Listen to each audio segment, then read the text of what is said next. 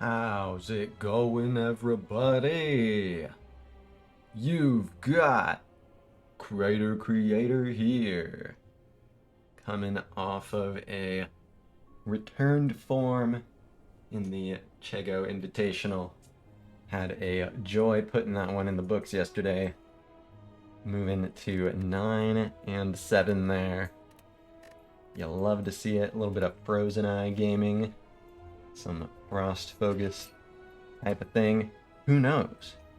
May even see more Frost Focus today. This is some non-invitational Defect today. Just standard Defect gaming. Going for a win.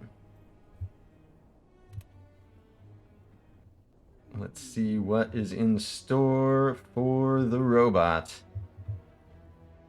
How we doing this whale?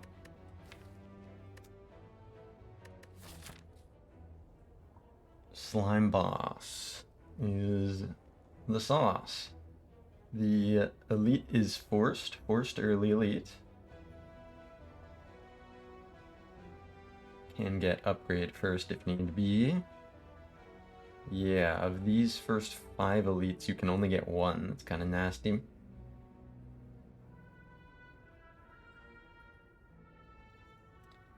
So max of 2 elites, forced 1. Not a lot of optionality with that regard. 2 middle shops, 1 late shop.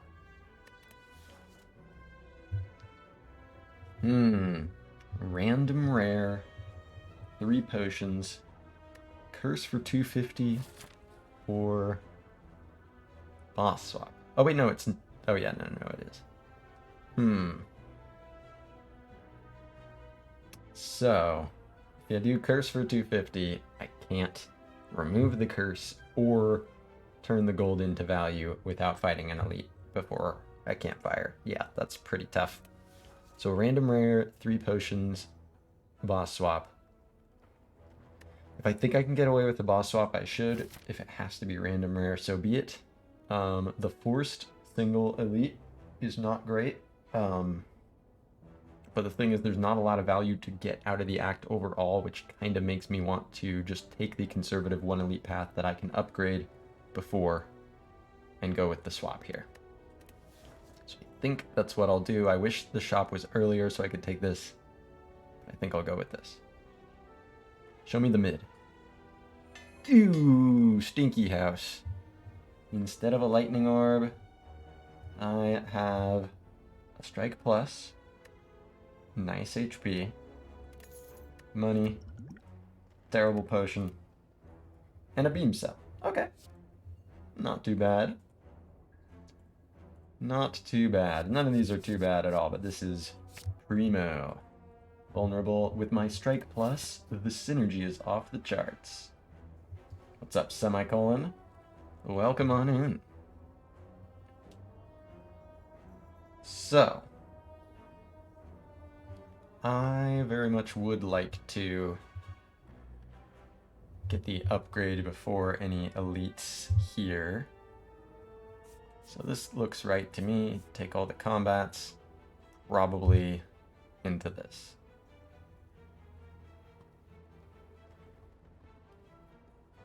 If I think I can like go here and get early shop or something, maybe. Cool. Tiny house. Correct. Let's build for this limbo.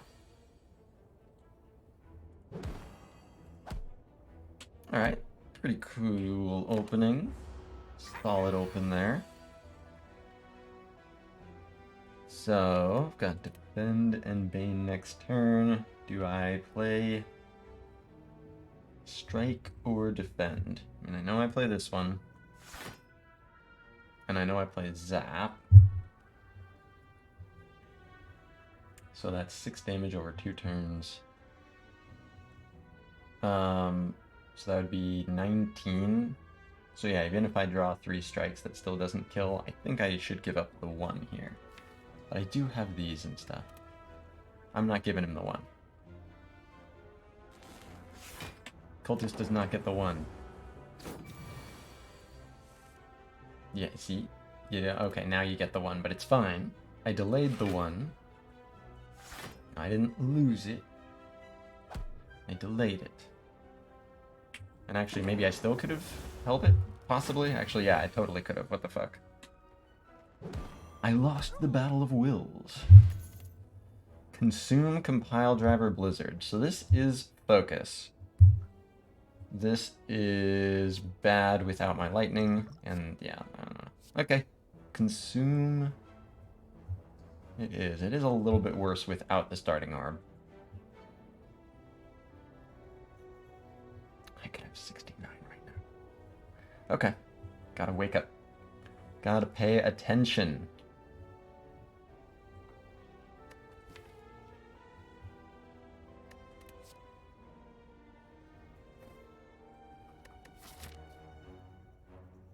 It's focus, and sometimes it's like, who knows when you see focus. But I do have to fight an elite, but it's only one.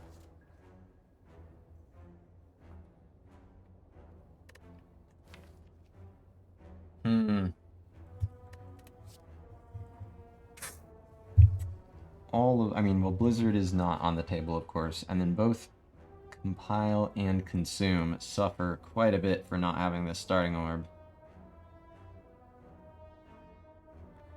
I guess Compile is made somewhat better by having the beam cell. The pick has to be Blizzard. I wish. Maybe if I had 69 HP, I'd be able to get away with it. Focus or...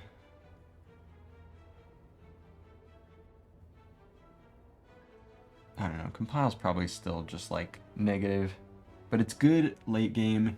It's okay now for surviving fight. I think I take one of those rather than skip or consume, but maybe that's off base.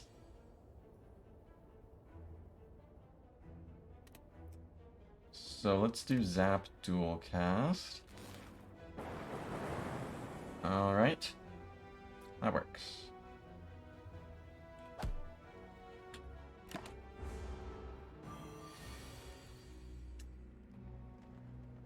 Kill? The Compile Strikes. Compile Strike. Compile Driver's great. Power Potion. Oh, whoa, whoa, whoa, whoa, whoa. Wow. Also my mouse. My mouse is freaking out at how good these rewards are. This is, like, insane. Please give all three. Yeah. Why I only need one? Wow. Slime boss, huh? It's still probably self-repair, but holy shit. Sunder's very good against the slime boss.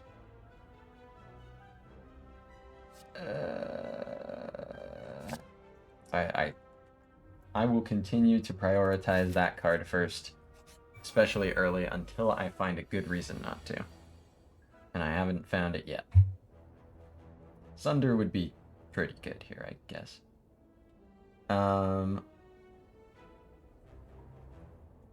Defend, beam cell. So yeah, this is just a play all, of course. Just a question of where the beam cell goes and whether or not to potion. Potion chance is 40%. And this would... yeah, I'll probably just drink this here.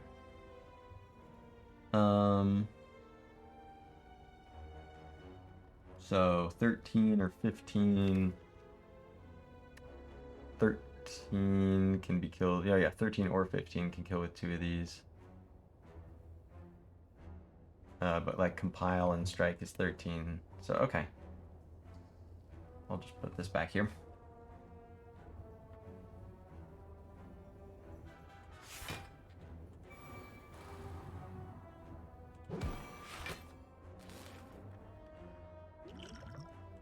Sure. Ow.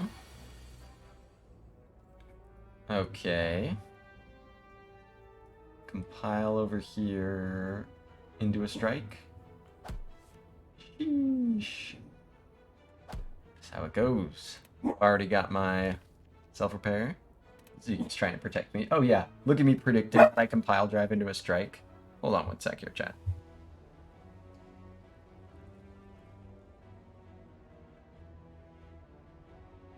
Alright, he's gonna go run off and protect me. What's up, Stolid Fox? Welcome on in. Already played the self-repair. Go ahead and drill this down. And just like this... 69 HP. More frost. I mean, more, because I saw some earlier, but I took the self-repair. I'll take it. I'll frost it up over a turbo or a sweeping beam. Potion chance 30%. 12. I can deal 22.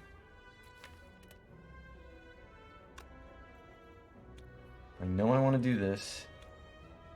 Maybe I do this instead of this, is the thing. Probably, yeah, strike plus instead of compile for 1. Well, it could draw more block. Okay. Cold snap, compile.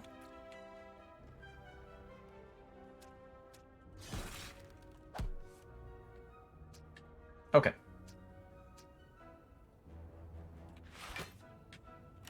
Take 5.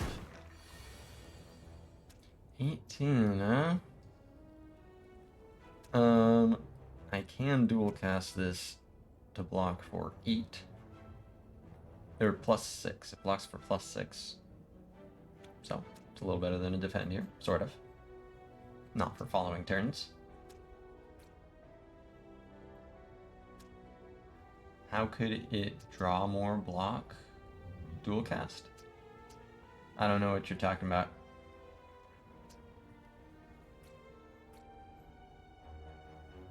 Like, I could have drawn a defend.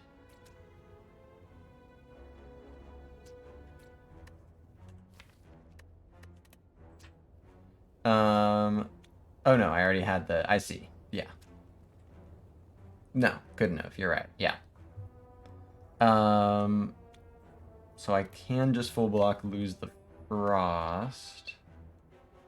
All I'm accomplishing otherwise is 6. Do 6 to take 6 and keep the frost. Probably not worth it.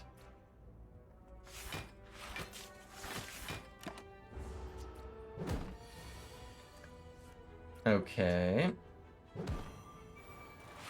Cool.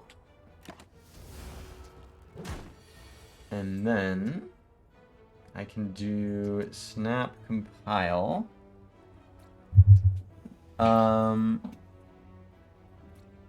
The split is at 34. So I'm definitely not splitting this turn, not that I would want to. I guess that's 19, which is 34. Kind of a shame I couldn't do 18. But so then that's, yeah, I could do 13 here, go down to 40, that's fine. Let's cold snap compile. And then just dual cast to block.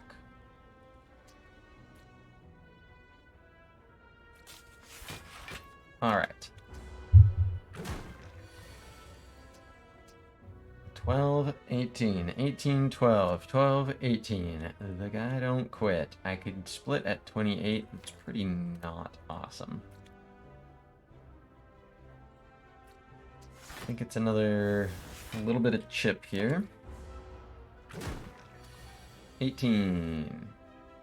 This probably works though. Split of 22. It's not that much better, but I'm only blocking for 5 otherwise, so I will take this one.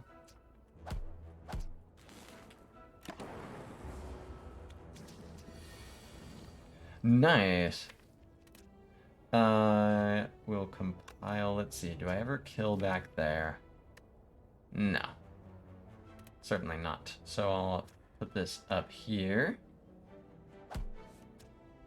Okay.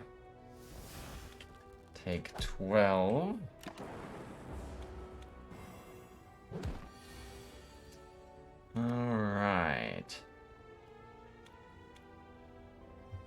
double...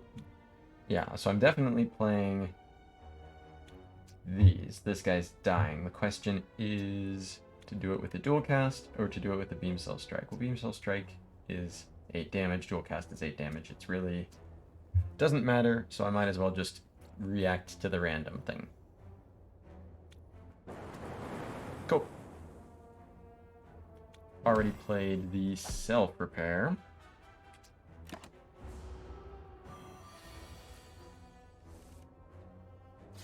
Slam. New potion. Down to 20% chance. Stack, reprogram, barrage. Definitely not a believer in the barrage here. With no starting orb. Yeah, these are crap. Early crap. Stack, showing up early, doing what it does best.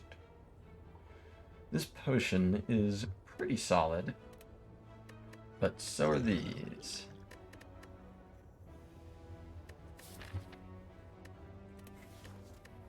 Knob, probably my toughest matchup, and this is not reliable into Knob. This is the definition of reliable into Knob.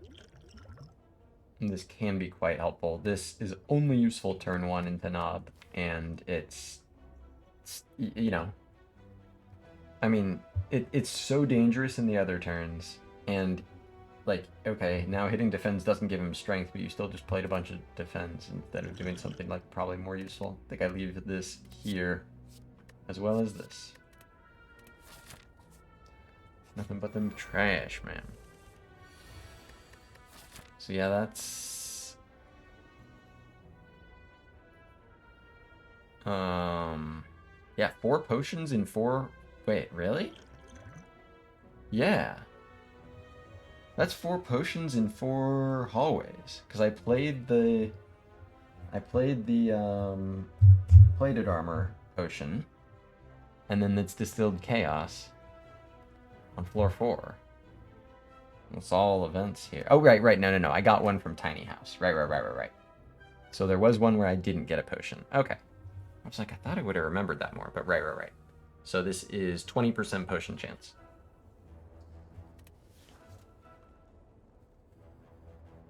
Okay. So... I can kill Shield for 2 energy. I can kill Sneaky for 3 energy.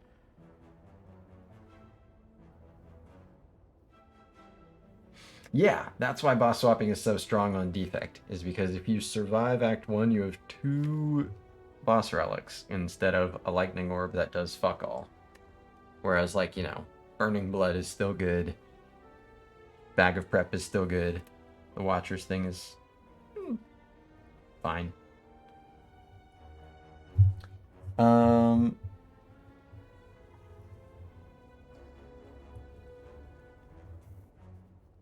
Doesn't prevent any of the damage. Yeah, I don't care. I can kill this guy in my own time. This guy has to go first.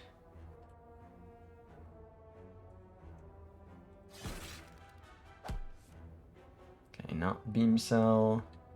That's fine. Take 8. Of course, I will get back to the self-repair.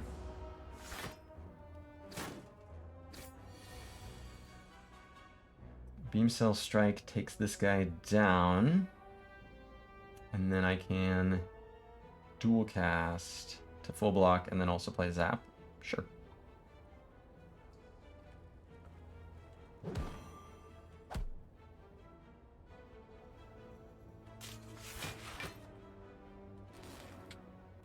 Lightning. Now, full block. Let the lightning do. Always co-op. Okay, so this is 16.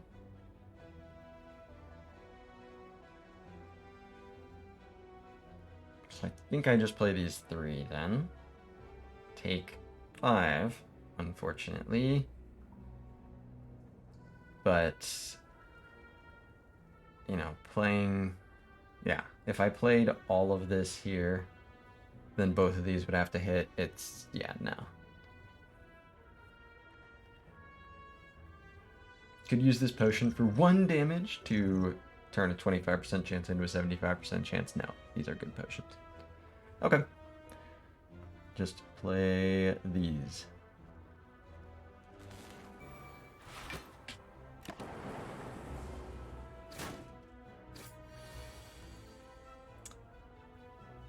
Alright. This one's dead. In fact...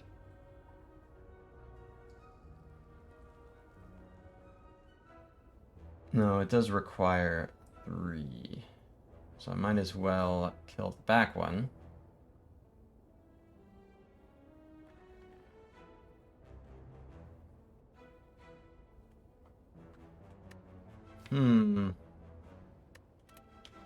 Like, could drawing Beam Cell be helpful? Sure.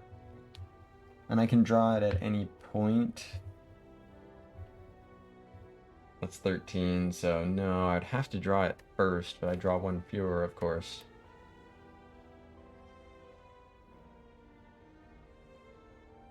Probably just take another lick of damage here, is what it looks like to me.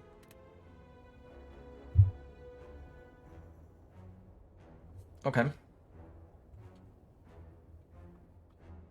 Cold Snap Compile Driver. Because, yeah, this can do 16. It's not a super helpful number.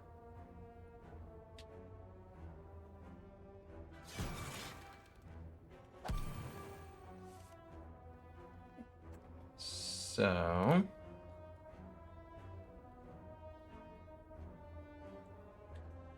strike... and then take 3. Just a little lick of damage. And he's dead.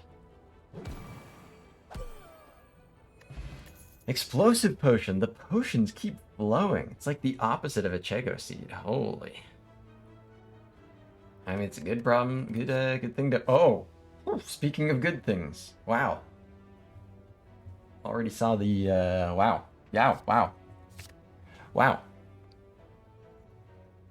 Good thing I didn't force myself to click consume on floor 1.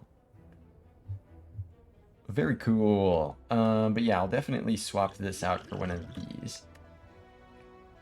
Probably Power Potion, I guess. Power Potion is pretty good, but just straight up vulnerable against the Knob. The Knob is vulnerable the whole time.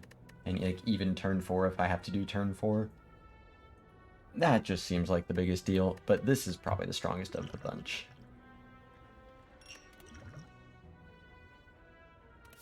Potion chance down to 10%. Good problems to have. So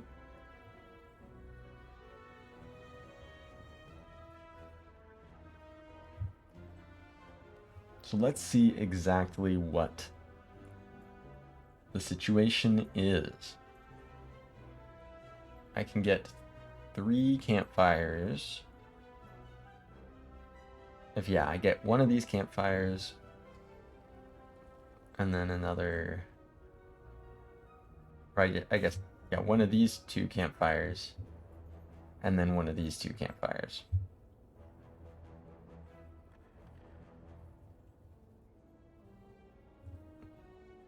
I've got elites later. This late burner is kind of tempting.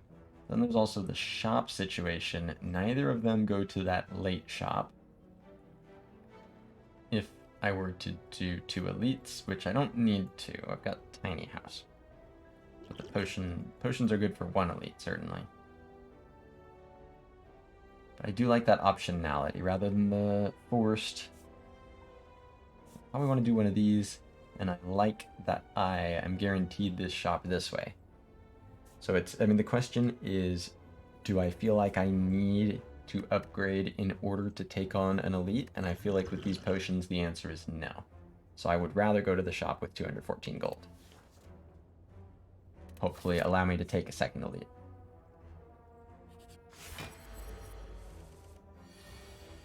Okay, it's the Lagavulin. Should be a decent matchup. Gotta find the right time to rip the biased cog. Probably it'll be like at the end, you know, like the second, you know, at the end of the first phase, kind of. It's sort of what I'm thinking is close to ideal timing, maybe a little earlier than that, depending how it works out. But yeah, I want to set up ideally Cold Snap first and then Zap, get the self-repair played, and maybe go in with, yeah, I'll use Vuln Pot here. Not now, obviously, but in this fight is the plan. So there's a Beam Cell. Okay, so there's Cold Snap. Unfortunately, Zap on the same turn. But that's fine.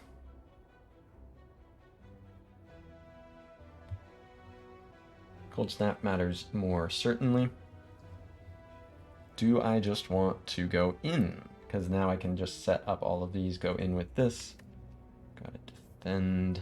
Got the biased cog that I probably wouldn't mind just playing next turn. Get more out of my orbs that are in stock. Maybe greed this potion, 10% potion chance. I think I'm ready for that. Set up orbs for compile driver. Okay.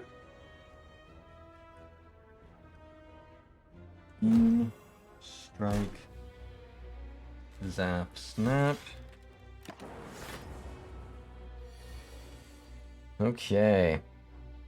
So there's biased cog, compile.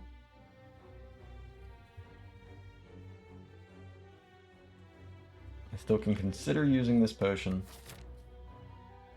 Next elite fight would be here. So it would be the next fight. This is very good in the knob.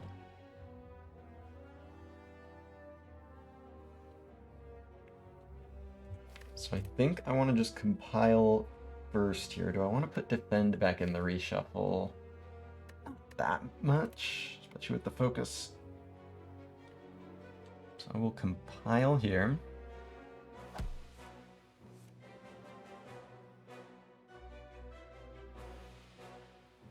And then, yeah, just biased defend beam cell seems right to me.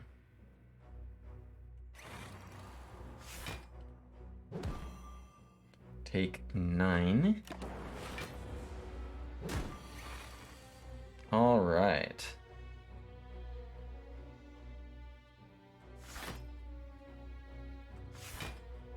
Take none.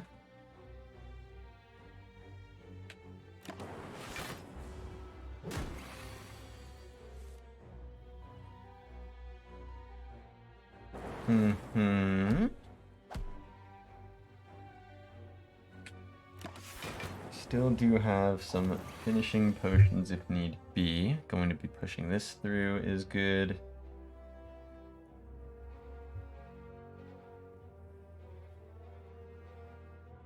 Dual cast is in there, and I can move it. Well, moving it this forward to dual cast could be tough.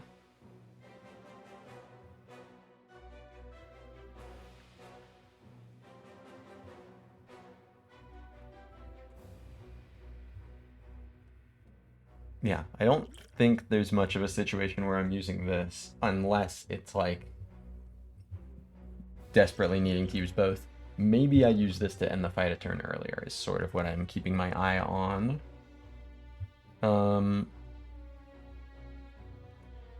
Because I think this is compile driver first here. 5 damage.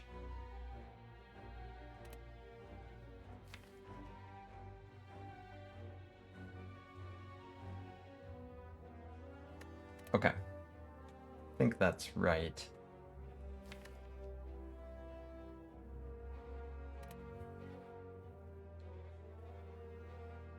Compile for 2. Okay. Beam cell and dual cast. Interesting. So I think that's beam cell, cold snap, dual cast. It's 12. Yeah, blocks for 18. Okay. Dual cast cold snap, actually, is what I mean. Because, yeah, 12, yeah, that's the 18.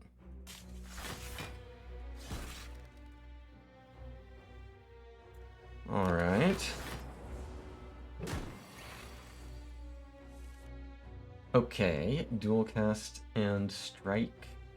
Well, let's see. So the dual cast is for 10, so that's 12. Got this going here. What all do I let get in there? I know I'm playing dual cast. How many defends do I play? Pretty sure I play the self-repair, but do I play a defend or a strike? This is going to do 5 damage in the next 2 turns. And well, in the next 3 turns it does 6, so that's 21 there.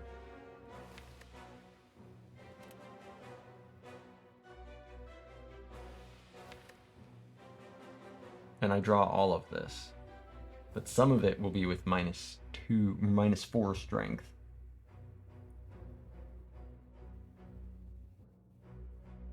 So that's like 5 and 3, 2. Some of it will be with Beam Cell, but I kind of think I want to throw this in there to be safe. But this is sort of the pinch hitting, but of course I'd rather save this than 3 HP. Strike, dual cast, self-repair.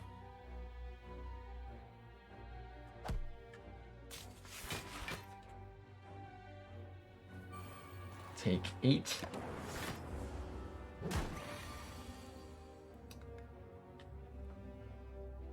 Zap, strike, up. Should be able to close this out here. Cool. 0 damage beam cell. Probably could have greeted that 3 HP in retrospect. Bronze scales. Some damage. Alright. Streamline, charge battery, steam barrier. I think I like the idea of a charge battery here. Provide some energy for compile driver draw. Just generally a card that I continue to smile upon. The thing is great. It's not the greatest into the slime boss, of course.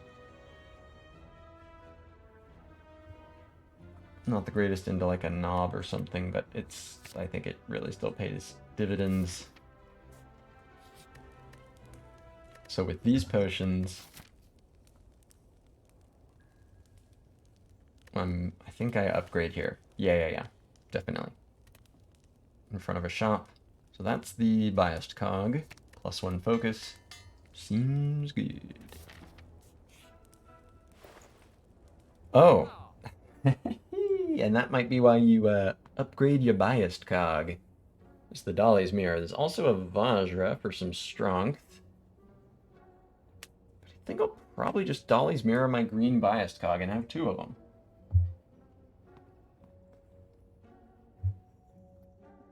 Droner wants the beta art for charge battery. Charge forward on the battery. Charging your battery is more useful than using your channel points. Guess we're gonna find out. Charge forth with the battery. Semicolon says, I don't like charge battery because I always forget that I have the extra energy and press E. Fair enough. You definitely gotta put that in the cons column for sure. It's definitely definitely makes the card weaker. There's no doubt about this. I feel like it's like Echo Form, where it's like frequently like it'll have to like wake you up once. You'll be like, oh fuck, okay, and then you can be friends with the charge battery. So yeah, I think I'll go ahead and have 2 green biased cogs on floor 8. Don't want any of these. Turbo.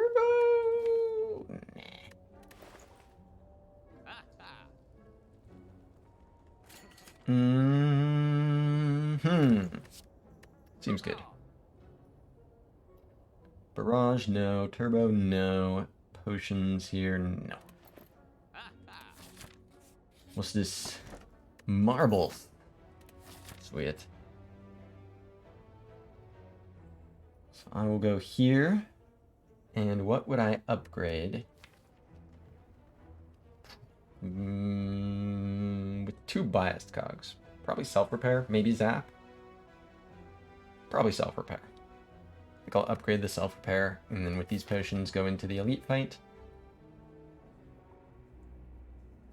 It's not that sentries can't be scary ever, it's that they're pretty unlikely to.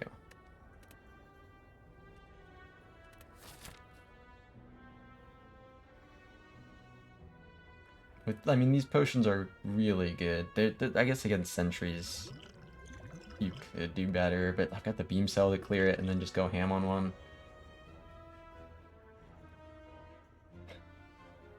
Okay. I want...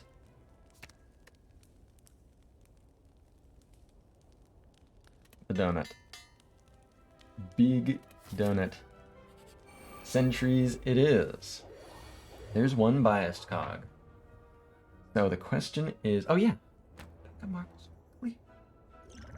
So I'm not afraid to double pot here if that's optimal. Any one of these that I can save for this fight, it's not bad either. So I think the biased cog probably helps me kill quickly enough. Not afraid to panic. The courage to panic. Yeah, I could get good value out of them here. Either of them, but of course, they're both very, very strong in the slime boss.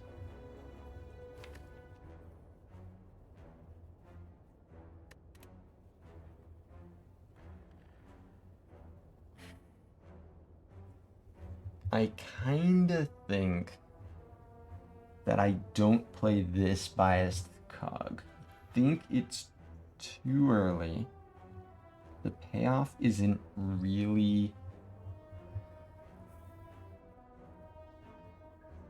what I need right now is targeted damage because I want to kill one ASAP. Biased cog does not help with that. It helps me block and it helps with randomly targeted lightning damage. And in the long run, it makes me a lot more susceptible via my frost not doing anything, and I just have to block with defend, charge battery and such. I think I hold off on it here. If this one's near the bottom of the deck, I probably play it. Do have the frost right away for it. But I think I'm more inclined, remember treating this guy like 32 HP because of this potion. I think I'm more inclined to charge battery, zap, cold snap, take one.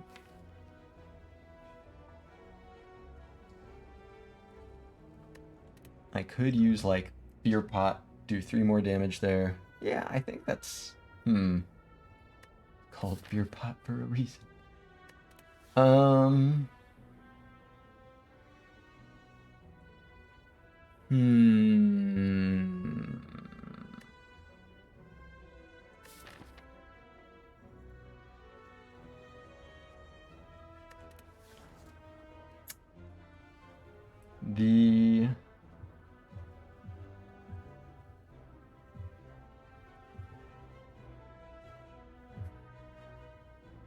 I think I want to use I want to plan to use Explosive Potion in this fight, hold Vuln Pot, and use that for a for an optimized split in Slime Boss.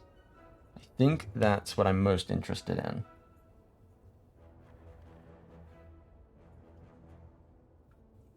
So yeah, I don't think I play this biased cog then.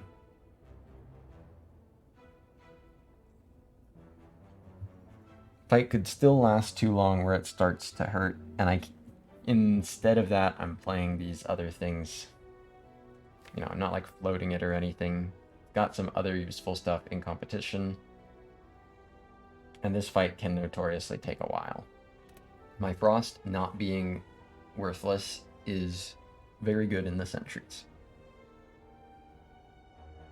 So. Battery. And yeah, the thorns help too on that angle.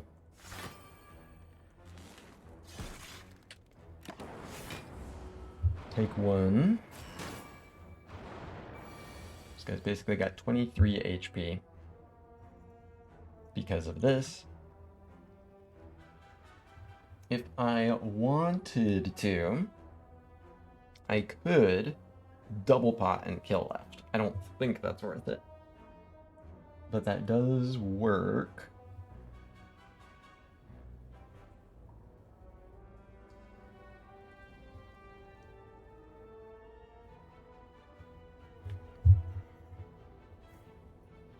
The other line would be probably just strike, defend, self-repair, strike. So that takes 7, or no, it takes 13. And then in the next like 2 turns, I'm trying to do 18 damage here. Shouldn't be too difficult.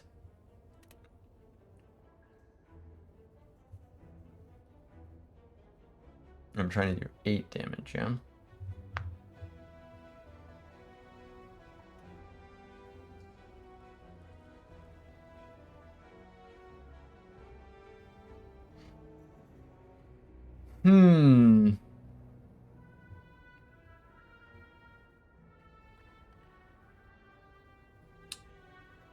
I still think that I'd rather...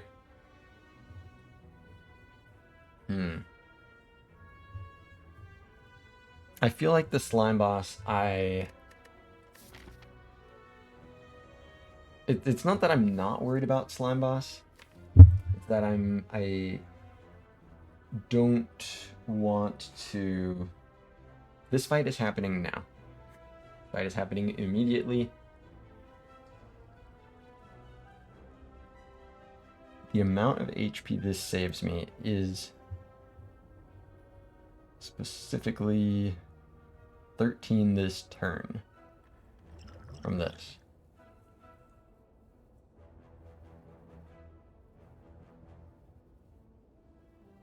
This turn. Sorry, it saves me 10 this turn. I don't play the self-repair. So 10 HP.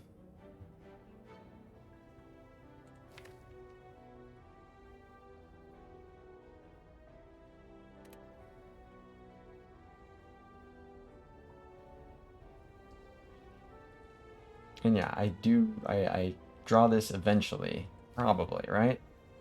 Yeah, almost certainly. I kind of think I'm just going to do it. Just double pot, save 10 HP now, rather than counting on both, you know, that having saved 10 HP not paying off in this fight or throughout this run, but also being needed here. Like, I think I might be able to just get enough HP off of self-repair, maybe, in these hallways to just be strong enough here. I think I'm going to do it. So yeah, total damage here, 27, 37.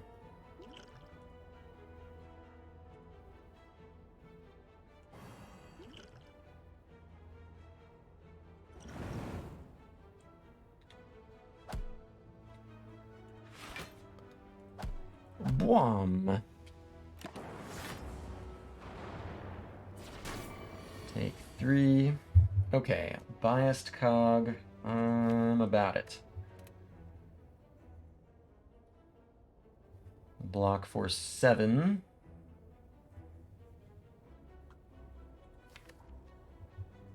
Compile driver can keep these cards in the reshuffle. That's probably actually better than doing 2 more damage. So I think I'll play compile right now, and I'll play it here, because I could kill next turn, yeah?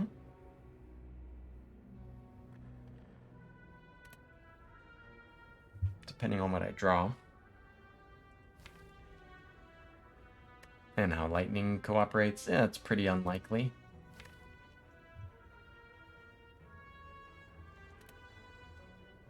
Okay, I'll put it here. I think killing in 2 turns is more likely.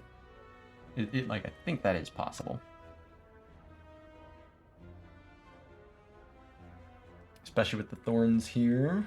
So, compile.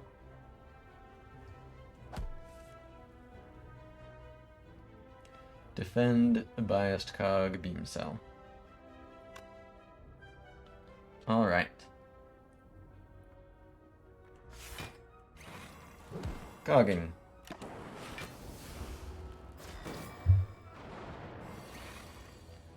There's a dual cast, as expected. I will take that up, so that's 12 each.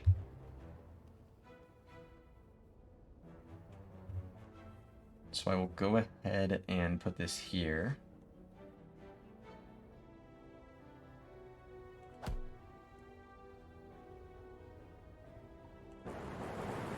Alright. Full block. The lightning is gone, so I just gotta get back to my self-repair. Sure.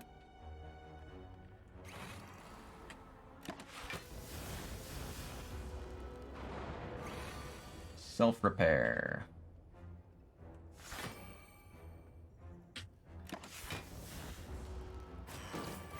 Self-repair, there we go. Funky. Tiny chest. I suppose. But I won't be happy about it. Hologram Melter Sweeping Beam. I like throwing a sweeping beam in the pile, especially into the slime boss here. It's good on a couple levels. Hologram is much better later. I think I need to survive the slime boss now. Feed Naloth the chest. I'm ready. Could feed him this delicious mirror, though. Or this delicious house. Yeah, when Tiny Chest is actually third of the 5 relics to feed to Naloth. I didn't realize that, but that's actually kind of funny. Hologram is too greedy right now, I think. Beep, beep. Oh, let's make this the OG for now. No new potion. Back up to what, like 20% or something crazy. Question mark first or more combat? We'll take more combat first, methinks. Alright, little cogging.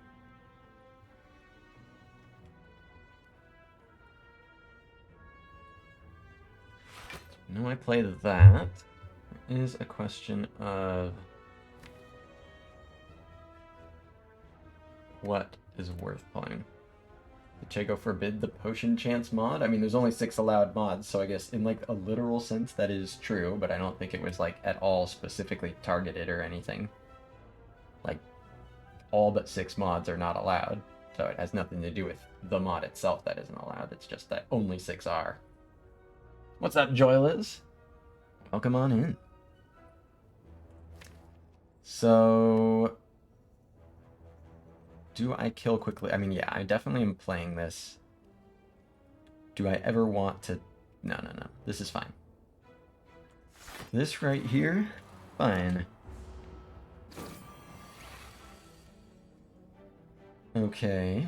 Also fine, maybe. Just get Frost. Uh-huh. Okay, so I'm taking 8. Question is deal 9 or play self-repair. I think with these bias cogs, I think I just let this fly. The thorns as well. 13, okay, there's Cold Snap, Compile Driver. See if I can get bias cog. Or, you know, dual cast is... I don't really want to get rid of it.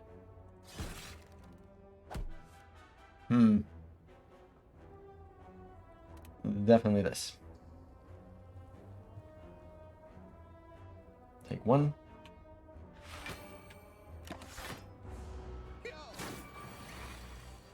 Alright. Play this here.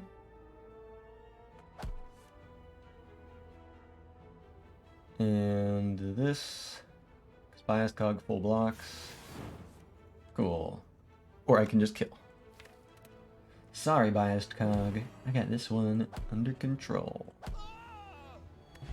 Bogus bogus. Hoo, hoo, ha, hoo, hoo, ha. Hot potato. Oof. Probably Glacier.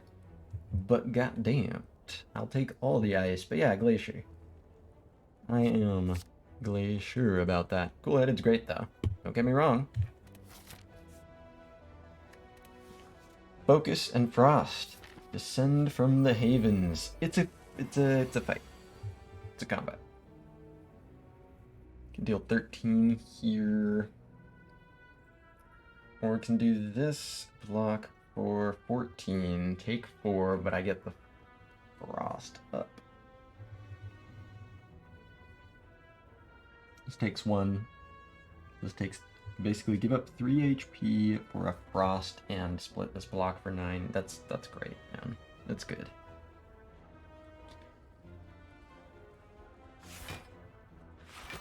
Spap. Spap. Baptery. Take 4. Cogging. This will full block this. This will full kill this. I'll do Zap, Compile.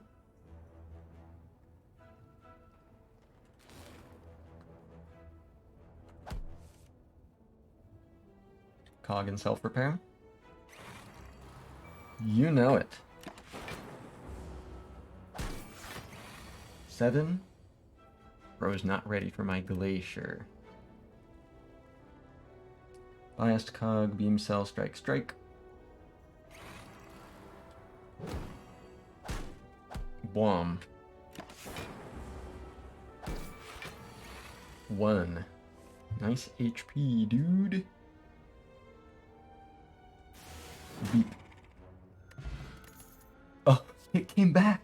The cool-headed was just patient with me. Thank you, cool-headed. Wow. Where's my artifact? This guy gives, these guys give Core Surge.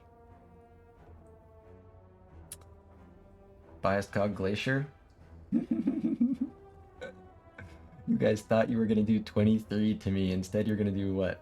0? That's, yeah. 7 plus 7 plus 7. Oh, they still get 2 damage in. Shameful, really. I should use my Arson. Okay, so the Vuln is gone, but the Frost is up. Target this guy first? I think so.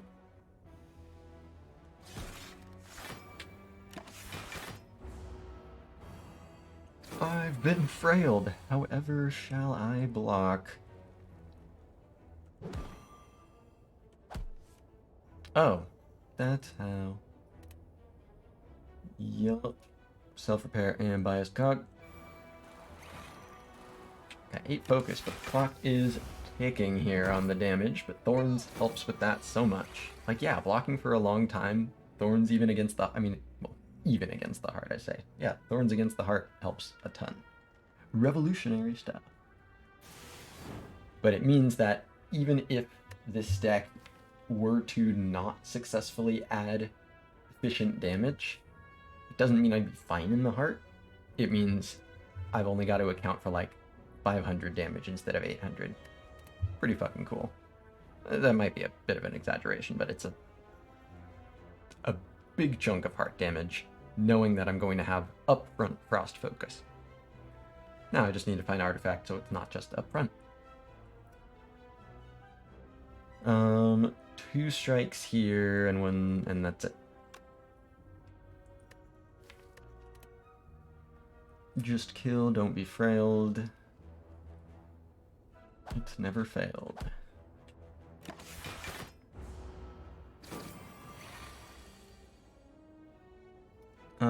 Strike slime slime.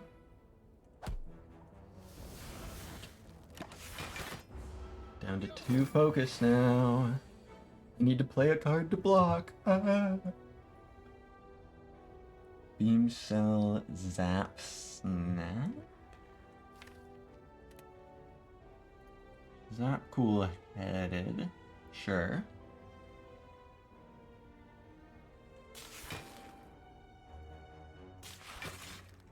Beam Cell Snap. I've played the self-repair. Alright. Wham. 47 HP now. Grape Recycle or second Cold Snap. Interesting. The Frost, thankfully, like so thankfully, runs thick. I've got 4 Frost Orbs in my 21 card deck currently. That is great. I don't think more hurts. It's not that great against Slime Boss, mind you. None of these are, though. It's definitely either Cold Snap or Skip here. Cold Snap is a damage card. Does Cold Snap actually increase my damage concentration, technically, by virtue of that, with the Beam Cell in the deck as well?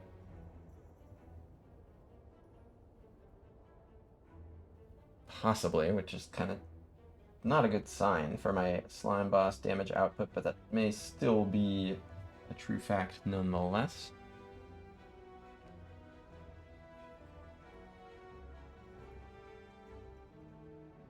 Okay. More Frost to churn. So this, to me, I think is either Sweeping Beam upgrade or Beam Cell upgrade. Because I am concerned about this fight, so I don't think I get to greed the cool-headed upgrade, unfortunately. Sweeping Beam, 3 AoE, Beam Cell, Carryover Vuln. And 1 more damage. Don't you forget it.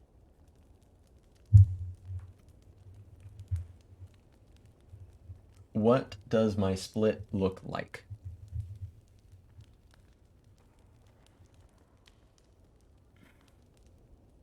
I don't like suddenly set up a bunch of lightning or anything. I have a zap. So like using my biased cogs offensively is very difficult. I'm pretty sure I will be focus potioning here.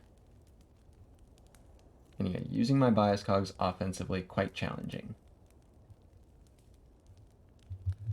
Yeah, I've got a zap, a lightning orb. So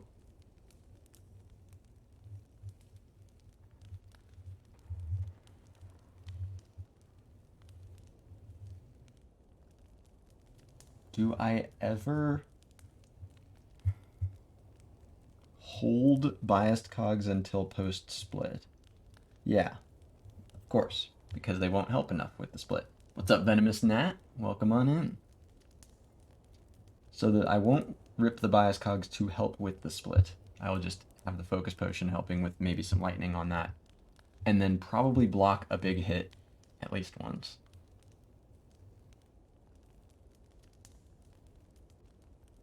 So my solution for the second half will be tons of frost, block for tons with the double bias cog.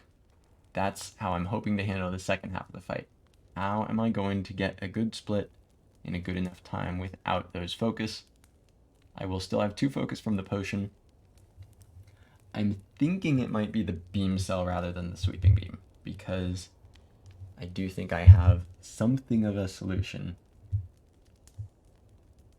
for the post split.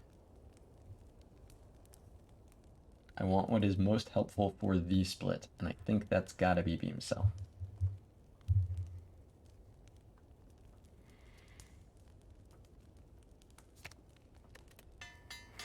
I'm almost positive I'm going to be blocking a big hit from the Slime Boss here. Unfortunately, a question of 2. Cool. Yeah, I definitely don't want to play these turn 1. Here they are. It's fine. Just do this in future fights as well, and we'll be chilling. Good. Alright, strike and self-repair. Got it.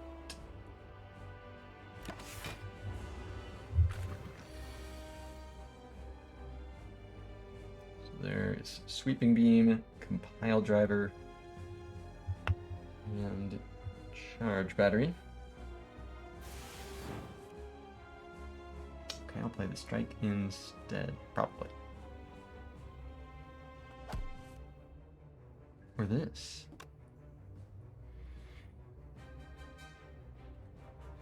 Alright. Slime Crush Glacier. So, I am planning to use this.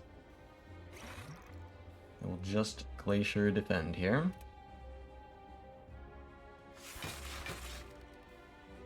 Lock for 30. Get thorned. Lock for 31. 31.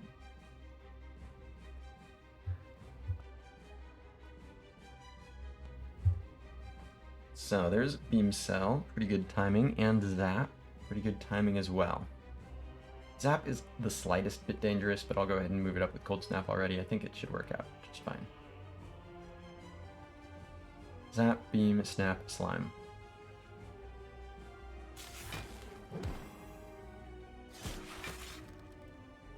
Slime.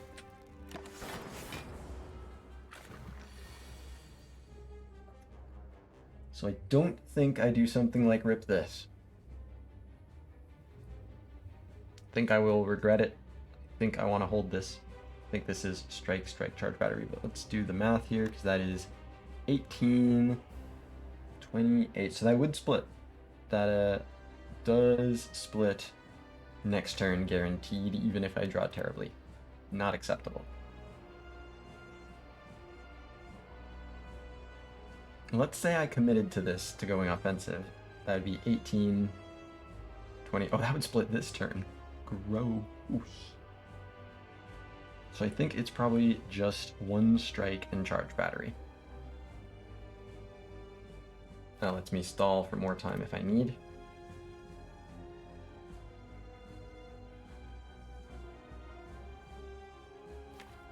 I'm hoping to split soon. I mean, well, the lightning says it's gonna happen. But I could just evoke that. Got ways of evoking that.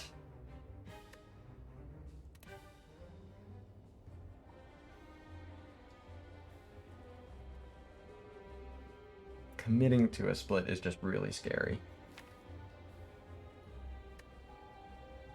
Like, I could draw this more or less.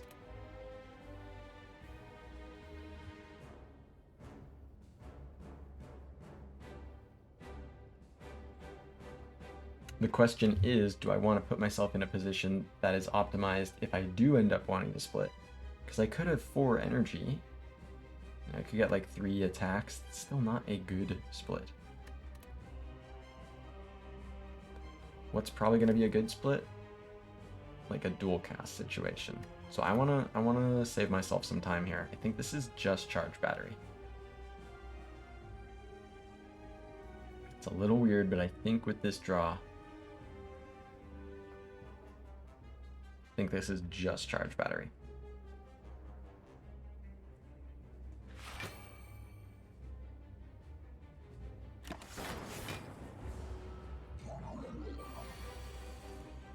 Okay. Dual cast is here.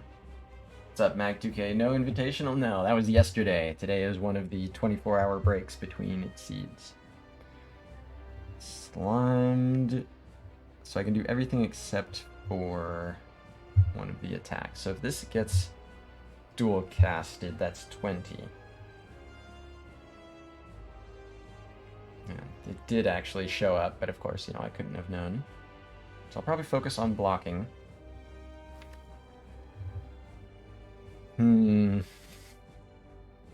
Because yeah, going full offense, 12 plus 20. Yeah. Terrible split of 64.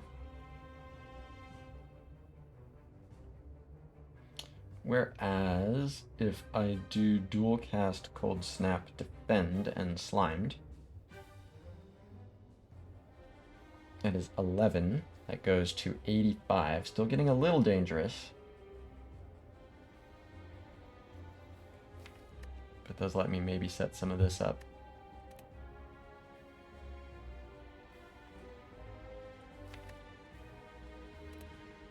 I could play this instead, because that would be... yeah, 17, so 79?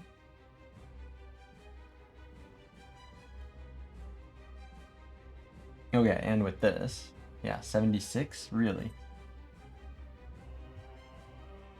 Yeah, 6 plus 6 plus 8, 20, 76. So that means I have to split next turn no matter how poorly I draw. There aren't that many good attack cards here left, and that is a lot more slimes. So I think I might just do that. So I think this might be Strike, Dual Cast, Cold Snap, Defend. So that's 6 damage, 6 damage, 5 damage, 17 damage, plus this 3, 20 damage, 76. Okay. Here we go. Strike, Dual Cast, Cold Snap, Defend.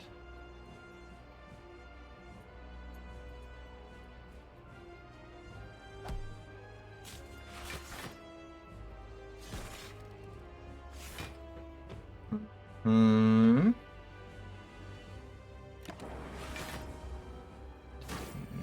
11. Okay. Got 2 of the attacks, and including the draw one. Time to push. It's not going to be a great split, but it's what I got.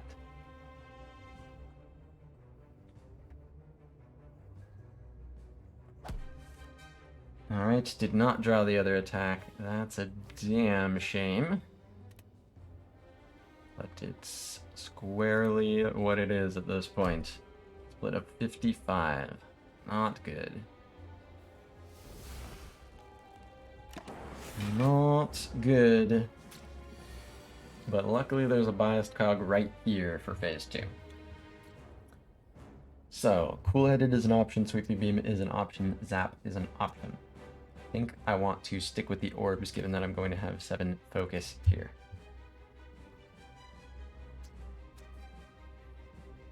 I don't know, this is...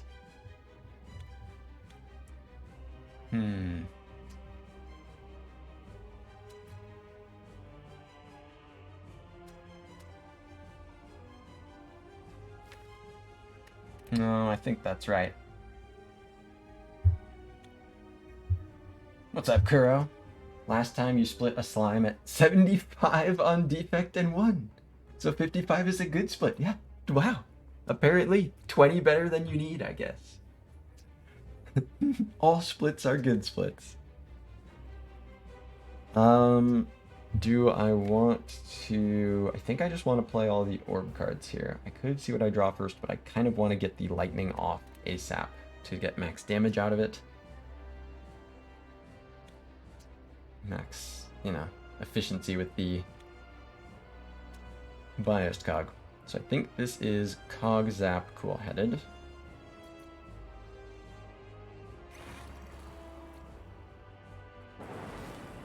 Alright.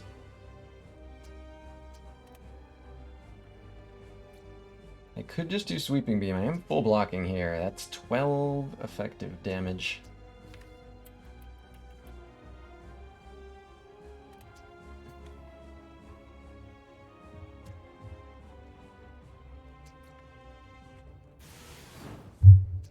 Glacier. A little what I was afraid of, but still worth it. Okay, I can dual cast to block for full. Splits here are, they split at 27. This goes to 28. So sure. Cool-Headed first to see what's in the draw. The reason I didn't do that is because I want this lightning orb to be able to be evoked pretty much as soon as possible to try to get kind of the maximum efficiency out of it. You know, I was hoping like get it able to be put in a position to be dual casted as soon as possible or just evoked even once before my focus goes down too much. Whereas having the frost orb linger around for a while, I think is more useful than having the lightning orb linger around and get weaker. Not like a in the bag estimation or anything. That's just how I size it up in this instance. So the thorns will do, yeah, thorns would bring this guy to 27 too, so might as well go here or not at all. I am committing to splitting next turn. Oh, and if this goes here, it'll be awful. Ooh.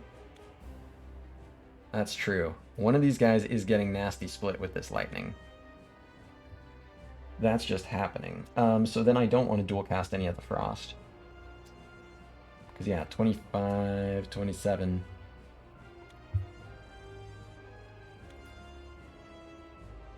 So I guess if I... No. Yeah. Huh. I guess if I put it here, then I avoid the worst case scenario. Like, it's 2 HP better of a worst case scenario. Oh, no, it's not because of the... Yeah, no, it's the 9 anyway, physical. But there's the thorns, that'd be the 12. So doing this is the worst case scenario. Okay, so I put it here. What do the slimes smell like? Interesting. I have to believe it's probably not very good. That is certainly my expectation. Although, yeah, they'll still both attack with the... Well, one of them is not attacking because of the lightning. That's a guarantee. So, okay. Slimed, strike front, slimed. Lightning. Alright, good. Good. Relatively. Can block with the cold snap. Charge battery also blocking, giving energy. So it is just these. I can focus 12 here. Split of 21 is not like the worst.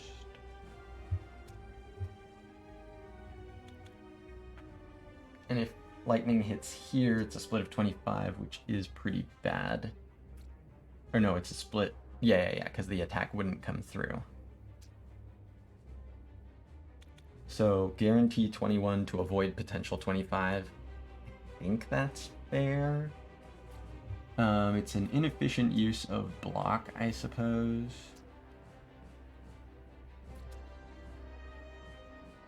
Looks like I'm massively over blocking, but who cares, I think. Still do have another bias cog in here, which is good.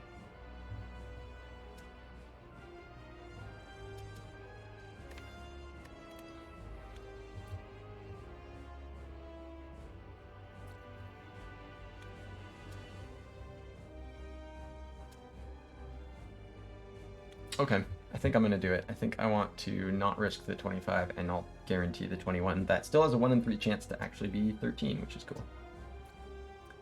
So charge, battery, and then strike, cold snap, back.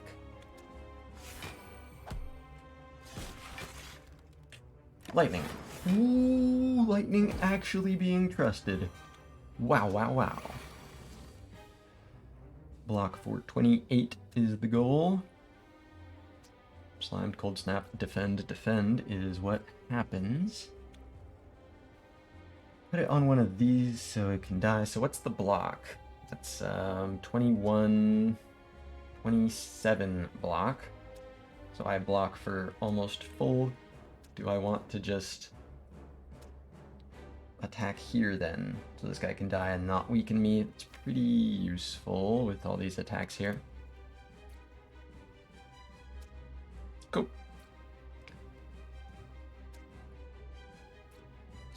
Yeah, 6 block and 21 block. Cool.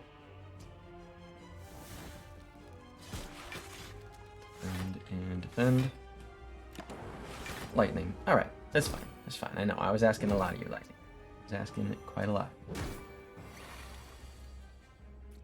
So, compile does 5, strike does 4. Got the beam cell as well. I'll make this do 7. So I could do beam cell, compile, kill like over here. 18. So I draw defend. I draw the biased cog, which means I full block.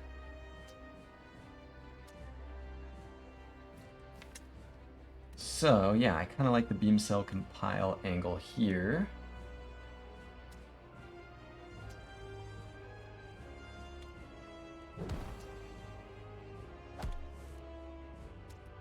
Abased. And strike. Strike doesn't matter for this lightning no matter what I'm doing. Hey, wet raid, not dork raid. Welcome in, non-dorks. Hope the rest of It Takes Two went well. Welcome on in, wet. What's up, valet? Good to have you here. Hope the stream was enjoyable. Had it on in the background for a little bit myself. Some fun vibes. Definitely a well-made game. The goofy game, but some fun-looking stuff. We finished the game. Finished Taking Two. On to It Takes Three, the sequel. Actually, I wonder if they're gonna do that. Characters are still deeply unlikable. Yeah, that's probably not gonna change. That's the way it goes sometimes. Oh, I can put the strike here to kill this guy. That's the way it goes. I did see, I saw Cody turn into a tomato and a potato. Pretty cool mechanic. I've got my self-repair here. And the fight is over. So yeah, what's going on in here? I got a biased cog on like floor 5 or 6 or something, and then upgraded it on floor 7, and then went into a shop and bought Dolly's mirror on floor 8. And then I had 2 green biased cogs. And then Glacier happened. And then more Frost. Also this. It's pretty good stuff. They killed a plushy elephant and made clouds cry. Definitely protagonists. Real protagonist stuff. Hyperbeam Creative AI multi-cast. None of these are Core Surge. I am not that happy about it.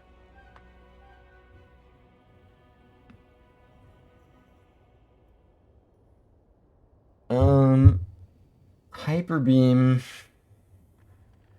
is weird. Hyperbeam's very weird here. 25 stream streak. Look at those numbers, though. Those are some real numbers.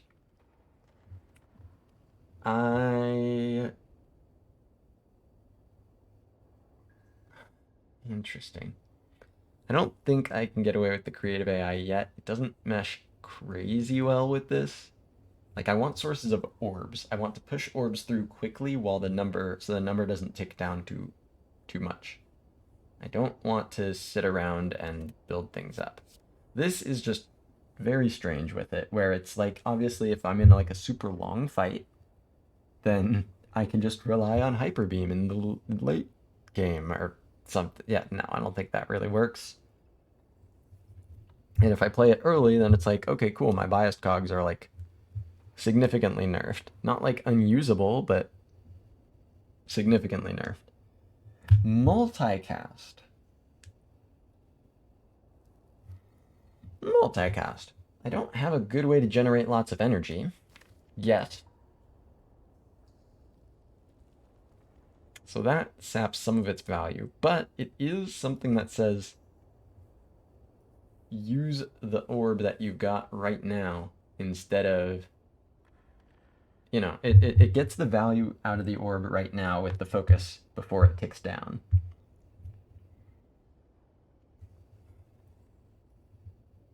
That said, when I talk about the orb, it's one lightning orb right now. It's a zap.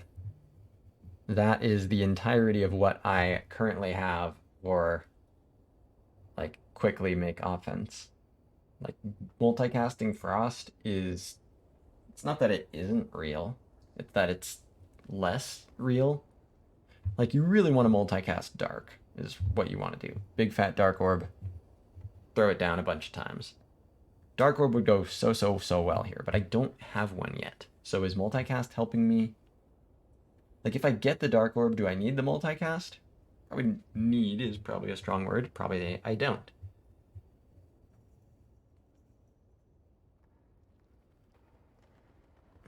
Hmm.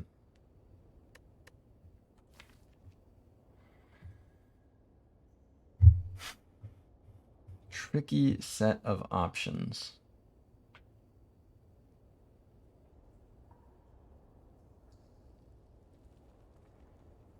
So what do I want to generally do? I mean, the thorns is helpful in the heart fight, but like generally, what is my way of winning fights?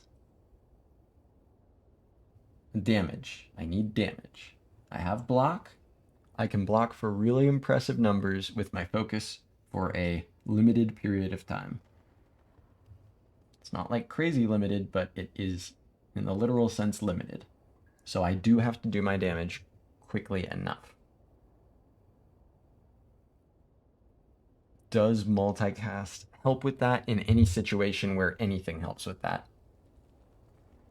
Not necessarily. So what are the things that can help with that? Dark is the obvious one. Dark is the easiest one. And then the dark orb, if I don't get a dark orb, keeping the focus is a way to do it, and then having lightning, but I really do want a dark orb. But I have to assume I don't get the dark orb. It's not like GG if I get a dark orb, it's just very helpful. What if I don't? What is my damage? Blizzard? I was supposed to click the floor 1 blizzard. Yeah,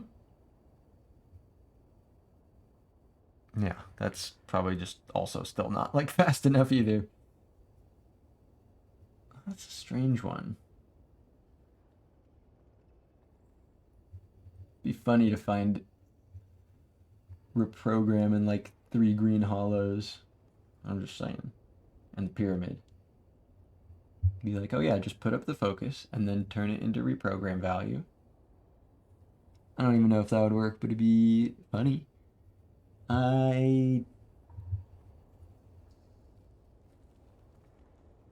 Yeah, finding artifact is great. Finding dark is one of my outs. If I find the dark, do I need the multicast? Is the multicast just positive? It's more chances to push the lightning through on key turns. I think this is either multicast or skip. I don't know, maybe I'm sleeping on the hyper beam. Hyper beam can be really helpful in Act 2.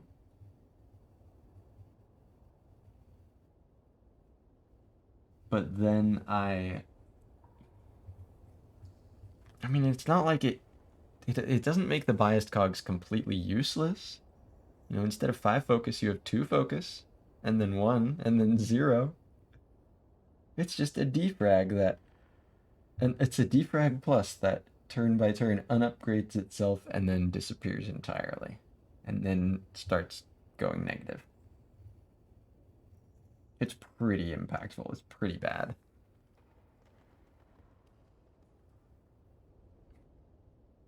But it is offense now, and I do need to survive Act 2.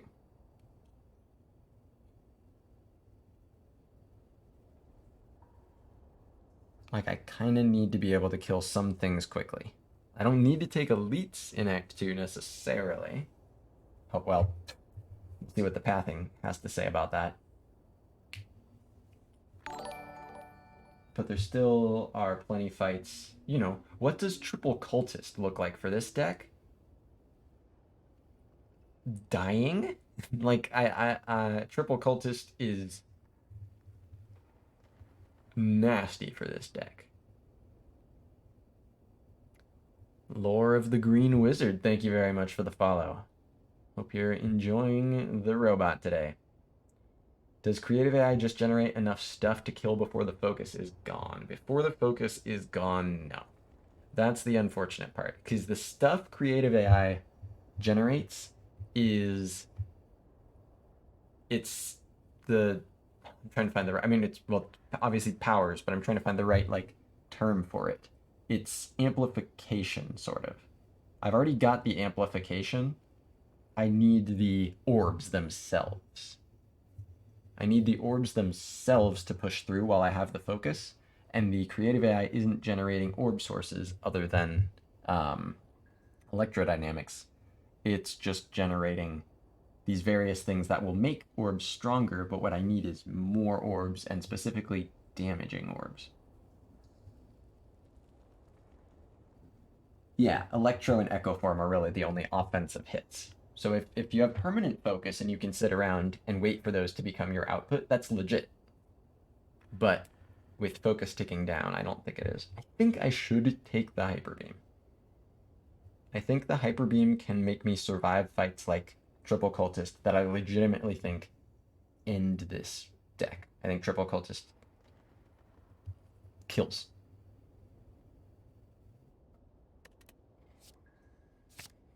I will be frightened, as it has paid off for me in the past, and take the Hyper Beam. Snecko Hyper Beam. There's Fusion Hammer on the upgrade character, there's Sozu with no potions, and there's a Snecko. Don't have a super Snecko friendly deck. Got Glacier and Hyper Beam that like it. Hyper Beam. Snecko Hyper Beam. Glacier and Hyper Beam are it. But of course it is more draw. It's a pretty painful energy relic set. Because I mean, Cool-Headed wants to be upgraded, Hyper Beam wants to be upgraded for Act 2. And of course, so many cards that I will add to this deck want to be upgraded. Just defect cards. And I've got my Sustain, right? I don't need the Sustain boss relic that Fusion Hammer is. Sozu is really bad. Oh no, I don't need Potion. So I think this is kind of a process of elimination Snecko. I mean, I think it's better than Skip. The Glacier and Hyper Beam are the only cards that benefit from it, but this character has so many cards in the kit that are, you know, Meteor Strike, just saying it. Another robot bites the dust. This robot outlived the robot in chat. So I think it's a Snecko by process of elimination. Psycho Cell missed the promo code. You gotta go back and check the VOD. So, Semicolon says, curious to see how you approach struggling to make biased cog work without the combos. It's definitely a lot harder without Artifact. I tend to view it as... It's kind of like Wraith Form. You hold on to it until you're ready to wrap the fight up. It's a crude-ish comparison, but that's the one that comes to mind off the top of my head. Is you sit on it for as long as you're able to, until you go, alright, now I'm gonna throw this down. What's up, Wet? Wet thinks Wet takes that Fusion Hammer. You think so? I think self-repair is enough reason not to, but maybe I'm wrong about that. Because you can also just not go to rest sites. But we'll see. Green self-repair made me not want to touch it. So this is not forced elite. So I think this deck, especially given that this is Act 2, I mostly just want to find the broken Snecko cards that this character has. Yeah, bought the house to start the run. Yep. Wonderful, wonderful start. They even know that it's tiny. They even know it's not very impactful. And they do nothing to prevent it. I think I want to start here just for the sake of not committing to an early elite. I guess I could even go here for the shop, but probably I want to just cut left, take my upgrades, go to this shop, and just look for the busted cards. Don't like these 3 combats down here, but it's pretty combat heavy around here no matter what you do. Could like cut over here or something. Don't give up an upgrade for 3 question marks, I don't think. Yeah, it's only 1 fewer combat. It's just 3 more question marks. Yeah, even a tiny house, it still cost way too much. It cost an entire cracked core, can you believe it? Okay, I'll start over here. The boss is the automaton.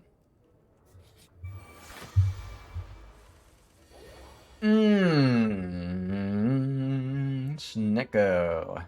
At least the strike is affordable. Whoa. Wow. Alright.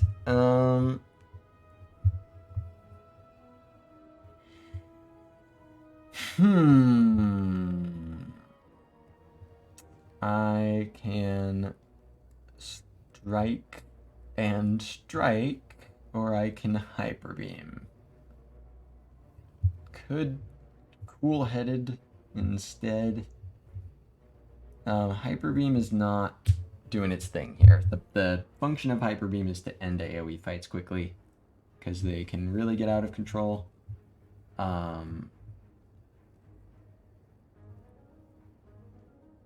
This fight is gonna suck, I think.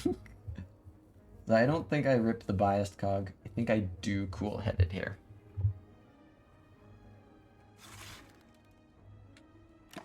Okay, 1 frost orb. It's fine. It's good.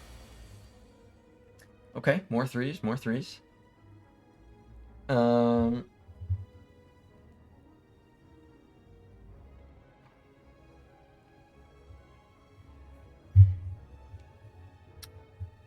Could rip the cog. That still feels like maybe too early. And it's not doing anything offensively for me, and I think that makes it too early. Of course, it'll help me block next turn, but like I think I just end up getting to a point of like -4 focus, and he's got like 40 HP left, and then I'm just sitting there taking 11s and 22s while I play strikes to kill. Oh no, that's what's gonna happen, isn't it? Snecko. I think I strike and defend and zap. Could double defend. I think getting the zap up is decently important though.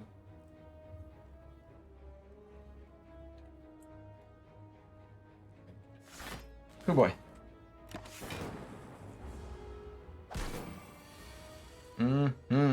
Glacier cost 2. 0. 0. 0 energy. 0 cards. 0. 0. 2 and 3. 9. Fine. Sample size is small. Sample size is small. The 0 themed deck. Yeah, where's my all for one? All for one ready to rock.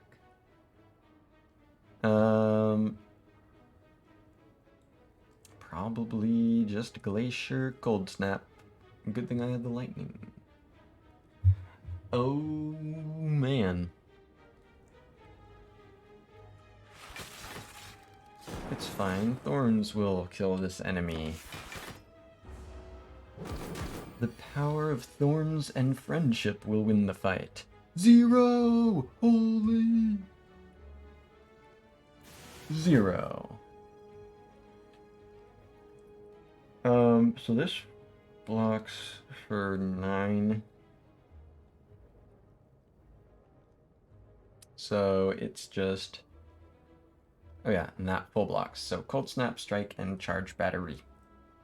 Charge Battery Snecko. I'm always here for it.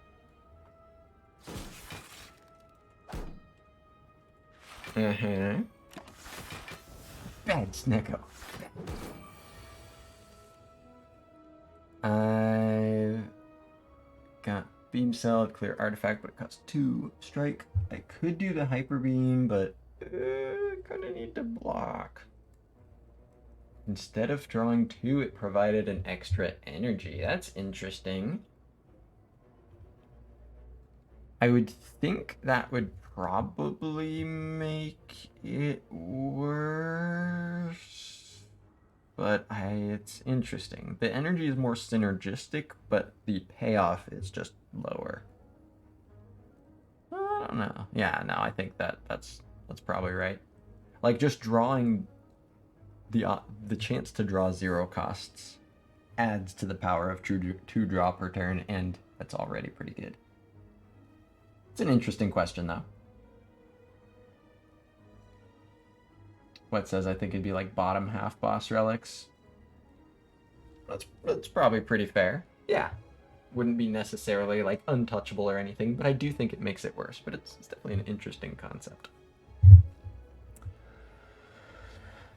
So I've got a free strike. I've got dual cast that can block for 14. And then I've got strike or beam cell. Can do 2 damage, or 2 more damage, or clear an artifact.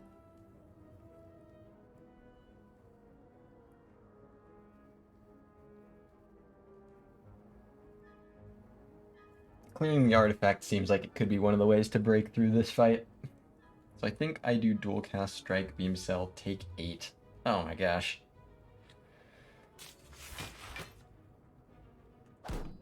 This fight, this act, this character, this Snecko Eye. Snecko Eye's been letting me down on this character lately. This could help, I think. Don't have my lightning up. They are affordable. I still need to kill. Like, I'm about to get 15...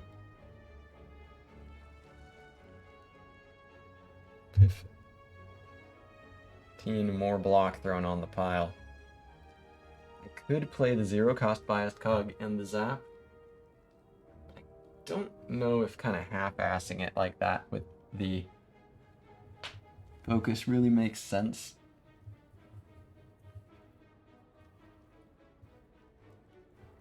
Like, I like the idea of suddenly getting 10 focus and then really going all out offense.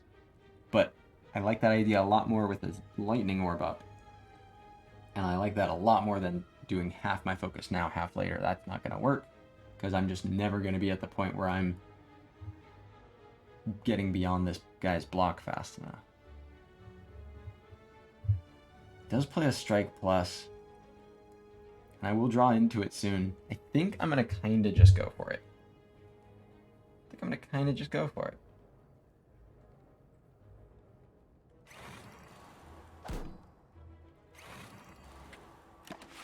Surely this will work just fine. There's that zap. Self-repair costs 2.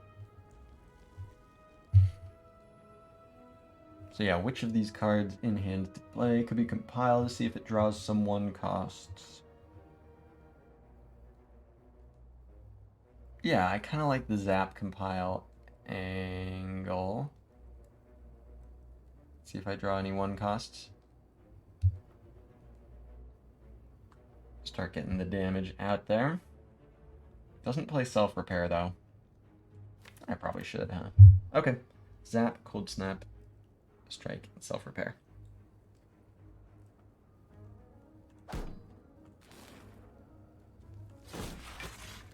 don't it?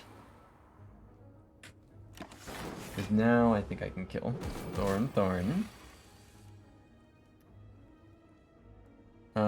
Cold Snap, dual cast. Oh yeah. Oh boy. 59 HP.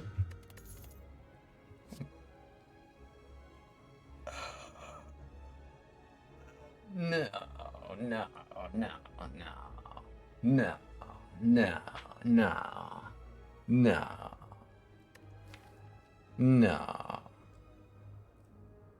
no, no, I don't have the time. I don't have the time to make this work.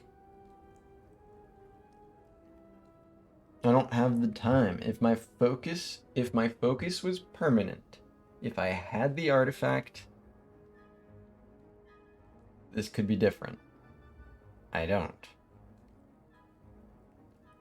I do not have the time to make this strong. Yeah, just find pellets. And then it won't be the biased cog pellets that's good. No. Then it will be Blizzard that's good. Yeah, I don't have enough turns to spam Frost. If I had calipers, I would probably make this work. If I had calipers to sit on my front load block for a while I charge up this Blizzard, pretty cool. But yeah, 10,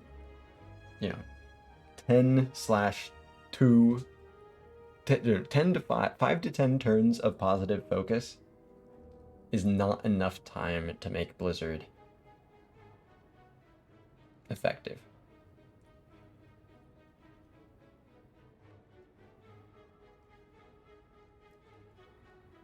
I really wish Blizzard wasn't AoE. Like, Blizzard is a cool idea for a card. I don't know why. I guess it's AoE because that's what a Blizzard in real life would do. But, like, who gives a fuck? Like, it's... I think it should be stronger and not AoE. I think that would make it more viable, but I don't pretend to have intricate knowledge of these game design things. It's just what I would like to see right now, in fact. Yeah, I don't think that's real here. Unfortunate, but yeah, I need something that kills quickly, not something that kills when you can sit around forever. Or, exactly, or I could just Blizzard for 0, and that could kill my enemies. I require damage. Charge battery Snecko, cool, not damage. Not green, not good enough. Maybe I'd add this if it was green. But no, Blizzard does not work here.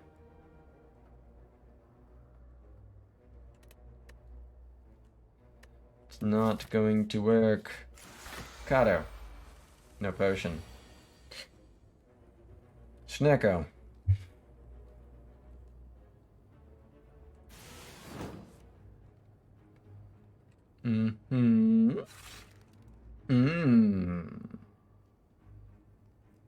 A snowball. Yeah, just throw a tiny little ice cube.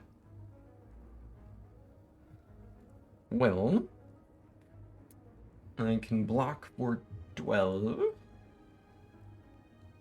This definitely feels to me like a... I'm pretty sure with this particular build, virtually every fight, if I get the two biased cogs together, that's actually kind of the way this has been working. Getting two biased cogs together is like, throw them down, I got 10 focus, I'll go 10 focus, 8 focus, 6 focus, I'll just blast through on those turns and then I'll be good. When I see like one early, I'm like, this isn't doing enough now. Like, this won't end the fight immediately now. And it won't, and it'll put me in a vulnerable position later. So that's kind of the way this is working right now. I need electrodynamics. Please give me electrodynamics, Shelled Parasite. I don't think I'm being greedy. So just block. This does 5 damage, draws, yeah. What am I looking to accomplish? Blocking okay and then waiting on a good Snecko roll.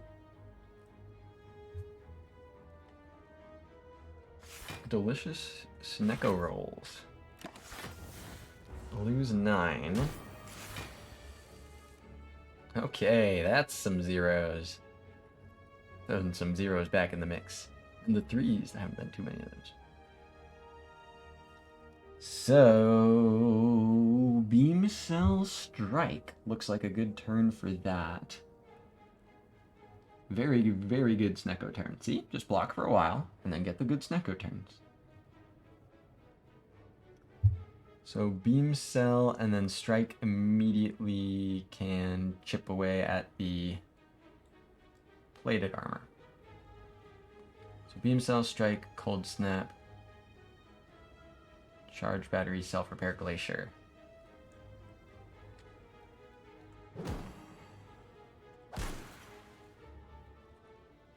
Boom, boom, boom, wall.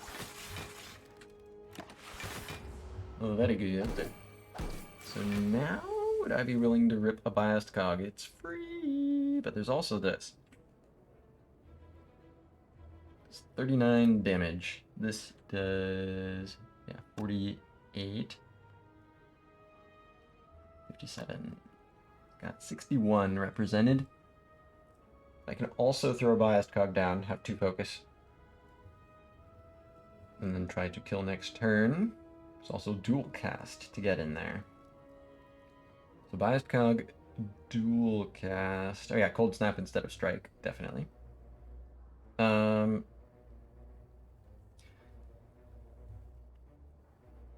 Biased cog, dual cast.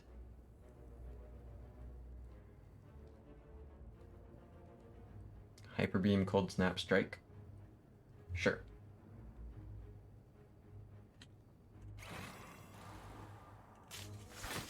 Because that's already the full block, so I might as well do this to clear the plated armor first.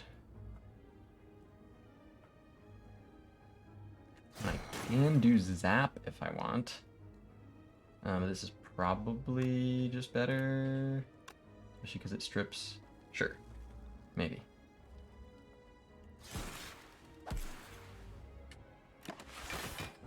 Thorn.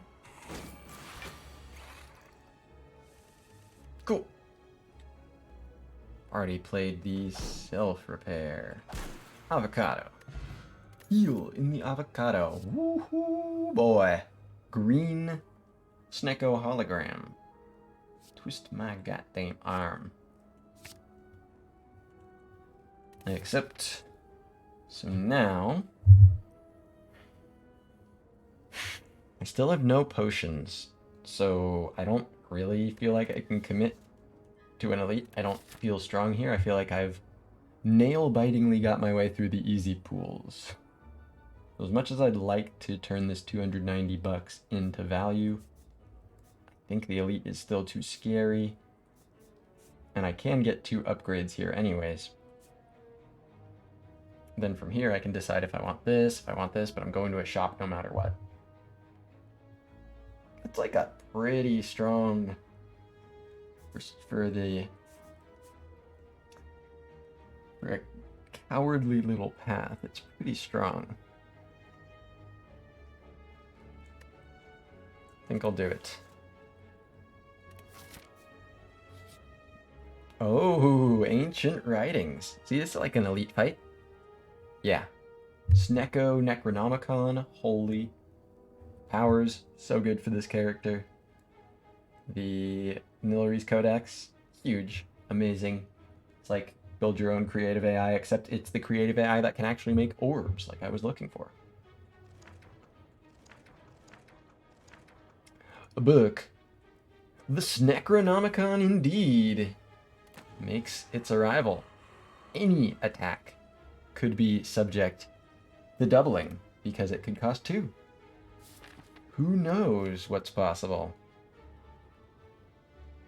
Well, guaranteed double hyper beam would be kind of cool, but not double anything sometimes. Finally, we can double claw. Time. Echo form, back the fuck up. This is how you double claw.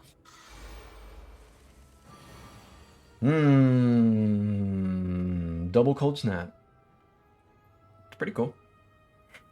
But it's, yeah, I can play one card here. Don't think the biased cog makes the cut. Yeah, I'll double that cold snap. Let's go. It's the 2-cost themed relic. The 2-cost themed hand. Except this defend. Damn you, defend. Just throwing a perfectly good thing off here.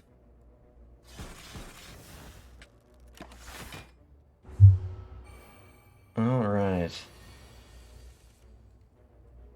Damn. So biased cog is here. Glacier costs 1.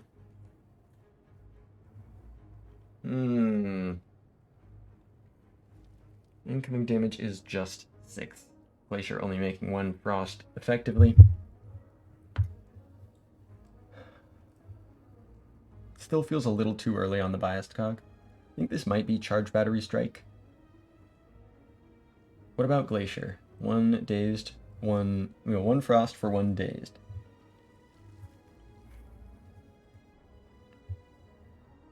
I mean, this is 1 energy for 1 dazed, but it's...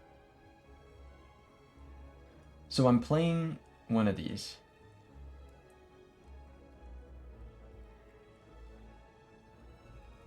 Because it's also block for 2. Although block for 2 isn't, like, crazy mandatory or anything.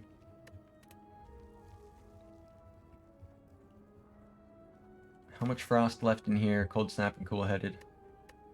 But who knows how much they cost. I think I play the Glacier, and then do I not play the charge battery? It's still +1 energy. Okay, I think I just play all 3. I think it's battery, Glacier, strike. Like, even if I'm able to get an orb here, that still means, okay, now I'm pushing 1 through. That's extra block.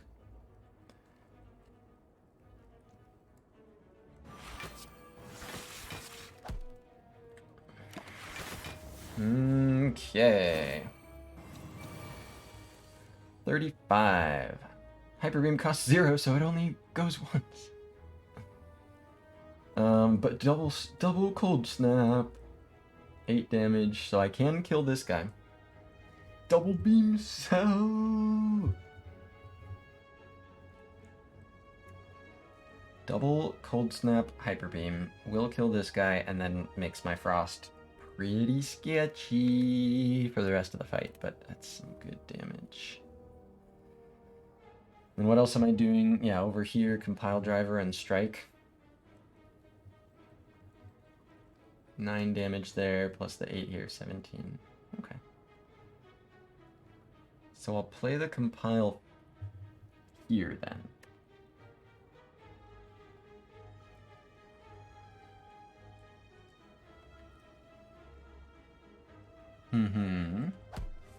Hey, there we go.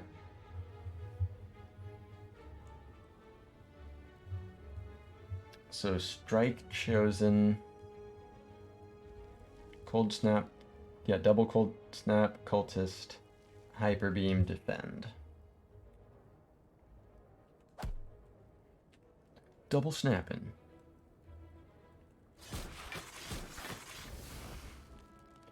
A viper beam. Diaper beam.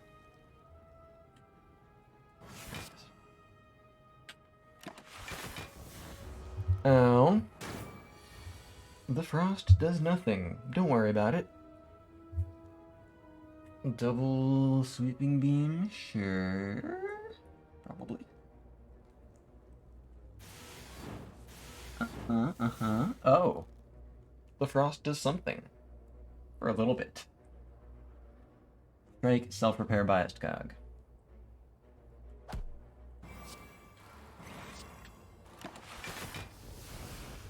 Alright, take 3.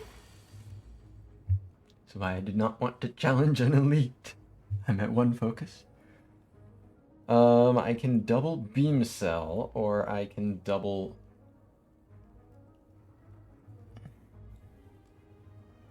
Play these. So this is 12. 18, 23. So it takes 13. Okay. Or I can play that. It does double beam cell, which makes a lot of very useful vuln that can be used with the hyper beam. Cold Snap can block for 6 more. So 6 HP or 4 vuln. And some extra damage now. Like, this fight doesn't necessarily end soon, but of course next turn is less scary because it might just be debuff. Who knows if I'm drawing the hyper beam, you know?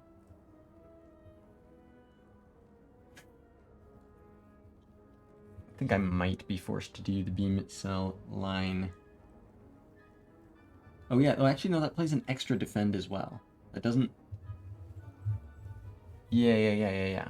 Because I can Cold Snap, block for 6, dual cast, block for 18, plus these block for 24, and this is 34. Yeah, that only takes 2. Okay, let's do that then. Snap, defend, dual cast.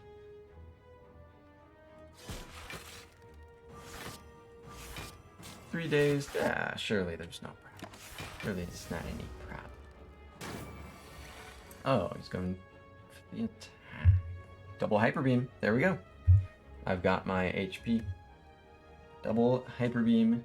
Thanks for costing what you cost. I appreciate it. Love it when the cards cost what they cost. Cool. Fire potion. That's very good to have on board. And another hologram. I will keep scooping them up here. Scrape. Snecro. Neko Scrape. Ooh, wait a minute. 35 HP fire potion. The fire potion's nice, but I'll probably cut to the left over here.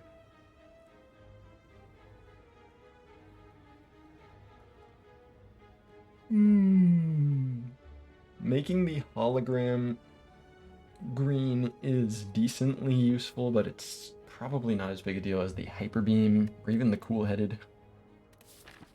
What's up, Bishop? Infinite. Yeah. I have 2 holograms and 1 Snecko Eye. Equals infinity.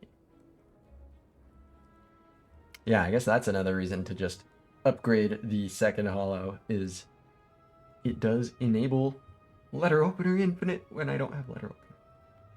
Or calibers. But sometimes infinite block.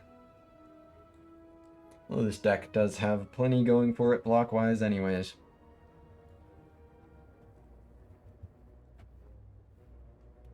I don't think I'm pushing for 2 elites, which is what going to the right is. So I will go left here.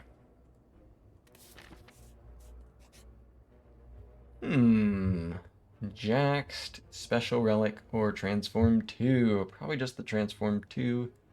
Don't have pellets yet. For the Special Relic. Transform Necronomicurse into something I can remove? Wow. Wow. No thanks. Yeah, don't think that works. Yeah. I probably just get rid of the strikes then, yeah? Although there is still the... Yeah, Jack's card kind of bad with Snecko, yes. I mean, it's kind of bad generally, but yeah, especially with Snecko, it's, no. So I did not spend any time on it. I think it's just the Transform 2. But is it Strike and Strike? Bites are like a thing. This is a relic.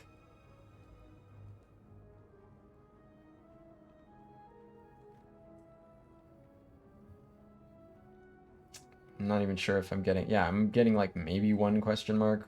Maybe 2 left this act. I don't think I'm too invested in bites. They are things that do damage that can be... They can cost 2. Strike is good because it can cost 2.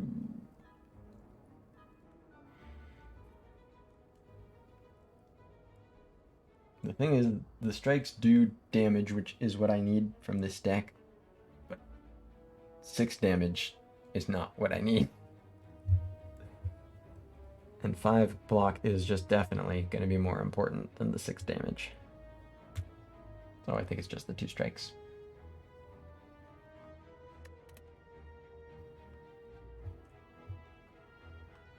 The odds of finding Strike Dummy in the next 3 floors. It could happen. It could happen, maybe. Send him. Chill and Sweeping Beam. Not the greatest Snecko stuff, but certainly an improvement. More Frost has a welcome home here, albeit not cost effective. And it at least is a cantrip. You could do worse. You certainly could do better. Green Hollow versus Hyper Beam. Hyper Beam upgrade is 8 AoE. Kind of nuts.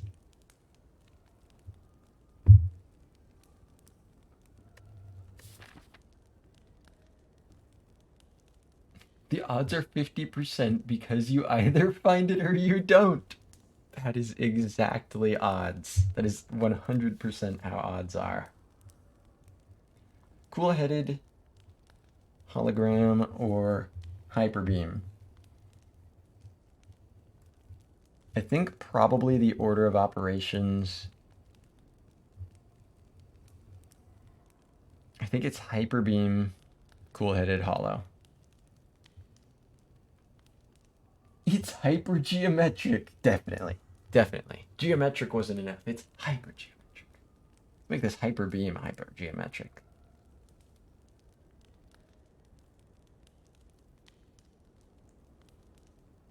I think that's right. 34 AoE. Thank you, Tiny Chest. It is energy.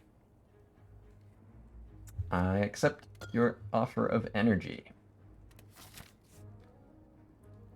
So now I can get more upgrades, get the cool-headed and the hollow, and then go to the shop and take 3 combats, or I can push for an elite with Fire Pot.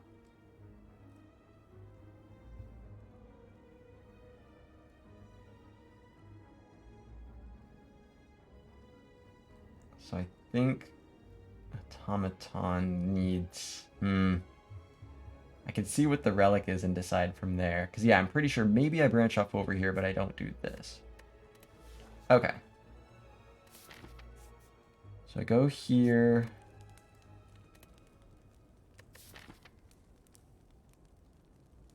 Yeah, this would be taking my extra energy into this fight, but I still don't think I kill fast enough.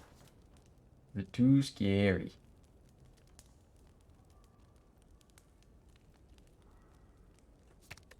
Cool-headed. What's in here? Stink bottle. Setup relic. Sure. More draw for this Neko is good.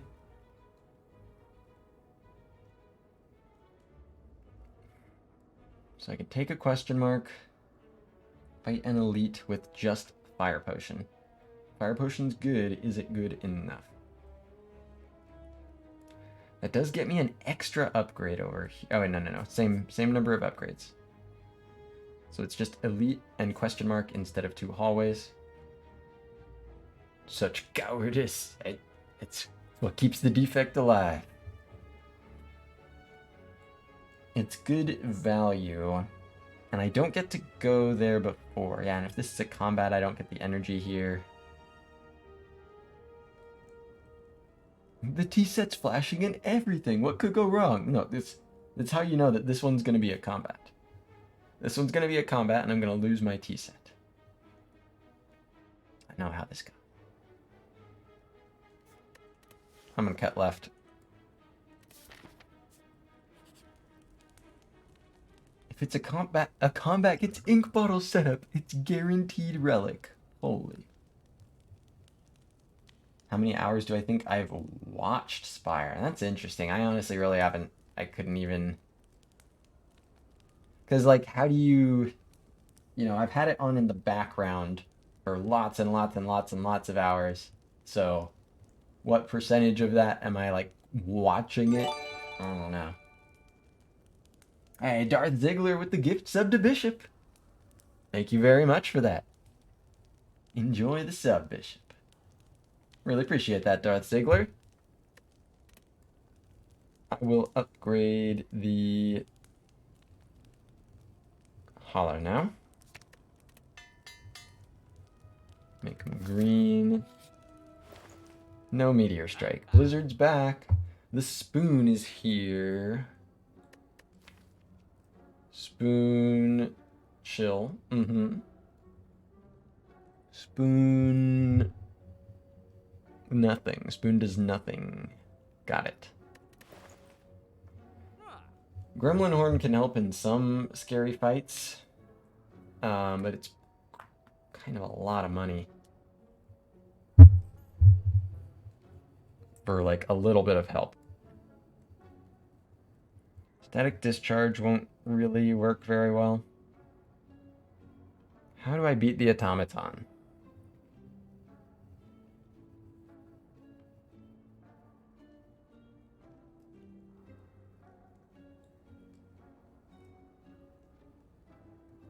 How do I beat the automaton?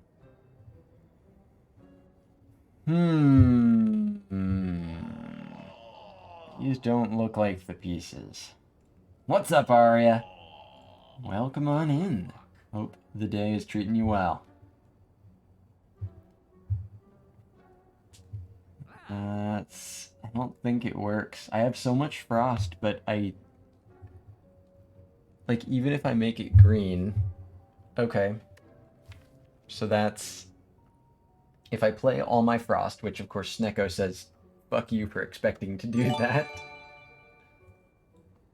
Arya gifting 2 tier 1 subs. Oh yeah, I didn't figure out what SMH was. I thought it was like for not clicking Blizzard or something. No, it's for somebody else being atop the leaderboard. Thank you very much, Arya, for the 2 gift subs. And there's a hype train. Triggering the hype train. Thank you very much.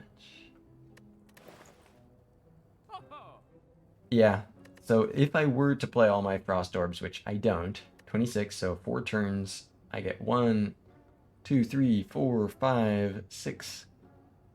So 6 Frost Orbs. So it's basically like 1.5 Frost Orbs. So that basically this goes up by 4.5 damage a turn if it's upgraded. It's like a really bad Dark Orb with no focus. It's 3/4 of a Dark Orb with no focus. I do not have the means with 2 biased cogs to block for long enough for that to be good. Darth Ziggler's fallen asleep to Coach's roleplay sound effects for many a night. This as soothing as possible. Wah-wah! There's a removal in here based on how the other stuff is not that impactful. It just can't be this Blizzard. It couldn't be.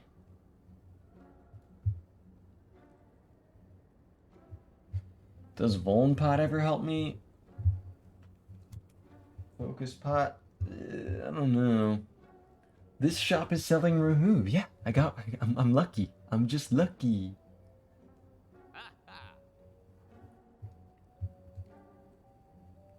Okay, here's the thing. I might buy this Blizzard. It's not a solve. It's not a solve, but it doesn't have to be the whole solve. Because there might not be a whole solve. There might just be a bunch of damage cards. And some block. And then some damage. It might be a bumpy ride. Bishop says cow focus remove. I don't really see the value in the cow here. It's 160 bucks for 8 damage. It's not helping me in the automaton. And the focus potion gives me a little longer to block. But I kind of think the Vuln Pot is... well, no, I've got to deal with the artifacts there.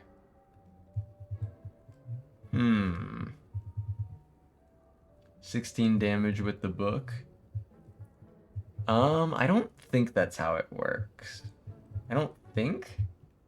I can't remember. Maybe it's just 8. I think it... Well, because the speed run does, like, Necronomicon, Whirlwind, Dakabeko, Chemical X, some shit like that. But that doesn't prove anything one way or the other. Only applies to first hit, thinks it's 8. Okay, so seems like chat thinks it's just 8. That is sort of... Yeah. I feel like that's what I've seen with, like, echo forms and stuff before, but maybe I'm wrong.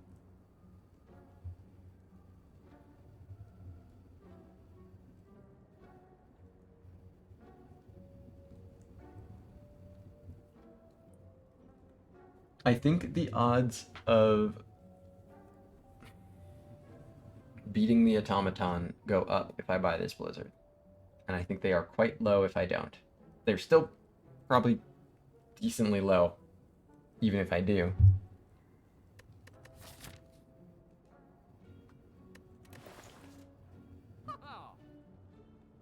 This is not useless. But it's not great. It's really not great.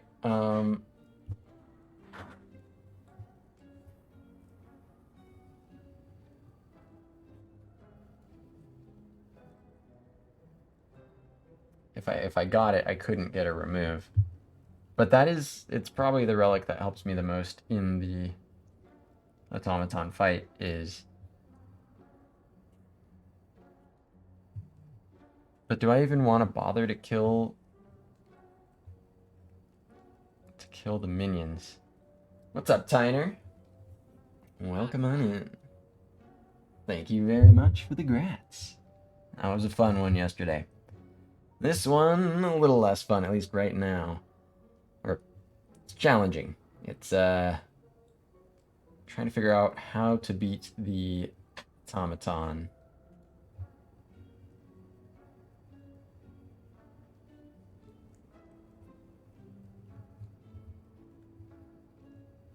I just wonder. The cow is the cutest thing in the shop. There's no doubt about this. That's just a fact.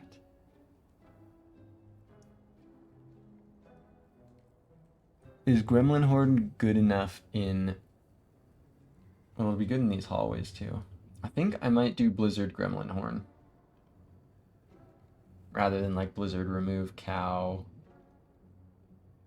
Potion. The Vuln Pot? No, not with the artifact.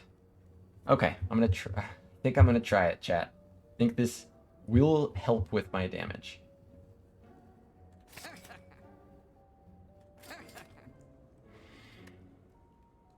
Here we go. Oh boy. Yeah, Gremlin Horn, super good. Sometimes plays a little act for elites. Hardest defect fight, definitely one of them. Yeah, it's a solid contributor. I don't like spending $260 for it, but when the other stuff there is not immediately more helpful, it'll be a nice piece. 8 by 3.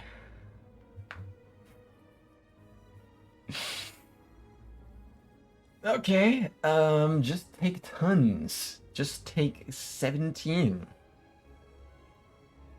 That's cool. And do play the zap because of the relic. Thanks, relic, for the zap. It's Cracked Core. Hey, everybody, look, it's Cracked Core. Gremlin Horn solves this fight. Yeah. Because each one of these little snakes is an enemy. Oof. Zap charge battery takes 17.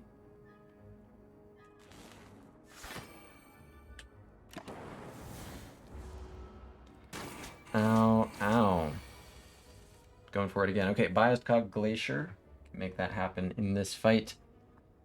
Cold Snap as well. Got the Sweeping Beam. Also got the Beam Cell for 1. I think that's probably worth it. 7. Yeah, this will go also.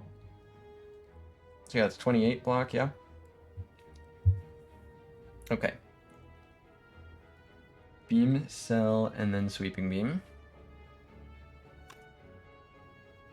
Could play this one twice, though. Snake Lady should summon snake plants. Oh god. Ascension 21. Could you? Oh, that's just like so torturous. That's so brutal. Two snake plants, 81 HP each. One of them's debuffing, one of them's attacking. A200, yeah. Yeah, that feels real. So I can play Beam Cell for Vuln now and Vuln next turn, or I can double the Sweeping Beam. I think I'd rather have the Beam Cell.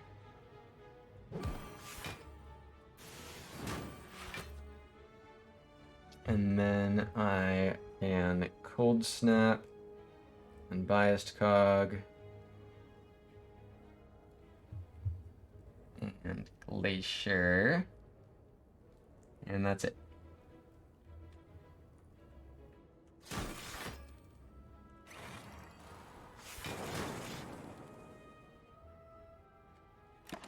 Okay.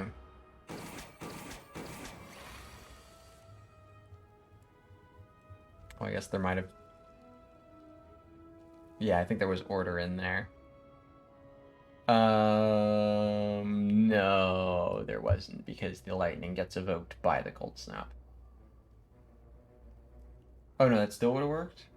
Okay, so I think there might have been a little order optimization in there. Zero cost hologram. Can grab 2-cost Sweeping Beam if I want. Hyper Beam. Okay, never mind, fight's over. But wait, self-repair.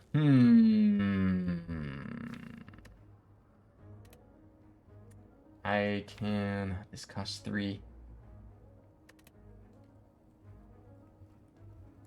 I need to find a way to get myself energy.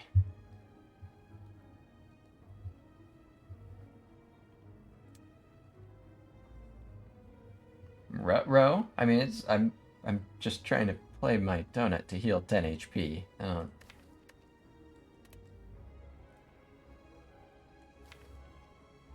It's not that. You know, the fight is over. I'm trying to heal. So... Yeah, greeting repair to die next turn. The best possible combo. But I've got plenty of frost. You know, I'd play this so I guarantee full block next turn. The thing is, I don't guarantee have something like this, but maybe. I can still do plenty of damage this turn. Yeah, this is fine. Because hologram, cold snap, and then I can play cold snap again. I could do sweeping beam instead if I want. Sure. Sure. Oh, except I have blizzard, so cold snap then. Biased cog, cold snap, self-repair, hollow the cold snap, play the cold snap. Sure.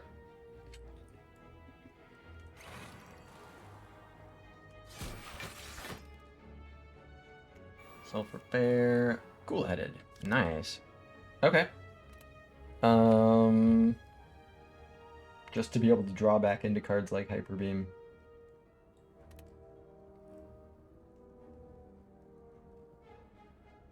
Sure.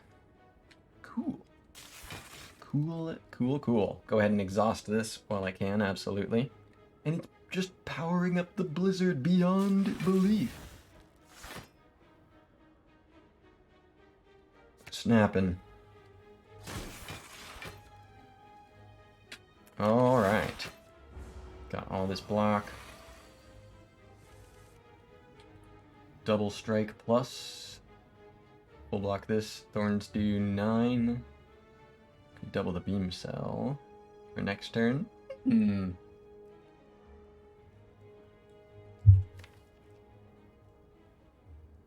Yeah, that seems pretty good.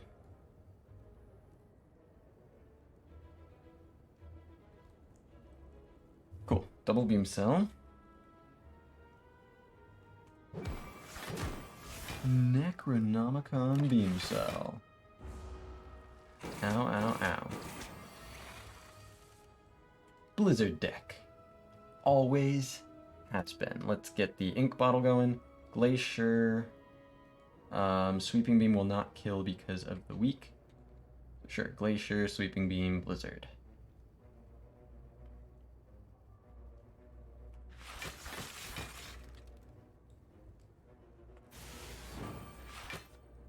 Blizzing. Okay, fucked up the ink bottle, bro. Charge battery reinforced body loop. Loop is a little interesting. Obviously, it can be really good late game with Beat of Death. It's great in the heart. High payoff. It doesn't solve the deck's problem.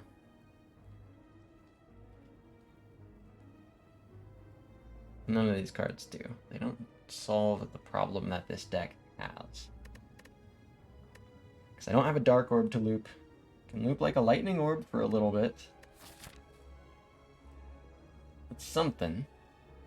How does this deck die? 95% of the time. I know that's how often, but yeah, this is squarely a how does this deck not die situation. This deck is unfortunately not in a position where I have to play around the low roll. This is the deck that is forced, I think, to play around kind of the high roll of, yeah, how does this deck not die? Or how, something like that. Yeah, how the fuck does this deck not die, pretty much. And I think this deck not dies because I cobble together enough damage. Looping Lightning is something, but that means I'm not playing Frost at all. The looping on the Frost, like my Frost numbers will be high enough for a while. This just, yeah. On the turns when I have a lot of Frost, this is making me overblock. This makes me overblock harder. On the turns when the Frost isn't doing enough to block, this is not adding very much because the focus is low when it's not doing enough, right? The turns when I need help with block are the turns when my focus is low. This does not help me block. This is only helpful in situations where I'm already overblocking. And it's not like, yeah, the situations where this has something meaningful to offer are the situations where I'm already overblocking. When I get a Dark Orb, this will be great. I don't have one yet. Is this great for Lightning in the meantime? I don't think so, because I'm not really just sitting on one Lightning Orb in the slot. I'm pushing orbs through. It's tough to block just sitting on a Lightning and not making any more Frost. Not really what this deck does, especially because I want to be churning through Frost Orbs to make more with the Blizzard. Reinforced Bobby when we run out of juice. We're dead when we run out of juice. It's like Wraith form. The vast majority of the time, unless you actually, it's kind of very similar, because if you can clear the debuff, then the rules change a bit. But for the most part, the plan for once the debuff takes over control is the fight needs to be over. By the time I've lost my focus, 21 block is not actually going to be particularly impactful. You know, it'll block most of one of the automaton's 2 hits on the multi-hit. It'll block less than half of a hyper beam from the automaton. It's not doing what this deck needs, and yeah, blocking is not something I can afford to do when my focus is up. I need to be killing. So I think this is a skip, unfortunately. Unfortunate. Okay, Centurion mistaked. Look at this double Blizzard. I can cold snap, and then the Blizzard plays twice, and then I die. I can draw with the ink bottle, so I'll go ahead and do that. Play the cold snap here and see what I draw. 3-cost self-repair. Wow. Chill will make 2 Frost Orbs. Kind of like Cold Snap, Hollow Cold Snap, and then charge battery. That's blocking for 18.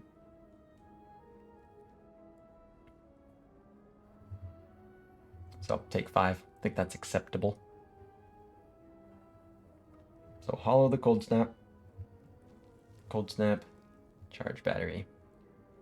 Yep, see you on the next cycle, Donut. I can see you're in one of your moods right now. You're in one of your 3 moods. It's fine. I'll wait patiently for you to come back to the rest of us. When you're ready to be an adult and cost 1 or 0, I'll be here waiting. Snap, battery, snap.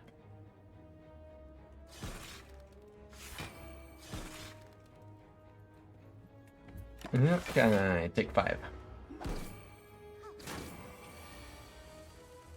14.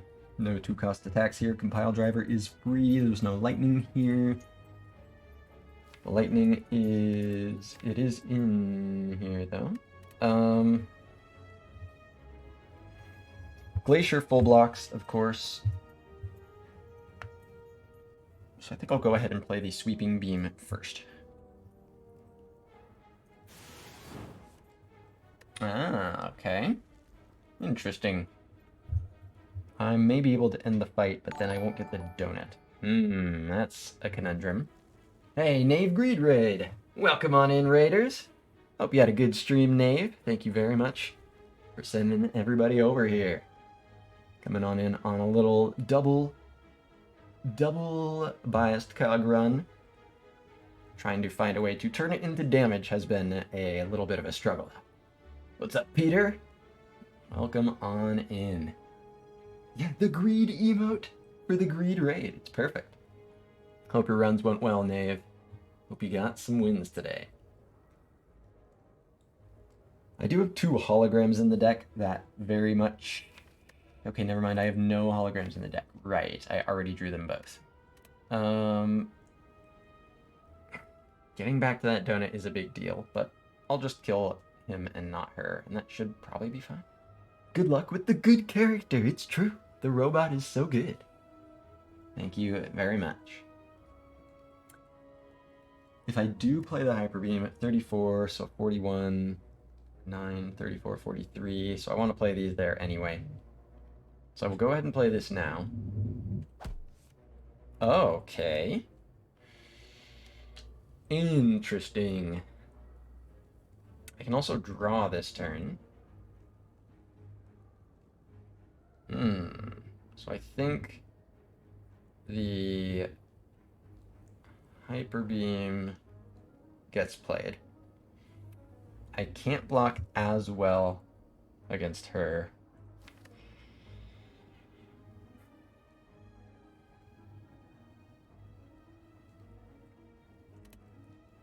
It's worth it for the 10 HP that I'm chasing. I think it's worth it. I don't have to... No, I do. So Biased Cog, Glacier, Strike, Hyper Beam.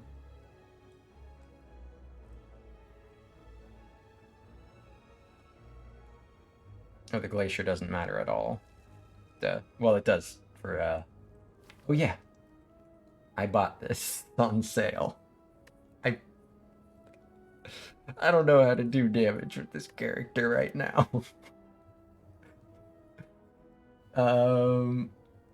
Glacier plays for that reason.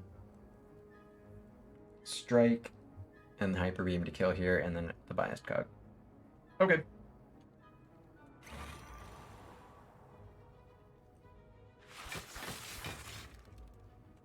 Striker Beam. See what it draws, I guess. 2 energy, I can play a Defend. Sure, I do it all for you, Ink Bottle. Wow.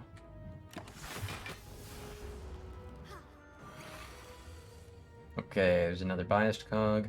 I can double Sweeping Beam to get the extra draw.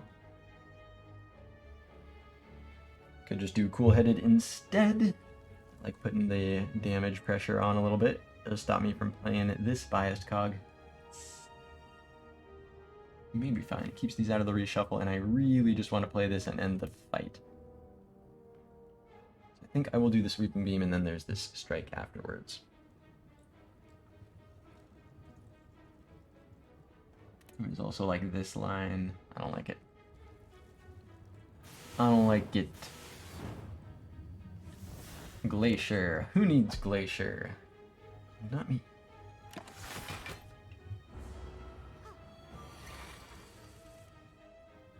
It costs 0. It kills exactly. But what I need is my donut. I can double compile, but that costs. It costs. So I'll just try to do as much damage as I can to keep her in check without drawing here. Double Blizzard, 20 damage. Can even play Chill first for 24 damage. Hell yeah. Wow. Wow. Wow. Wow.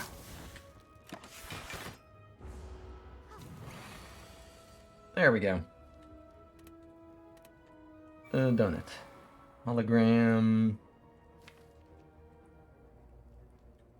Hyper Beam. Or... I mean, she's healing. Okay.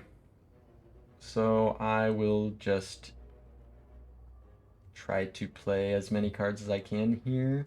So I'll play Defend and Charge Battery here, see what I draw. And then hologram the... yeah, sure.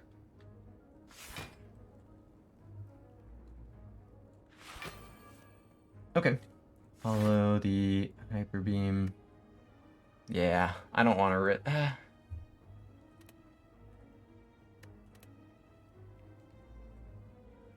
I don't want to... yeah, no. It's too much risk. Too much risk to set up this relic.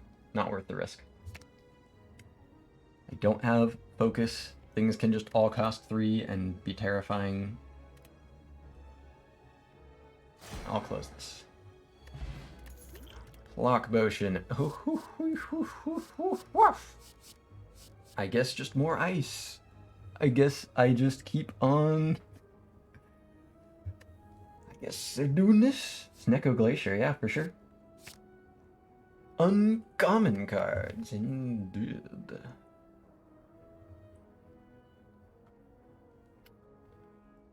That's not damage still. Well, sort of it is. Because of my Blizzard.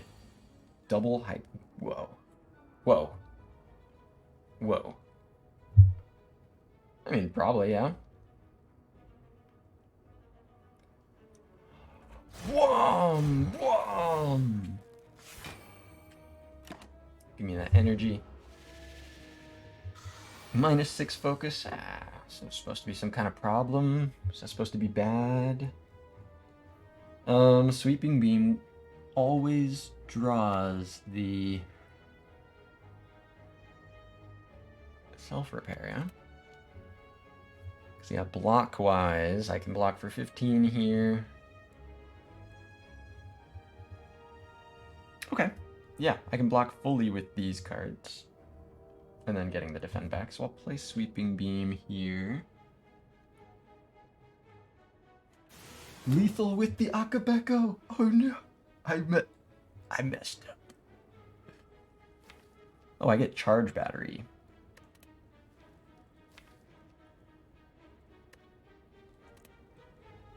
Hologram, Charge Battery. Defend, defend. Because then I have 1 energy left for whatever I draw. Yeah.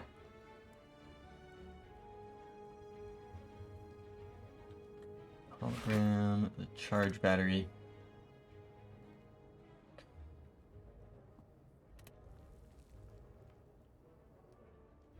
Yeah, it's blocking for 17. So I could just double this. I don't think so. Battery. That's fine. Alright, play the Blizzard. For 0. Small bits of crushed ice. For your refreshing drink, Snecko. I'm just looking out for you. I can kill. Self-repair costs 3. Compile driver will not draw, but I can do this, and now it will.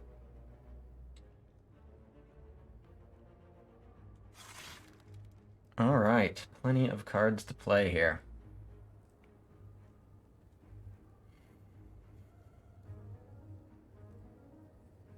Compile deals 7, so yeah, these deal 6. The zap will not kill even with this, so I can't play the zap. So the most that I'm drawing is 1 with the compile. I'll go ahead and play it now.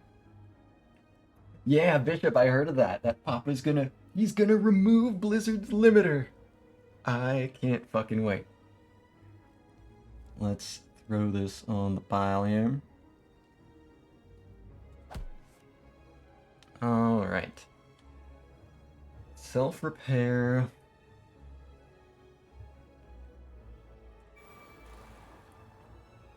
Biased cog. And this. Whoa, it does 1 now. Good work, biased cog. Alright. Okay. Okay. That helps. That right there is help. I have 4 energy. Did I misuse it there? I don't think so, but... Artifact. That's big. That helps. That's one of those big ones.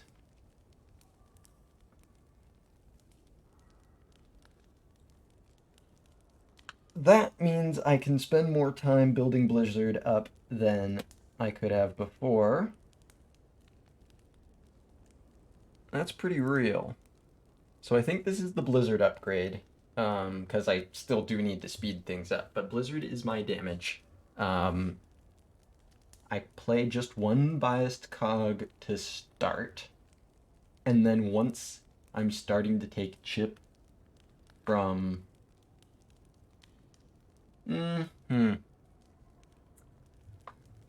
So here's the game plan. Play 1 biased cog with the Core Surge, get the 5 permanent focus. Cycle through the... Oh, you're just training yourself to notice the charge battery. Nice. There you go. Building good habits. I like it. So get the 5 permanent focus. Cycle through orbs. Cycle through the frost. Kill the enemies. Kill the, ideally using Blizzard. Kill the minions. And then... I expect the fight will get to a point where I am beginning to struggle to consistently, especially with Snecko, rotate through my frost fast enough to block a lot. But once the Blizzard is large enough, I just need to keep an eye on the size of the Blizzard. What sort of numbers am I looking for? Like clearing artifact where I can with Beam Cell is nice. I'll get 1 artifact cleared with the bag of marbles. Double the Hyper Beam. Play the Core Surge. Cry and die. The Spire has been slain. Thank you, Bishop.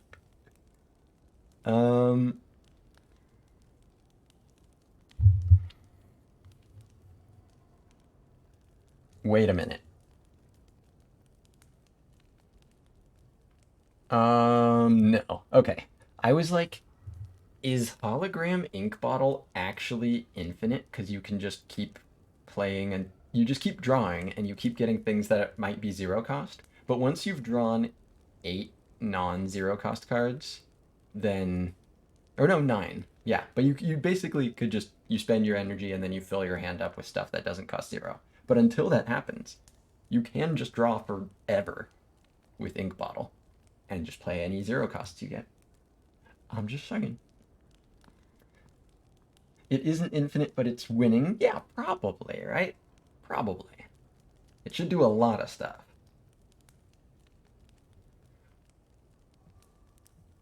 Okay. So second biased cog, I sit on for a final push. A final burst of block effectiveness. to watch my 10 focus tick down over the course of 10 turns while I continue to just churn through more frost, block against the enemy, and then finish off with the Grand Blizzard. So I definitely think this needs to be green for this. Here we go. Fire Pot potentially could be useful for picking off one of these guys. There's double Core Surge. Wait a minute. I forgot about this part of the plan. Oh, shit. Wait a fucking second. I'm overpowered. Okay, great. Have 10 focus forever. That's pretty cool. Snecronomicon delivers. Giving Core Surge the Panacea upgrade. Oh man. Well, I'll definitely do that. And then, of course, I just can't play Hyper Beam. That's fine. I mean, I can play it after I've gotten my biased cogs down.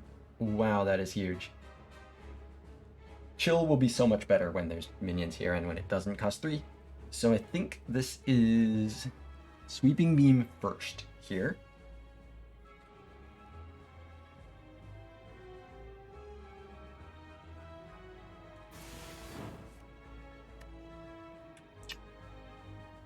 Okay. Core Surge, Self-Repair, Compile Driver. Sounds good. Core Surge, and then Self-Repair and see what it draws. Yeah.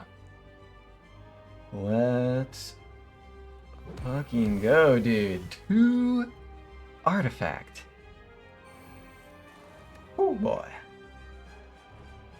Compile and strike here. Smack this guy around.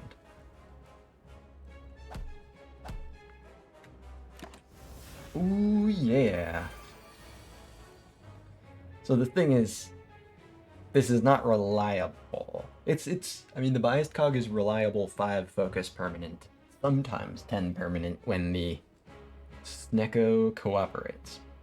Hyper Beam, wow, what's the worst that could happen? Beam Cell actually costs 0. These guys want to steal my biased cogs. I know. And I'm not about it. So, you die first. If I manage to draw a biased cog, then the other guy is going to... that's interesting. I could target this guy because he has less HP, or I could target this guy because if I Sweeping Beam into biased cog, then this guy's stealing biased cog, this guy isn't. I think that's probably... It's a pretty slight chance. But it's 2 out of 13. That's not at all, like, unfathomable, especially with another draw card in here. I think I will target here for that reason.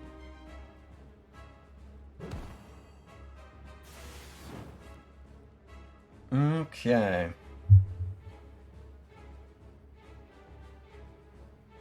Do I need to unclothe the tomato? Yeah, I do want to remove the artifacts from the tomato eventually, but I think getting the biased cog up ASAP is more important. Having to wait to have my focus is definitely one of the ways that I lose in this fight.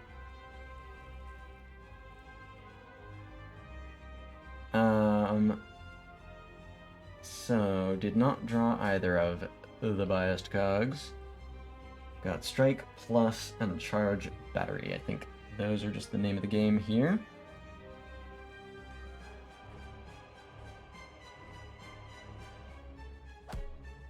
Let's see. I said in an uncouth way. How very forward of you, Bishop. And like this can be useful if I need it to kill this at some point. Battery. This takes 9.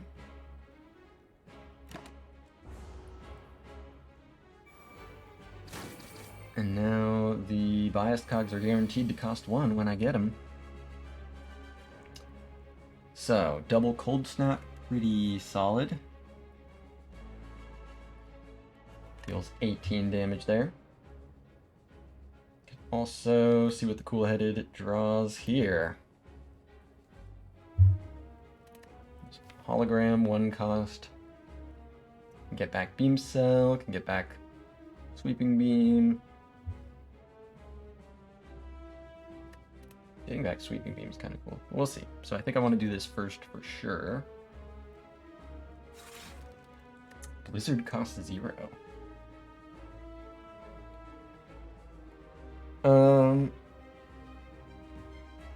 So play the Cold Snap twice.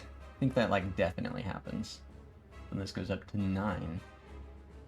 13 there, plus the 18, 31.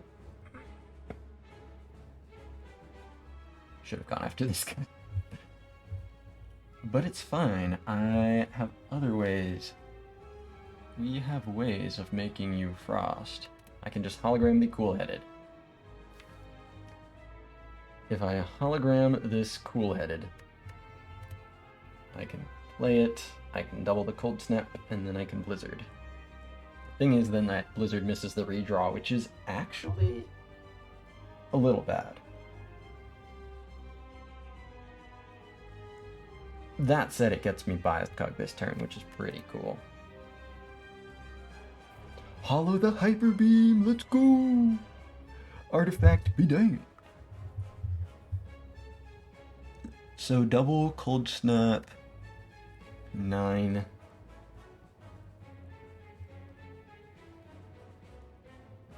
$13 plus the 18.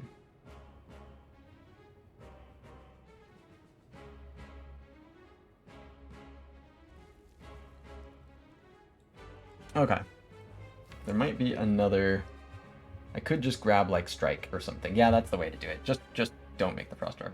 Hey, what's up, Ricky? All hail Snecko. Oh, we're praising Sneck today. Real praise Sneck hours. This is only giving. Look at that. Look at those zeros. Look at those zeros flying off the shelf. Do they always take cards right away at High Ascension? Yeah, there's some RNG to it. 75% chance of using the steal a card thing until it's been used. So theoretically, they might never do it. You could just hit 25% chances over and over. Oh yeah, I'll just play the Blizzard twice. What the fuck? Duh, that's the option. Duh.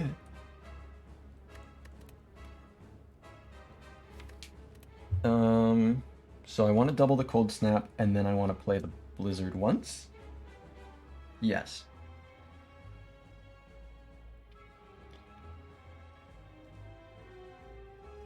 Double the Cold Snap. Frost, Frost. Blizzard for 1 damage? Sure, yes, yes. See what it draws. Another 1-cost hologram. Hollow for that Blizzard.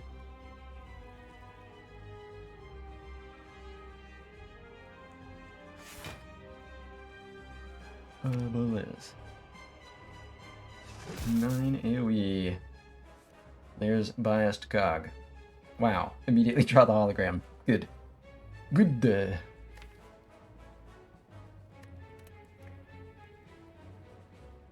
I mean, I'll still play it. Because, yep, this is the biased cog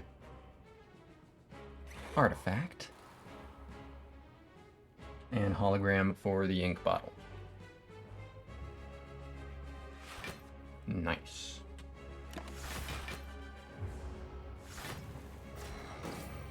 Alright, 12 by 2. Blizzard costs 0. Cool-headed costs 0. Beam Cell costs 3. Can double this Cold Snap. I think I probably would, so that'd be 12, and then this goes to 15. That's the kill there, but then I can't play this turn, unfortunately. Sweeping Beam, it does the same thing damage-wise. It doesn't, well, actually, no, it doesn't power this set. But then I can play this. Because that's 12 here, plus the 9, 21, plus this 28. Kills this and gets me the biased cog. Do I compile driver first? Or do I sweeping beam? first? I think I'll compile first here. So much for the planned studies of naked biased cogs. That's true. We were gonna work around the debuff. Not today, thankfully. As long as these two keep cooperating. Oh yeah, this will still go up to... Okay. Guess we might as well do this first. Not much reason not to. Chill. Well, well, well. If I play chill, then this goes up to 18. So this still doesn't kill them, that'd only be 25. Well, that's a shame. I'll throw compile on here now. Nice. Okay, the double sweeping beam, and then the blizzard kill.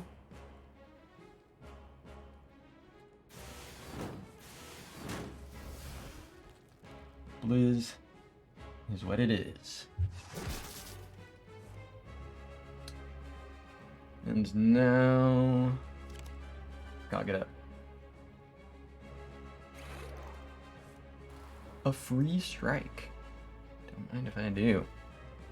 So then I can, like, close the fight with this, but generally don't want to, of course. Alright, now the focus is here. It's all out Snecko time. Snecronomicon full force. Can throw Zap in the mix here, and then double compile for so much trouble. Let's get the sweeping beam here. E? Yep, it's time to E! Imagine my own dark orb, and it shall appear. Zap, compile. Wow. Cold Snap and Glacier. Look at that Glacier go. Cool. Imagine. Oh. Oh, I'm infinite. Okay. I can draw all the cards in my hand for all of time. Infinite ink bottle. Forever. Let's do it. Let's do it. No, let's do it. Asuki, avert your gaze, he's infinite. Oops. The cat has trapped you. Great work, Helvetica. I was counting on that. So what do I want? What zero cost do I want to get back first here? Cold Snap. Absolutely. So first things first, hollow the Cold Snap.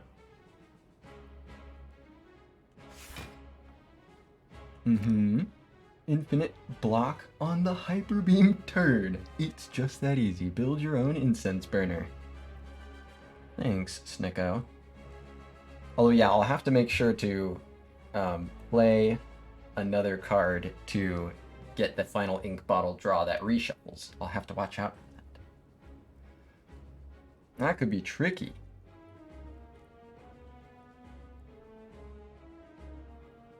So I'll play this. Play this. Play this. And here we go. Time to draw things. Fucking ink bottle. Don't shuffle out the good stuff. Good point.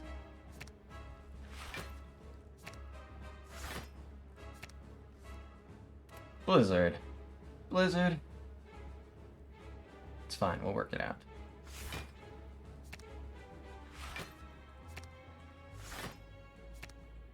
Recast a few things.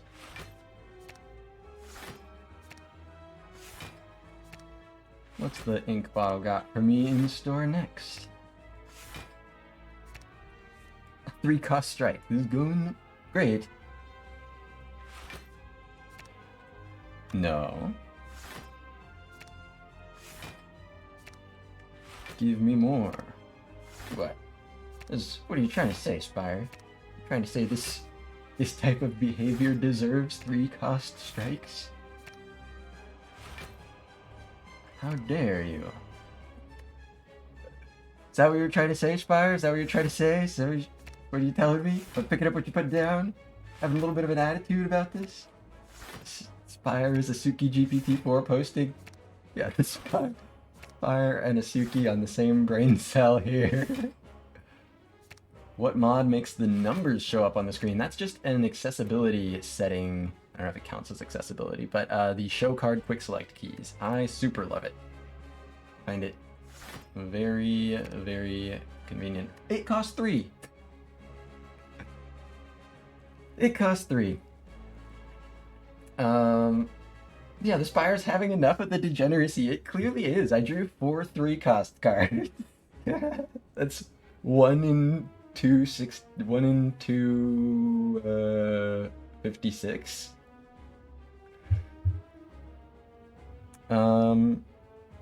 So now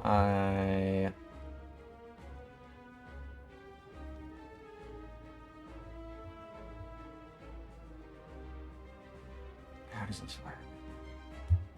Gift a sub to just the Snecko Eye. So yeah, there's no way to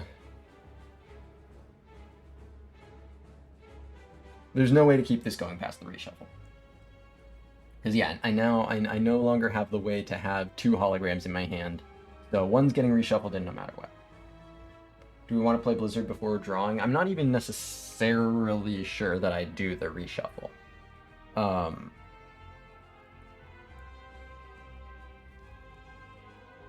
Because as soon as I reshuffle, the 0-cost hologram is gone.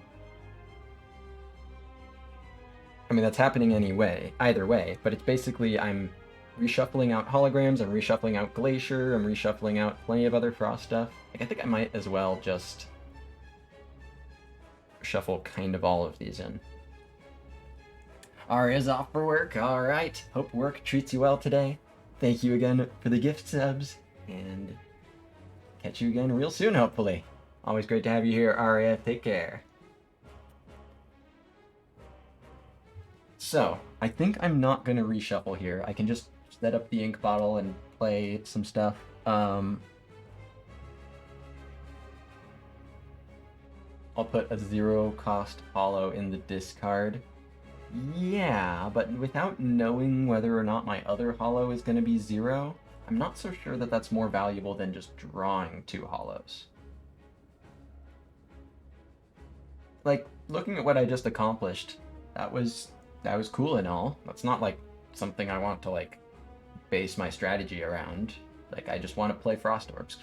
So what I think is most useful for holograms for doing that probably is just having them in the reshuffle. So I could play the Blizzard or I could play the Frost Orbs. I think I do want to double the Blizzard. But so yeah, so holo a few times, and then 0-cost Cold Snap, and then 2 Blizzards. So the Cold Snap will be play number 7, and then the 2 Blizzards will be 8 and 9. So hologram 5 times. On the 6th card play, holo the 0-cost Cold Snap, and then 7th play the Cold Snap, 8th and 9th, double the Blizzard. A simple Frost Farmer. That is what I am.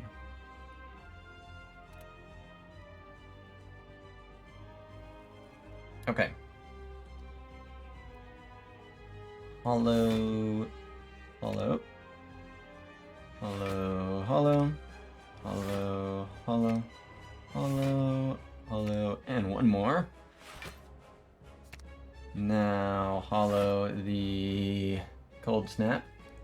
How did I purge 2 bias with 1 core surge? The Necronomicon, exactly. It's pretty great. Cold Snap. Double blizzing. Alright.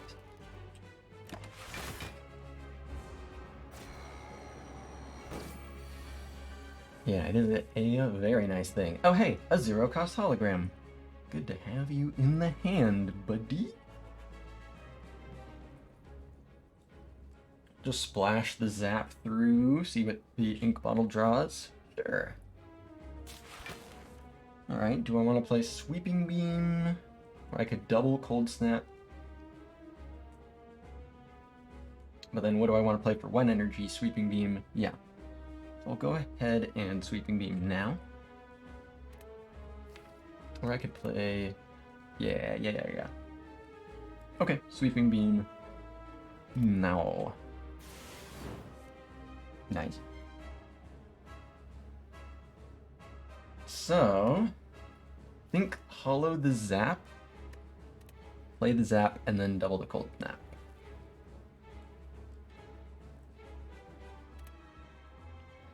Kill? Am I at kill?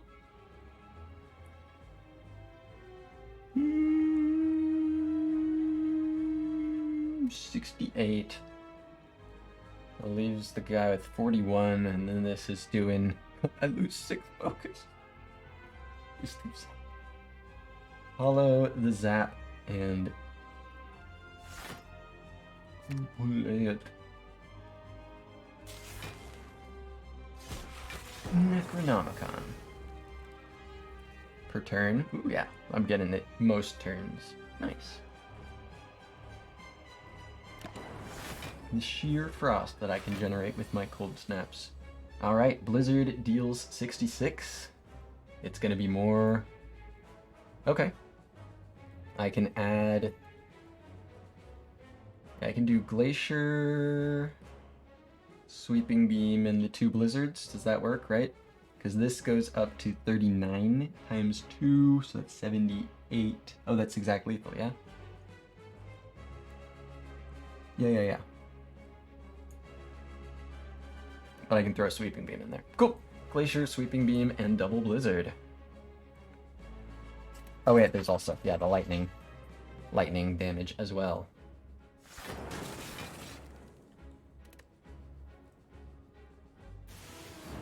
Blizzard deck. Here we go.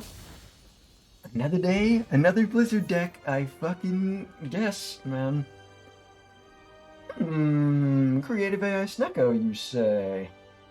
Creative AI Snecko, you say? I now have the means to keep my frost permanently, or keep my focus permanently, sometimes. In the situations where it's important to do so, I mean, I can always keep 5 of it permanently, always. Not literally always, but very frequently I can keep 5 of it permanently, and if I'm determined to, I can keep 10 of it permanently. That makes this creative AI much more good. Because I can sit around for a while with my frost and get other stuff that helps me out. That said, it's pretty helpful. It's not like... It's useful scaling. It's useful scaling. There'll be times when it's kind of not doing anything that useful, but I think there'll be plenty of fights where it helps out, especially with the Snecko discount. Pick Creative AI, get Awakened One. Well, no, it's great. Creative AI is one of the powers that beats the Awakened One, because you just monitor your quantities of, you just do the math and play only capacitors, loops, and defrags from the Creative AI, unless you have a way to clear biased cog debuff. Like, consistently, basically pellets. And then, so you just do the math on, like, adding focus, adding loop, double them with echo form, where you have the ability to do that. And then just the math can check out to outscale the Awakened One. Or sometimes it doesn't, and you just get owned. There's also that. But yeah, I think this is strong enough. It's got the compile draw, that's true. Yeah, get the fusion hammer, or the fusion battery, nuclear battery. I'll take this.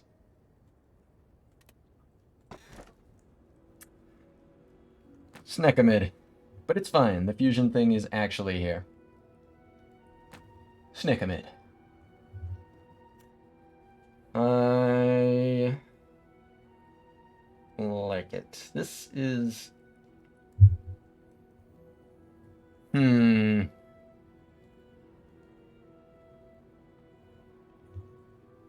Interesting.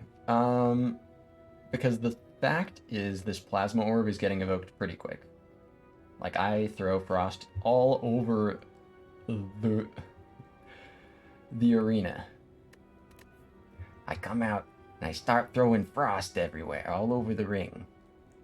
I'm the Frost Man.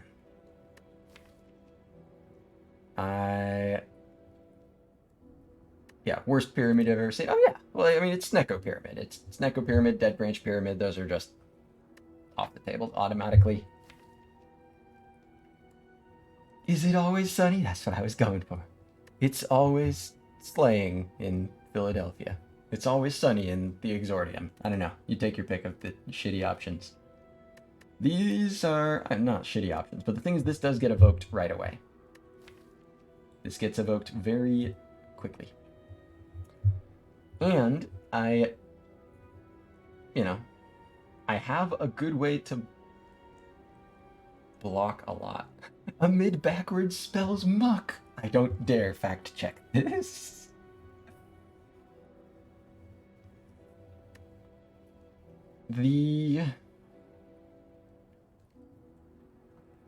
Thorns help in the fights where this is super scary, and I block really well.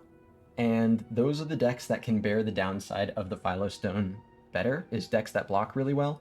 This is a permanent energy for Snecko. If this energy was closer to permanent, I might click on it, but this really goes away in 1 or 2 turns. I think I will take Philostone over Nuclear Battery here. Actually, I tell you what, Chak? I'm calling you Chak and stuff, so that's one of the many reasons I think I should take a little 5-minute break here. I haven't taken one yet today. So Chak, I'll see you in 5 minutes. A little bit of beans. Yeah, the furthest from permanent with your orb generation. Yeah, exactly. I won't just call it. It's so much better than Lantern, but it's closer to Lantern than it is an Energy Relic for this deck. Chacking. Catch you later, Chackers. Back in 5 minutes.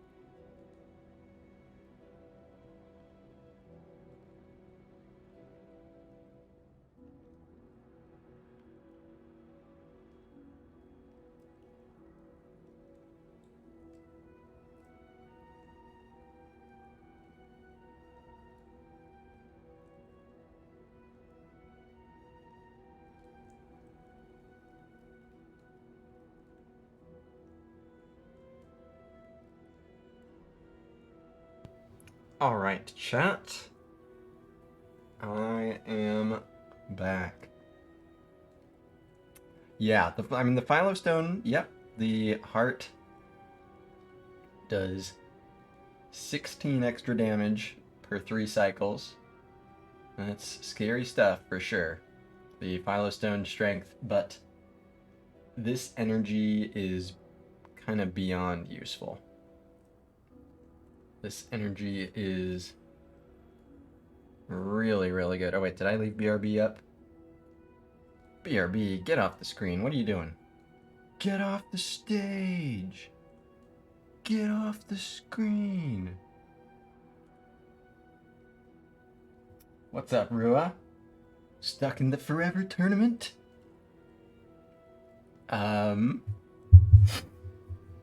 Oops, accidentally read that out loud. It's gotta be the Phylostone energy. Because the consistent energy for the Snecko is so high paying. Especially because, I mean, Snecko, you normally want to be playing, like, you're already incentivized to use energy so dramatically with Snecko, and now there's an extra incentive specifically to play the cards that high roll their costs with Snecko. Like, Snecko is so energy hungry, and you're playing your most energy efficient stuff usually. We've now got an incentive specifically to play things that cost 2 or more. I need this energy all the time.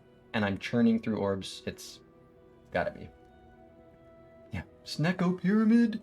Just trust. That would be true trusting in the Sneck. So, have to go for the burner here, so that is this path. It is quite choreographed. The boss is the Donu and Deka, 50% chance to dodge Awakened One. We'll see if that's the threat.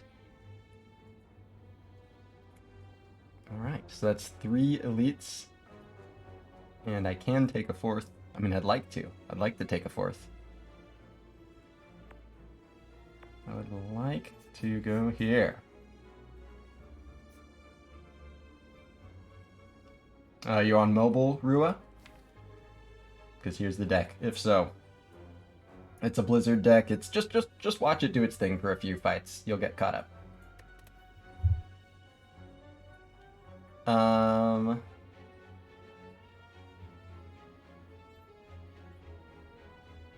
What are you asking, Shadows? So, I would hope to take the 4th. I can bail out and not take the 4th if need be, and I can in fact still go to the shop and cut over here if I have to. So yeah, I'd probably do this pretty much no matter what, and then make this decision.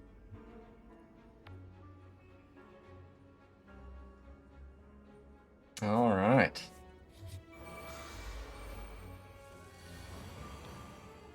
So,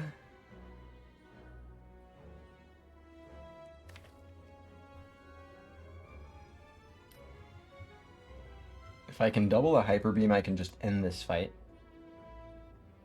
That's pretty cool.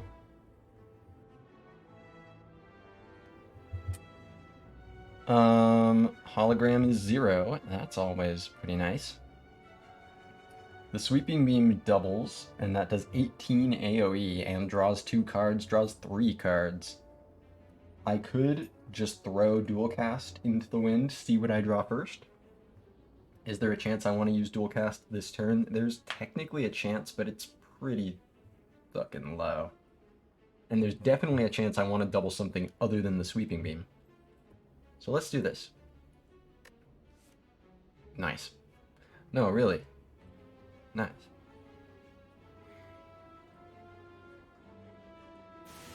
Wom, wom. Core Surge. Only 1, but it is a Core Surge. You know, and by only 1, I mean it doesn't cost 2. Why can't you be more expensive? It's fine.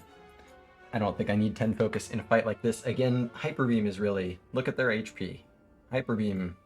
Yeah. Hyper Beam makes the dream, and I want to play the Self-Repair. I don't currently have any Frost up, so I don't think I can play this Bias Cog. That's pretty fine. I do have another one. Because I think I definitely want to play the Glacier to full block. So I think this is just, what do I hologram? I don't care about the dual cast. So I could hologram Glacier if I want to instead of playing this Beam Cell.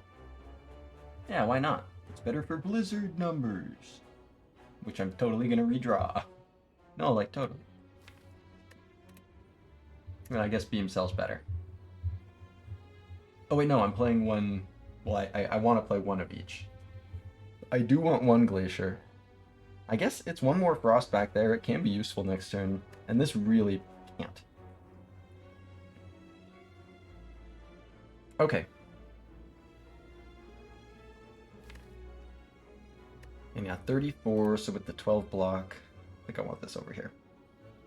So, Glacier,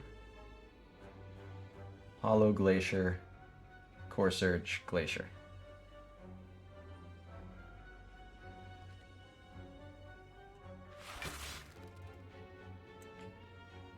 Hollow this Glacier. Surgemid.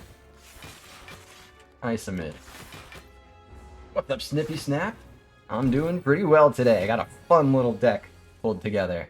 Some Necronomicon stuff going on. Got a Core Surge that when the Necronomicon and the Snecko, you know, when it costs 2 or 3, I can double that Core Surge in order to keep my Biased Cog focus. It's in a fun place right now. Glad you're coming in on this. Suki's going audio only, feeling what might be a migraine. I'm sorry to hear that. I'll let you know. Oh, if I get any other coupon codes that need to go. I mean, I'll have to check them out first to see if the deals are any good. But if they're not, then yeah, sure. But thank you very much for that. Sorry to hear that you're starting to not feel so well, Asuki. Hopefully, switching to audio only gives you a little bit of relief. Take care, gamer. So, I've got hologram here. Can grab the Biased Cog, seems pretty good. Hologram, the zero cost hologram, of course. That's the way it needs to be done. And then hologram the Biased Cog. That leaves me with 1 energy left, which isn't all that much. Because yeah, this 21 block, 31, 38, 36. That's full block. No Hollow Infinite, no. Later, Jack.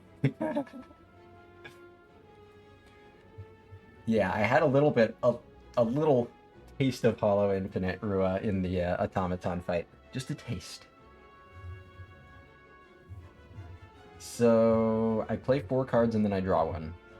So Hollow, zero cost Hollow. Hollow the Biased Cog, play the Biased Cog, play the Defend.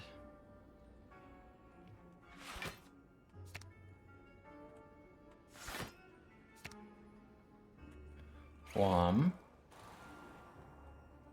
Blom knobbers. Just like that. Like this. Overblock by 1. Self-repair. Storm self-repair. Okay, and there's the Hyper Beam. So I want to play 9 cards here. 8 cards, rather, if I can.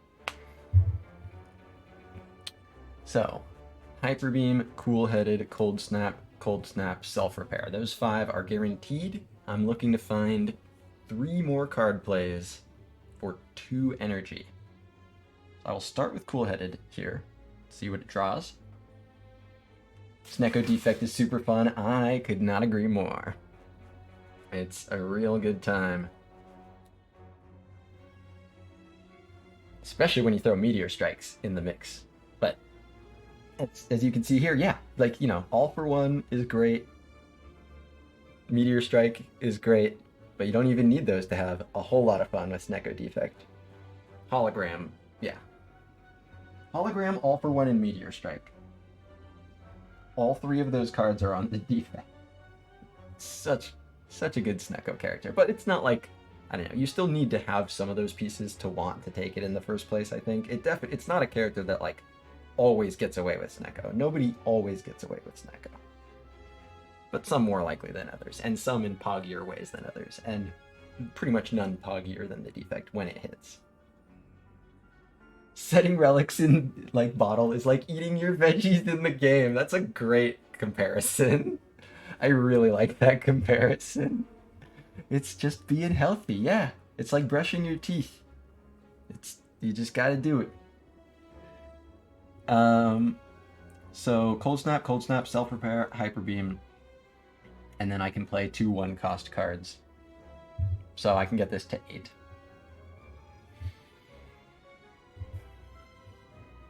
So basically, play all these, and then play Hyper Beam.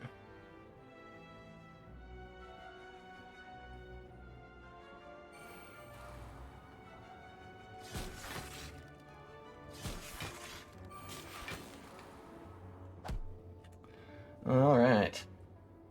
Blast them. Oh, actually, there might have been a Gremlin Horn thing. Ooh, that's a whiff. I gotta pay more attention to that. Yeah, Gremlin Horn. I might have been able to barrel one down. I didn't count the damage. I don't think I was, but maybe I was able to barrel one down and get Gremlin Horn energy to advance this. Capacitor seems quite good. Pretty good. My 10 focus, and I have more orb slots, and frost orbs are all the time. Good. Sure, Creative AI will just make one for me. So now I'll have 2. The fight's over. Ink bottle, no, it should have been on 7. No. Well, it's fine. I have other cards I can play, but I will. Of course, I'm ending this fight here. I have my HP's full. Like, of course. Why ink bottle? So dual cast, hollow dual cast, and then charge battery, and then hyper beam. I will dual cast, and then probably play the charge battery, or should I do the hollow here? Let's see. Yeah, didn't think of setting it to 7. I'm falling behind. I should have known. Charge battery, dual cast, and beamers. Boom. Oh, huh.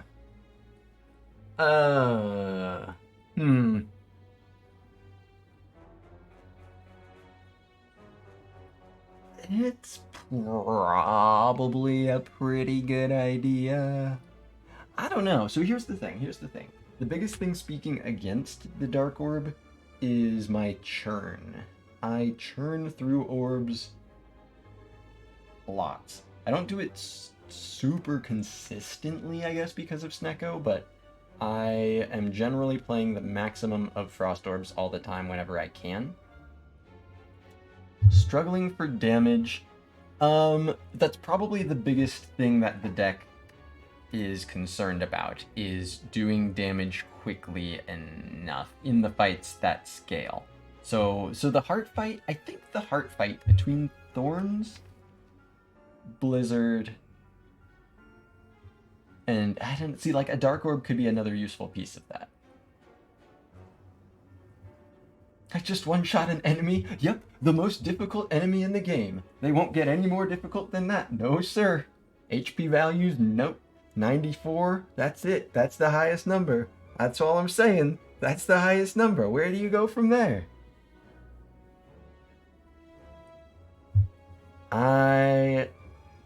Creative AI is part of my scaling.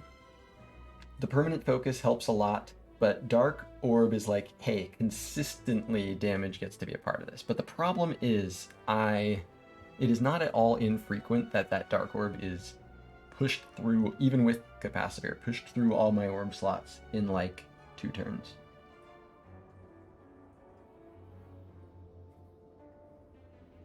I mean, Necronomicon, of course, is a damage add. The Blizzard itself with Beam Cell Plus, I mean, we'll see how often I'm able to play that on Snecko, but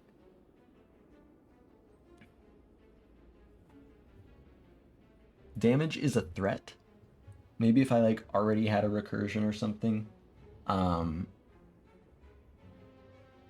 yeah, that's so how does this deck die? This deck dies because I don't do damage quickly enough to the heart, and the heart starts doing numbers that you need like 100 focus for instead of 10 focus.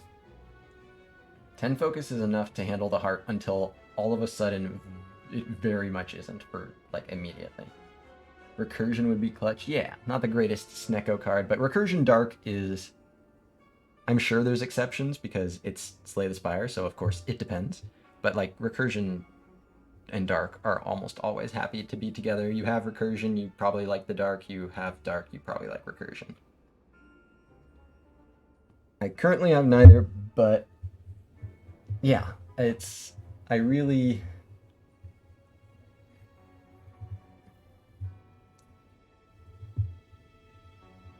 So like if this does 30 damage, right? No, I guess it would be 26. If I've got my 10 focus... Oh, no, it'd be 38. Because it's plus 16 with 10 focus. So 38 after 2 turns of sitting there. If it sits there for 1 turn, it's doing 22. But how bad is that really? Okay, I just did 22 damage with 1 card play. Okay.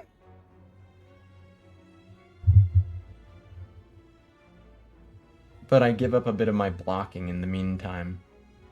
Right? I can do that kind of damage without giving up my blocking.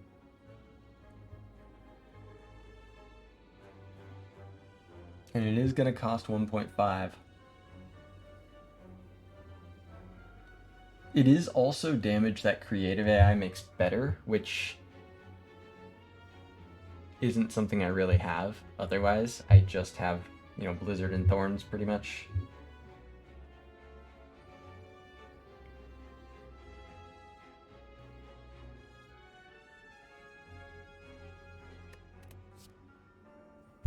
I do have orb slots added, so I do get to sit on this for a little bit longer. I think I want to take it.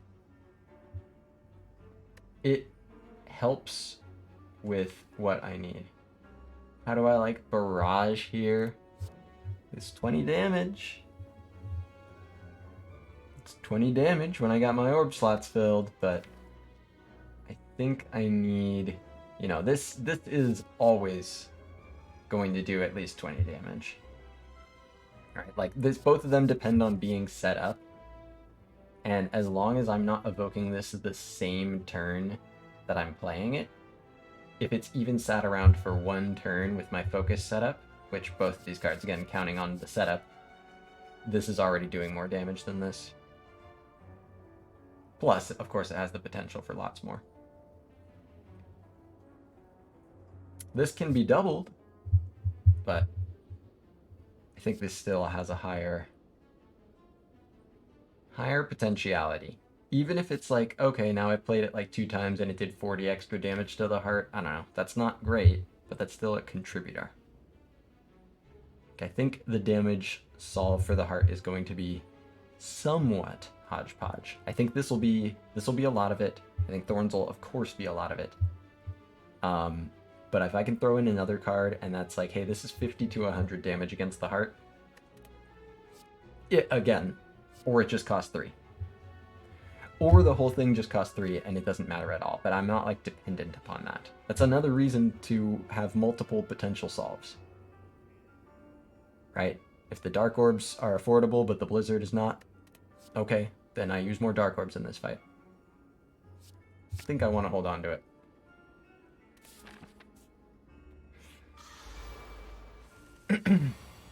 All right, Glacier, Hologram, Glacier, let's build that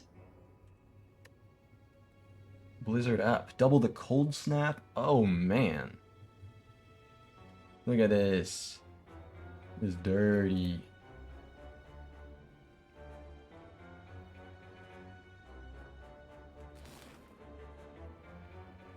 Boom! Boom!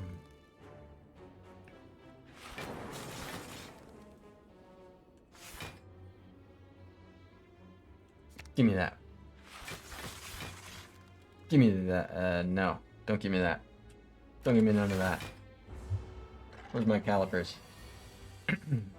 Okay. 6. I block 6. Whew. Phew. Oh yeah, this enemy, actually pretty scary. This is an enemy that benefits a lot from the Philostone, and this is an enemy that you want to do damage quickly against. So, already glad to have Dark Orb here. Still scary.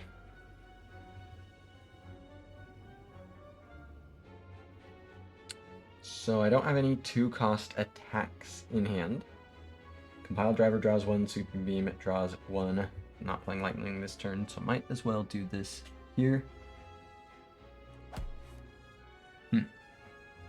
Okay. Well, there's only 2 cards that don't cost 3.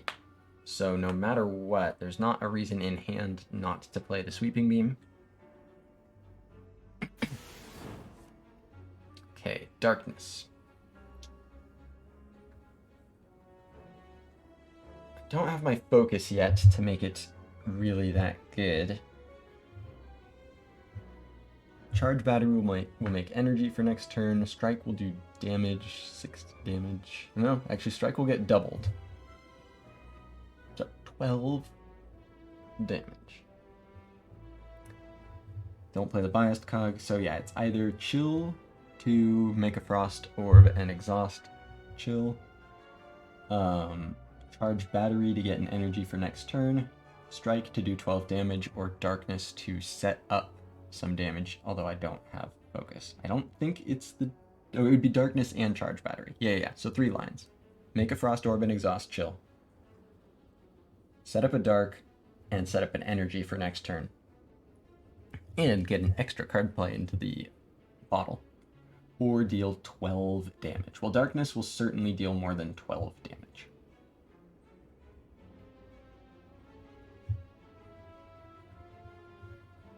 I think I should do that. Charge Battery Darkness. Actually, it might not certainly do more than 12. Well, it might do 12 damage. But it should do at least. These are some Snecko prices. My god. Don't have the Core Surge yet, so Cool Headed draws 2. Creative AI could be played here. I think I'll Cool Headed first.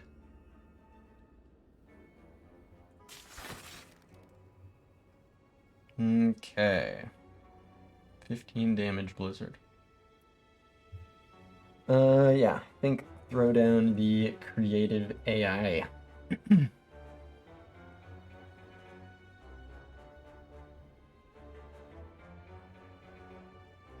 Pretty nasty. This is 30 damage. Maybe I don't pass that up.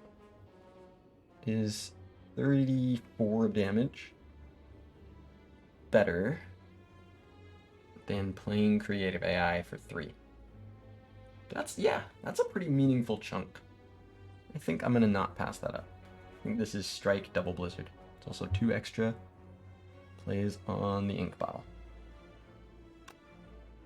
Because yeah, Cool Headed got me here, haven't already doubled attack. Whoa, whoa. Okay. 11 by 2. I can double the Core Surge. Then there's the whole blocking debacle.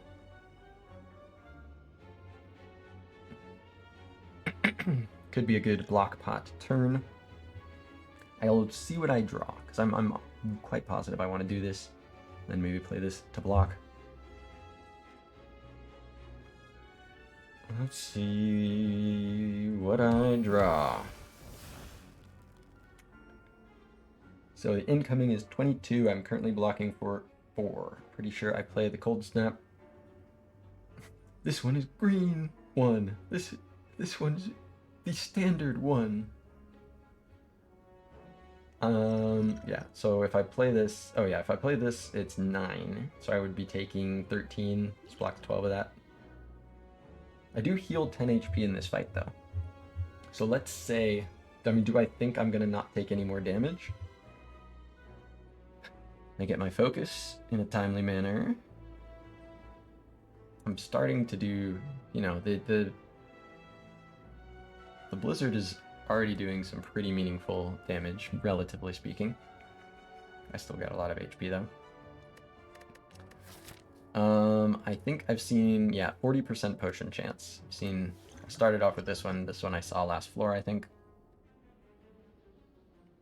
So if I just take the damage, I would heal back to 73 if I don't take any more. And if I am going to take more, then this will probably have another opportunity to be useful. Cold Snap it is.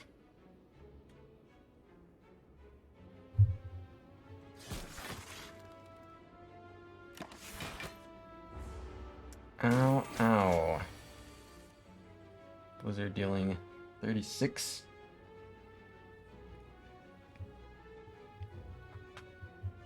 And then I can't play anything else. Could also do like self-repair and glacier or something, but like keeping the dark around is solid. Dual cast is here. Walk into another blizzard deck, let's fucking go! I still don't know if it's a vice or a strength, but I... over the past like month, I have leaned into this card quite a few more times than I ever would have expected.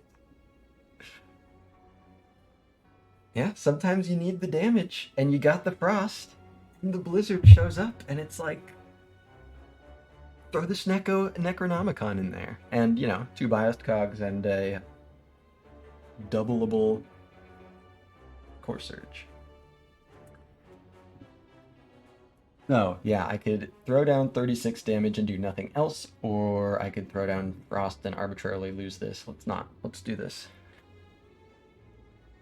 Double Blizzard!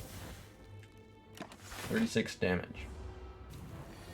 Okay, here comes 41. Glacier costs 3. Focus. Focus. I've got to defend that costs 0.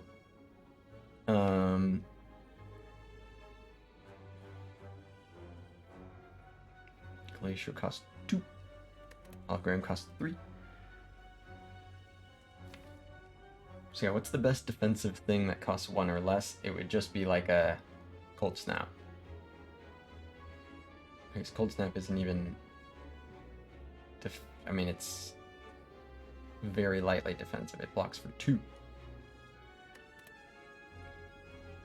But it doesn't even evoke, whereas Glacier at least does.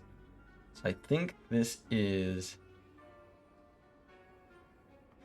oh, there's the strike here. Yeah, who cares? Okay. Glacier and defend, and that's it.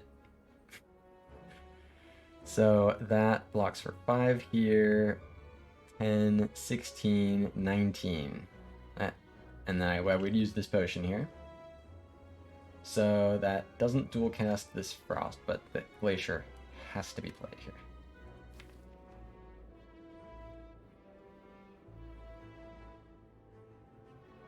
Look at the costs on these freaking cards, man.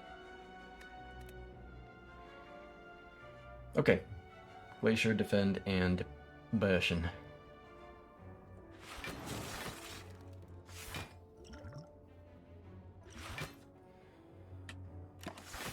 And this ain't even the multi. Alright. Biased Cog. Grand. I can cool-headed into the other one.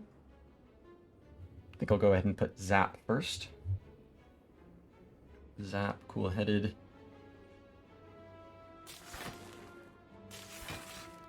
It costs 3. Got 8 on the ink bottle.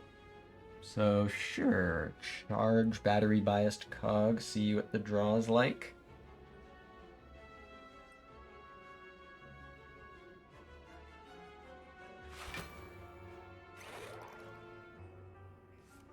Alright, gumpile. Damn it, gotta get back to that donut when I am able. 21 times 4. Blizzard deals... Oh, it only gets played once. Glacier will push this through. So I can Glacier, cool-headed, and charge battery. And chill.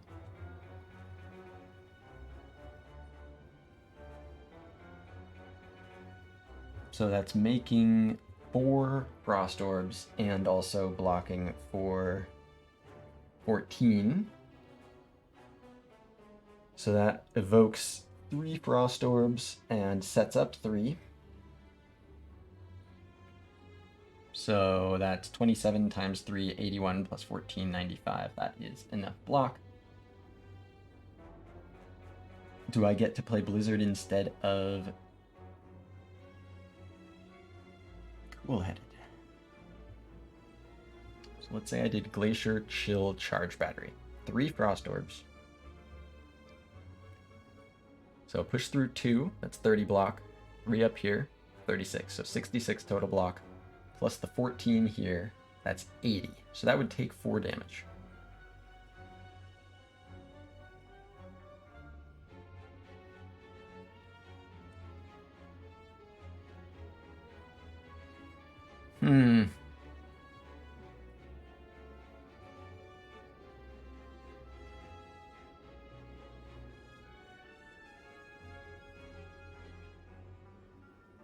That's a tough one.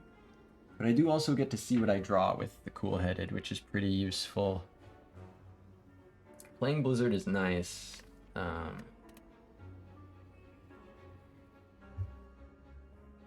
Like, taking 4 is not the end of the world, of course. Like, doing 33 damage to... instead of saving 4 HP, based on how this fight has gone, I think that, yeah, potentially maximum return on investment there, as in not dying.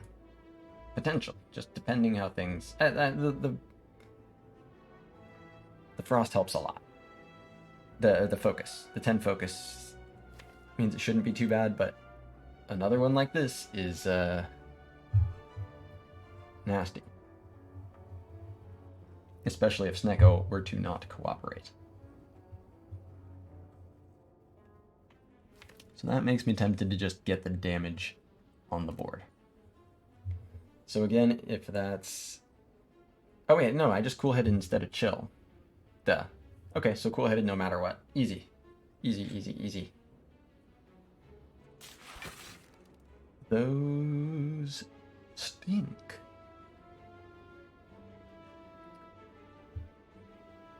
So Glacier and Charge Battery no matter what as well. It's just a question of chill or Blizzard.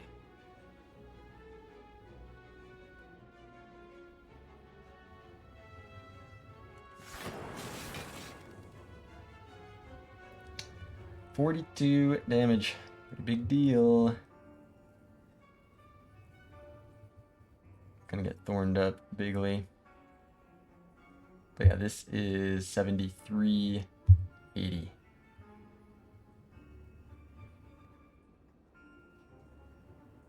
Like, can I just kill with something else? I mean, hologram, who knows? Well, this costs 1. So I can do the hologram. But it won't be lethal if I don't do this now. I think I take the 4 here.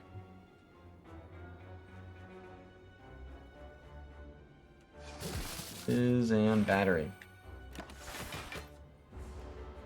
Ow, ow, ow, 4.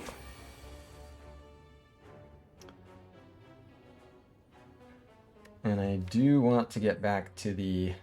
Oh yeah, can I hologram self-repair? It's not here. It's not here. And I'm not gonna... Yeah, I don't have any frost here. I can't guarantee... no, this should be able to kill no matter what. Yeah, I can make it so this kills no matter what. So I'll try. And I've got Capacitor now with the Glacier. I'm still not convinced that this fight isn't scary. I think it still is. But I've got the guaranteed kill next turn anyway, as long as I play these two, which I will. Let's see. But that is zap, no zap, because there's no need. No zap, more like no need. So, Strike, Glacier...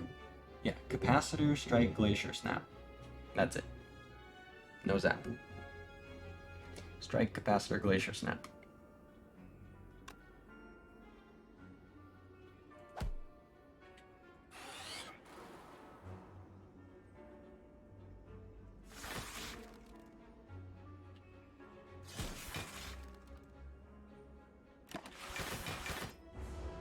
So that I can have an extra draw.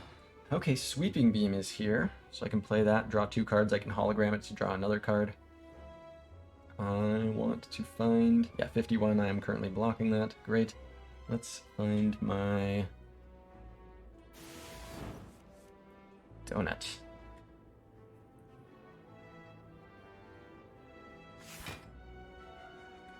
Donut. Okay. Getting thorned here, so that's 14.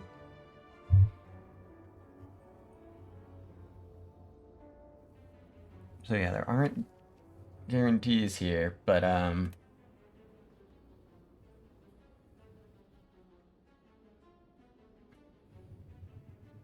yeah, no, the next multi 21 times 5.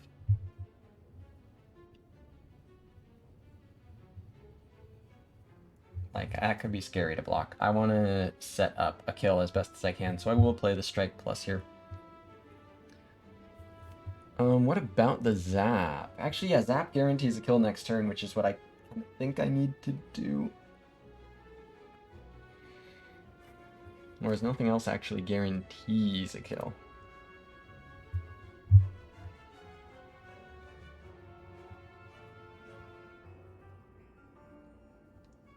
Be 1 damage short of a kill this turn.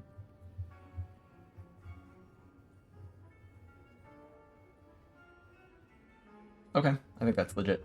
So, Creative AI, Zap, Charge Battery, Defend, Creative AI, Charge Battery, Zap. Sure.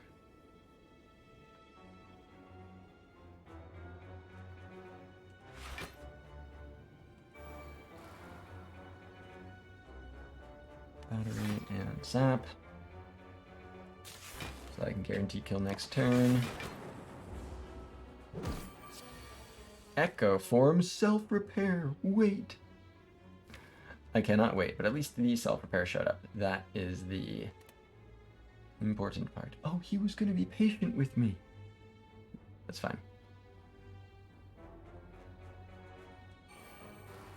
Echo Form and Cold Snap. Wow.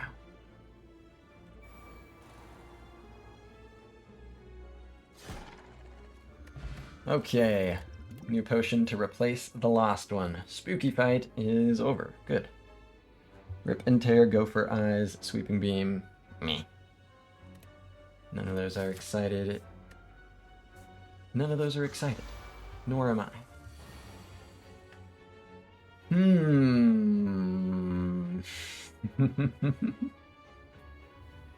Double Core Surge into the dumbass enemy. I can turn this guy into a dumbass for 3 turns. Can self-repair stack? Yes, you can echo self-repair. It's very good to do so. And in fact, if you get 2 or more echo form stacks, you can echo first an amplify, and then with your second echo form stack, play a self-repair, and that will play it 3 times. Yeah, I think it's worth it. I mean, does the focus need to be permanent for this fight? Not really. Owning the guy is pretty funny. I think I'm gonna own the guy because it's pretty funny.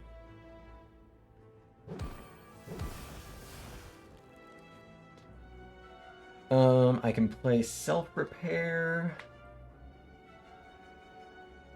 Actually, yeah, there's probably like a stall for Echo Form thing in here that I'm not able to do anymore because of this debuff, but it's fine. Probably. Still might get a biased cog before anyways. Playing that's good no matter what happens. But I want to do this rather than cool-headed into something that I won't be able to play. That's what I think. Get that out the way.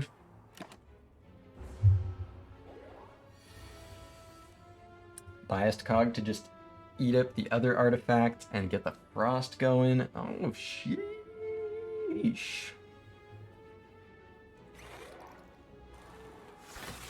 Sheesh. I mean, I'm not dual casting. See, I already full block here. So let's do this. Wow. So much damage.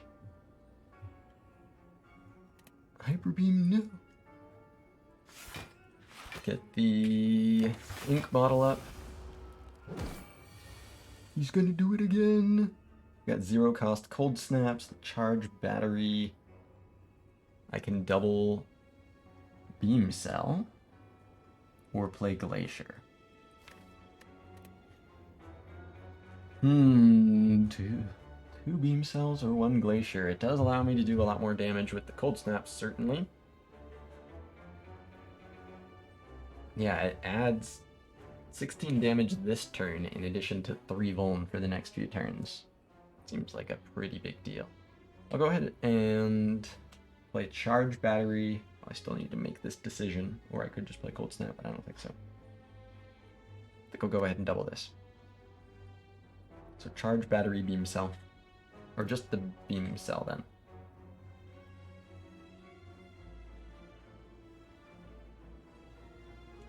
Whom, whom. Nice. Already paying off. Cold snap, charge battery, cold snap, strike. Snack.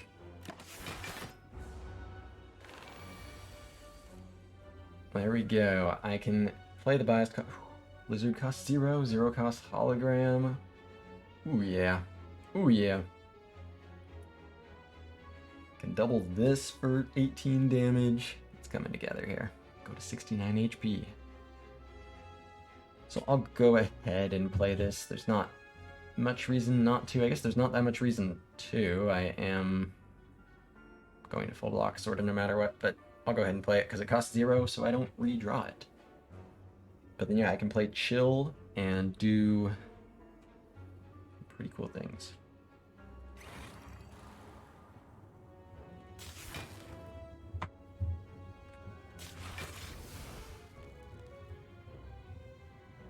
So Blizzard and then hologram. What's up, son? Good to have you here. Hope you've been doing well. Slap this Blizzard down, hollow it, and then sweeping beam.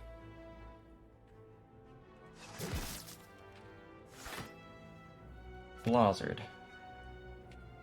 Beep, beep, beep. Crater to meet ya. Crater to meet ya as well. Or hollow the 0 cost hollow. Wait.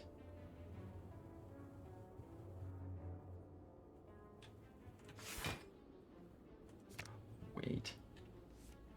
Whoa. Wow, wow, wow. Go ahead and double this too. Boom, boom. Glacier, and then this is brutality. So I could follow something else. Yeah, hollow the 0 cost glacier, play that, and then Blizzard, and then, but I can't like guarantee the kill. It'd be really good to set up for this Burning Elite, though. And, like, I probably can kill, and if not, then I block for tons. Yeah. So, let's do that.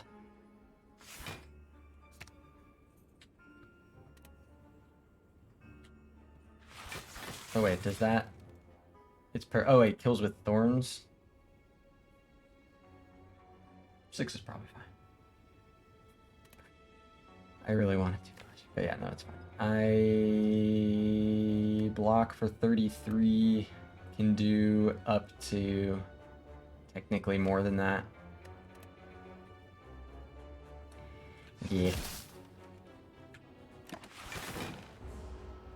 Blizzard.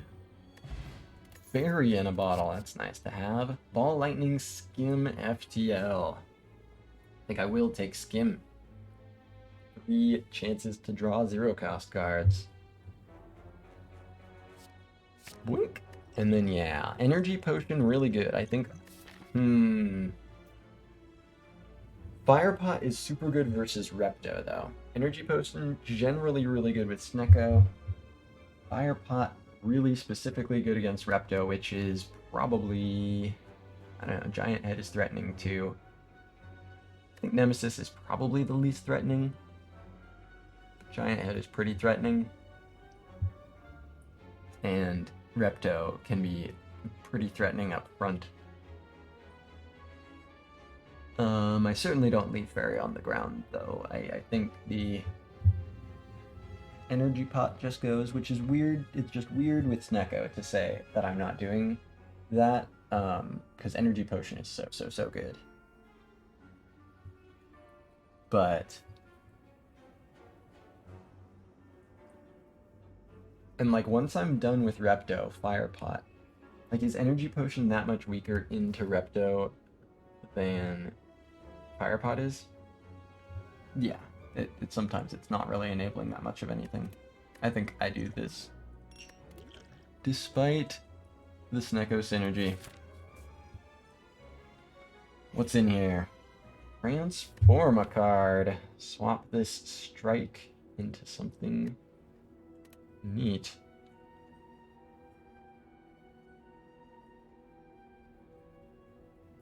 Bomb.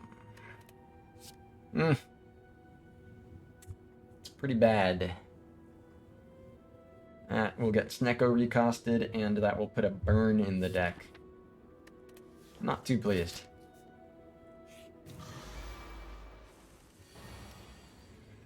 All right. Whew. Whew. 36. Okay. The 3640, the 3650 character. Right. I've heard about Burn 45, but now I gotta get ready for 3650. Do have a Glacier, although it costs 3. I do also have a Chill, but yeah, I don't have any focus for these. Creative AI gets played. Didn't get myself. So yeah, Chill, Glacier, Creative AI, and take 25. Wow.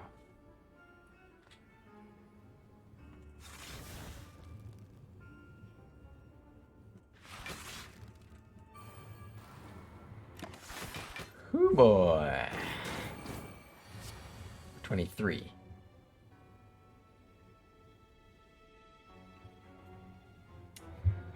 I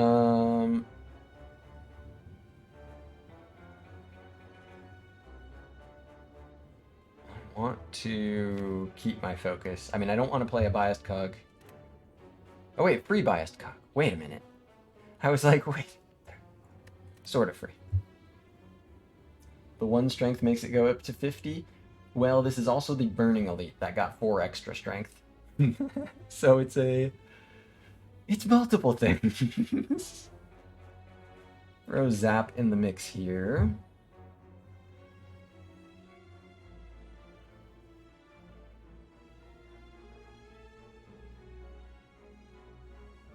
See what it draws.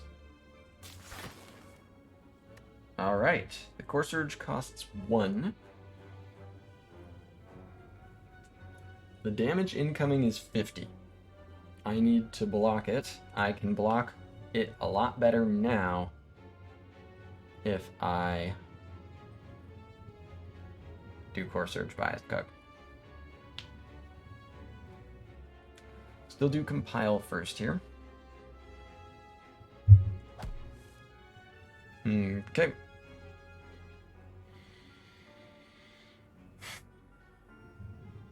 Yep, I'll do it. Core Surge Bias Cog, even though it's the biased minus.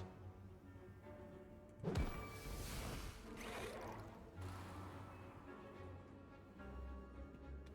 I gonna play the Sweeping Beam? I guess I am, so yeah, I probably should have done that first. Yeah, watch, it's gonna be fucking bias plus. Yeah, that was an order mistake.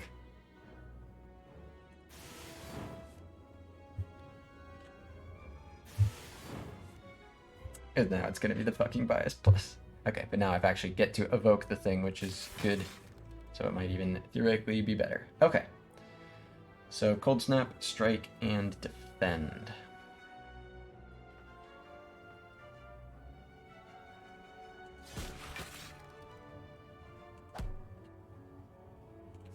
Alright. Take 10. It's not great, but it came together a lot better than it was originally looking. Self-repair costs 0. It's also a loop. Not too bad. Got a 1-cost hologram. Things that I want. Both the glaciers cost 3.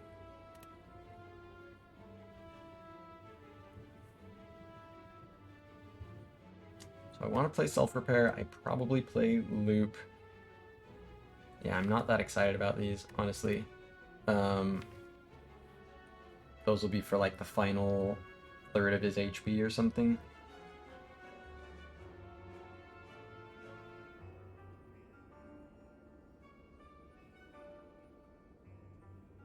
I could get Blizzard, because it will get played twice. And I've made, I don't know, it's not huge or anything, but it's sort of sizable. So like Loop, Self-Repair, Dual Cast. Oh no, then I wouldn't hologram the Blizzard. So I'll play Self-Repair here to see what I draw.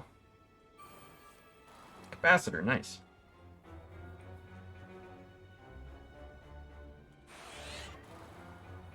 Now, I probably want to hollow the Glacier. And dual cast this, just because it's the turn that I'm doing, that I can do damage. Yep. Hollow, Glacier, dual cast, and Glacier.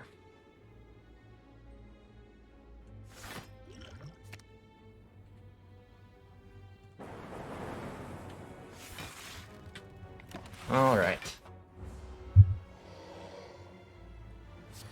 12 by 3. So, if I block for 12, good. Don't actually have that. I can block for 10 and take 2, or I can evoke one with Zap. Sure.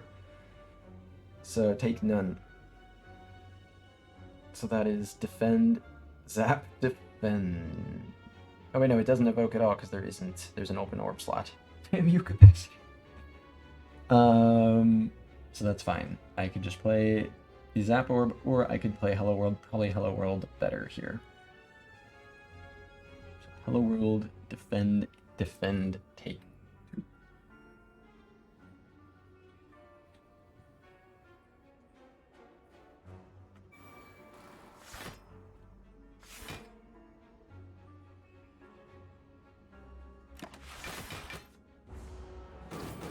Wow.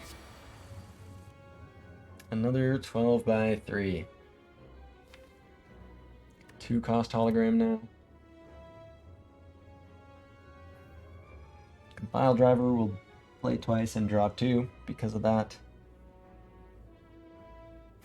The Snecko shit is sucking a bit here, but I can hollow, defend, block for 10, take 2 if I need to.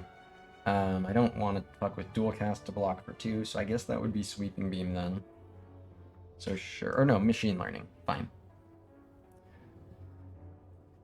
Machine Learning, Hollow Defend, play Defend, and then see what I draw. And that takes 6, but that is as much as I am able to block.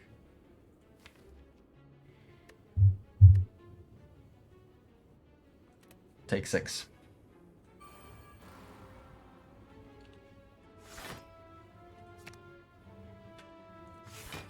Unless... No, take 6. Oh yeah, I have Gremlin Horn for Repto. I should have held on to Energy Potion. That could have been useful in this fight. Fuck.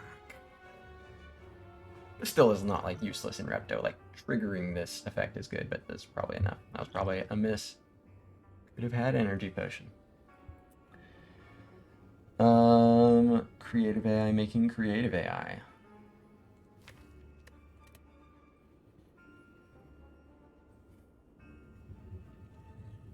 Cool-headed costs 2. Probably will just play that. 2 it draws.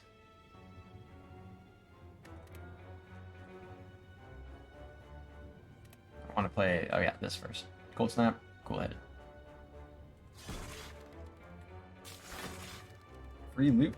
Blizzard can only be played once, and it does 1 this turn. Yeah, it's up to 27. Okay.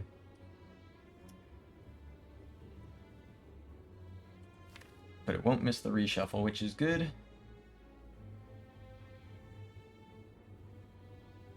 Fire Pot is arguably half an energy pot in Repto, kind of like the choice still. Yeah, like it's still, you need something to start the whole Gremlin Horn chain reaction. And it's not like completely foolproof or anything.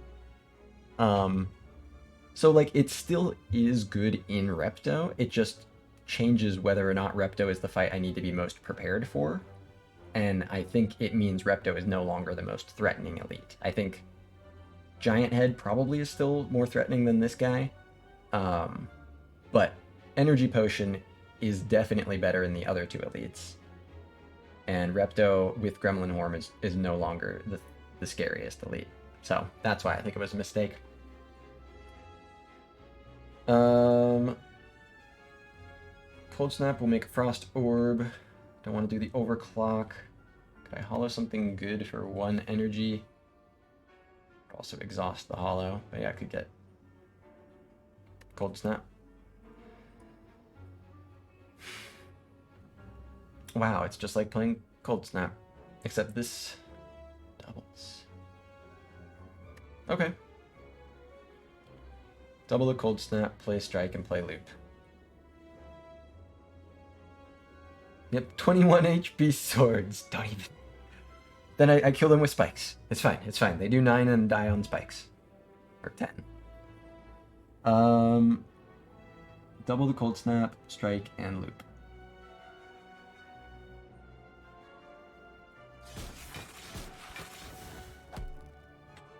Lit.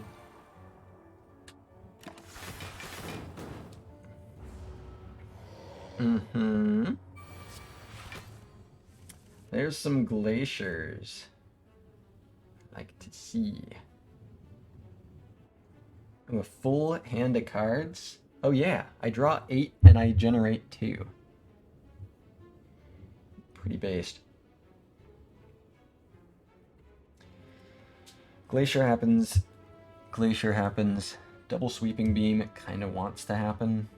Double Streamline. I don't know. I could have it. It's 18 extra damage compared to the Sweeping Beam. It just isn't the draw, of course. It's probably better at this point, especially on a turn like this. You know, damage when you can do damage, yeah. So double Streamline and play Glacier.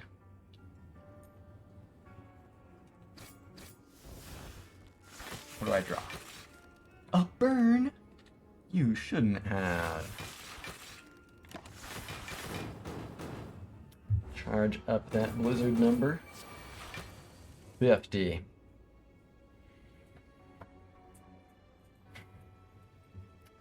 Streamline's ready to do it again. Hologram costs 1 and can get back Glacier. Probably just do that, and then maybe double Cold Snap as well. Cool. I need to be done by like 6:15 at the absolute latest today, so I want to keep an eye on the time and maybe pick up the pace a little bit here. Come what may. Okay. Blizzard? Blizzard? I don't think I need to rip Biased Cog. I don't like I block 36 at base and I have 10 in hand. I feel like more can go wrong with this than right, but then again, I don't know. That's kind of how I feel. That's kind of how I feel.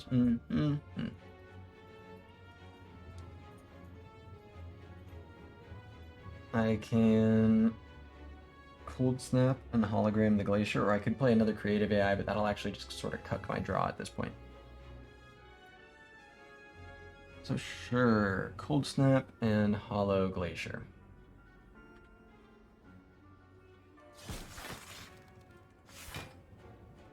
I guess this guy does scale in the form of burns. It's not like completely a meme.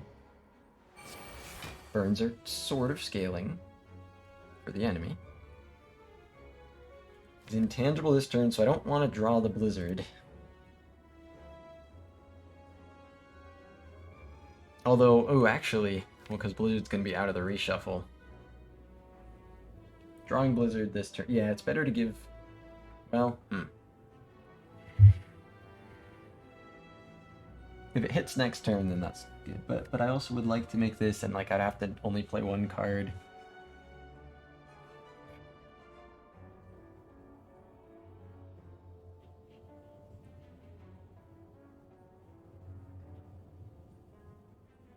So I want to play Cold... Yeah, Hologram the Glacier and play Cold Snap. Sure.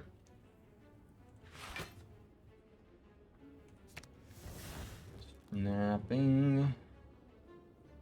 What do I draw? Not the Blizzard. Pretty great.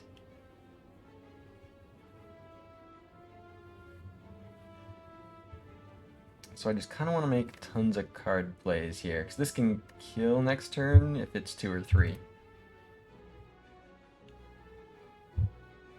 So I won't play the Cool-Headed, I won't play the Sweeping Beam, I don't want to play Hello World.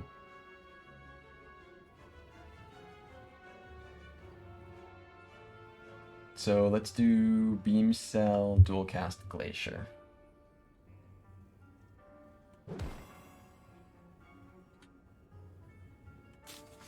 Oh, and I guess Biased Cog. Yeah, no reason not to Biased Cog here.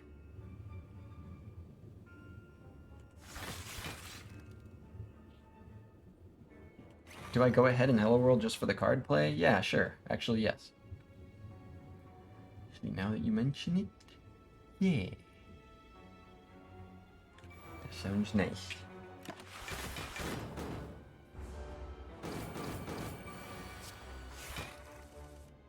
It was the bottom card of the deck. 75, Streamline. 0, can bring it home there. So, Blizzard, Defend, Capacitor, Streamline. I'll finish it off with the Blizzard, because that's what you gotta do.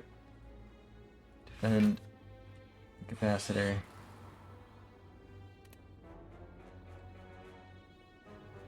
Streamline, and... Nice. Blizzard. Blood Vial. Okay, Stack Plus, I don't think I need... Yeah, no. The only kind of block that I could maybe still benefit from is, you know, stuff like a Horn Cleat. It's still nice. Up front, yeah, front load block. This is block that more or less you have to set up, kind of. Kind of. Squint a little bit, but kind of. Alright, speed. I require speed. Let's see.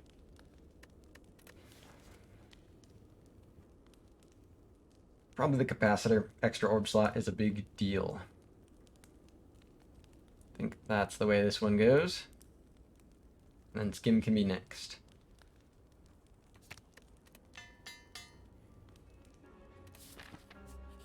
Okay, it is Reptomancer. Might as well use Firepot if a good opportunity presents itself. Go ahead and play the zap here. See what I draw. Okay, see it. Blizzard's gonna kill everybody? Blizzard's going to kill everybody. Imagine not having energy. Chill, Cold Snap, Glacier. So that's 3 Frost, 5 Frost, 6 Frost. Completely annihilate enemy. These ones mostly.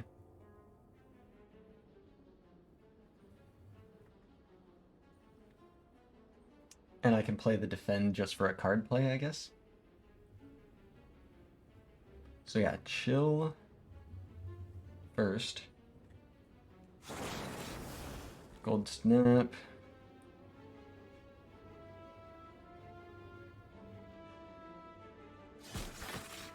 Glacier. And look at this. They're gone. Pretty pog turn 1. Yeah, this worked out rather nicely. Ooh, give me that energies. Right. Throw this on. Rather than a darkness? Yeah, fuck a darkness. Cool.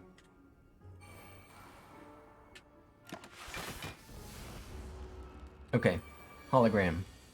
2-cost hologram. There is a sweeping beam that can do 12. Need to play a biased cog with no artifact. I'm up for it. Is still Firepot accessibility here.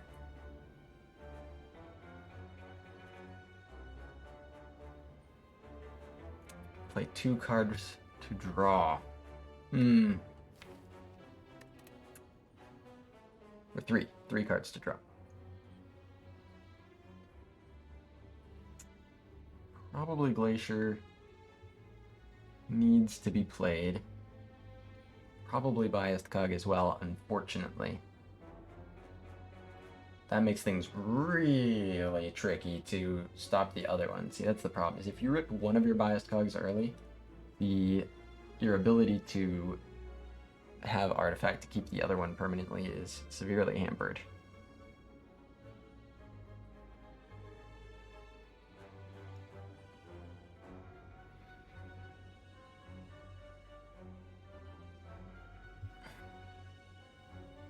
So, seems like a fine turn for Firepot, then, but how to use it? 21 and 23. Any of these attacks stop me from playing Glacier.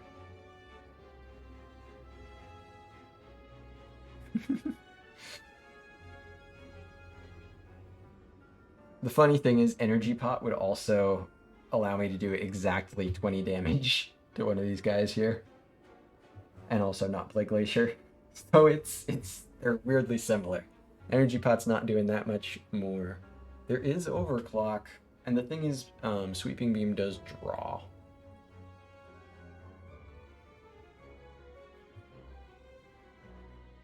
Compile draws the same amount, though. It just doesn't do AoE. So here's what I'm thinking. I'm thinking it's Compile Driver on back, and then see what I draw, see if that changes anything, and if it's like gunk, then I Firepot back, get an energy, get a draw, and then probably Glacier, and take a lot of damage. But so 3 cards, it'd be, yeah, Compile. So Compile here first. Although, maybe I could draw something that kills here and makes me not have to use Firepot. Like if Core Surge gets... Actually, yeah, if Core Surge gets doubled, it kills this guy instantly. So I think I will stay over here. Oh, Core Surge won't get doubled. What am I talking about? I'm doubling this attack now. I think I should just go for the lower health guy because it opens up more chances to kill this turn. So double this, and then probably Fire Pot. All right. All right. And that's why... Well, actually, that would have still worked out here, but just because the numbers work out. But yeah, sure. See what 2 cards I draw. Blum, blum. All right. Keep the damage coming. Look at that.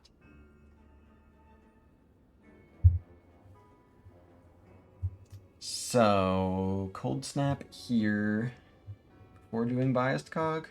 Yeah, I really don't want to have Focus taking down. It's -5 block this turn if I'm ripping Biased Cog eventually.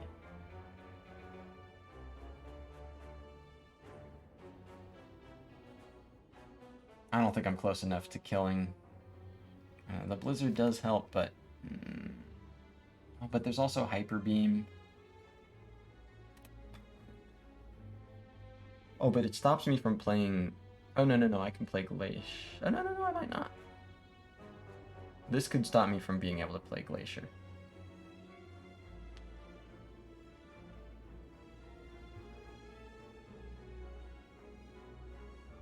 Okay. So I'll Cold Snap here then. I could just use the Strike, but I want the extra damage here. Hologram.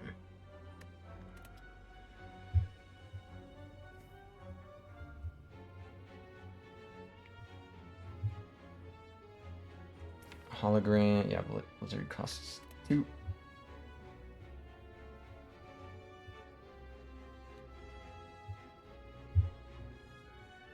I think this is just throwing down Glacier. And of course, Strike plus. Do I want to use Fire Pot? Yeah, I don't have a better time for Fire Pot. So it's just Fire Pot here, that's fine, that's good. Get the energy and the draw. Okay.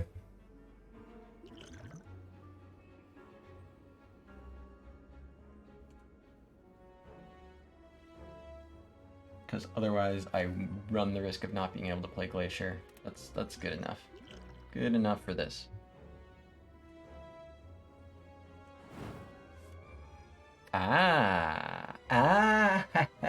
Wait, no, it's not doubling this turn. Because I already doubled this, I think. But still, I'll take 1. 1 is fine. 1 is good. Oh, but then it doesn't play Glacier at all, but that's fine, yeah? That's 7 plus 7 plus 7. 21, 26. So it still takes 9. But I take more than that if I don't play Biased Cog. But it's just if the Biased Cog Glacier line is the line. Because that, of course, full blocks.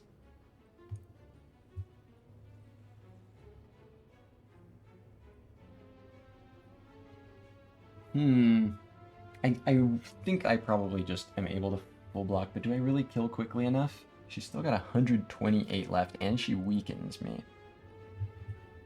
Also got Hyper Beam and shit. I need to block. I think I take 9 here.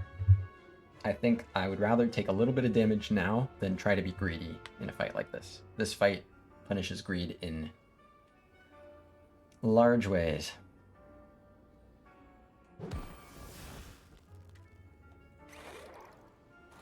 All right. Strike'ems. Take 9. Double the Hyper Beam. Does do 68 damage. It means my focus is -1.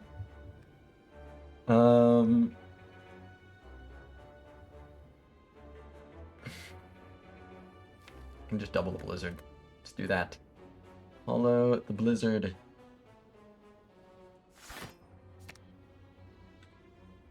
$48.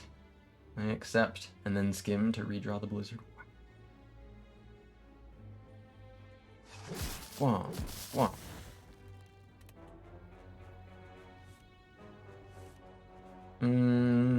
Biased cog, yes. At this point, yes.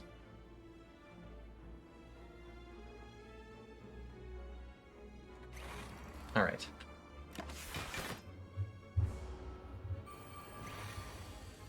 There we go. Blizzard just wrecks the Reptomancer. Cold Snap here. Good draws. Oh, that kill? 27, 50. Oh, yeah, that would kill. Okay, so no. I need to be careful not to blizzard her too hard into oblivion.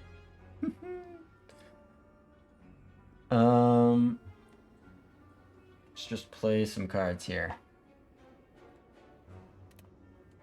Could hologram like skim. Let's just do cool-headed. I don't know, hologram skim is playing extra cards. It's playing 2 cards to draw the same amount. And in fact, if I'm comfortable doing this and saying, yeah, I am comfortable doing this. I am.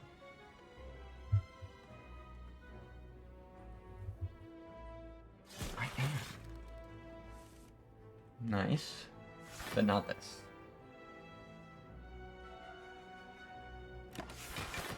I just gotta find...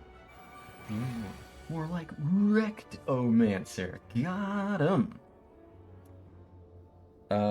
This Cold Snap, Compile Drive... Glacier, Cold Snap, and then Compile Drive or something. Wow.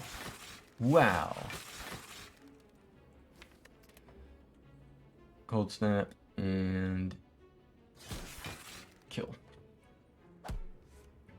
Give the Maw Bank. Wow. I don't think multiple Dark Orbs is right. The physical damage is also a thing. It can get doubled by the thing. No. This is not helpful enough. Having one of these in here for fights where it's really useful is nice. I don't think more is helpful.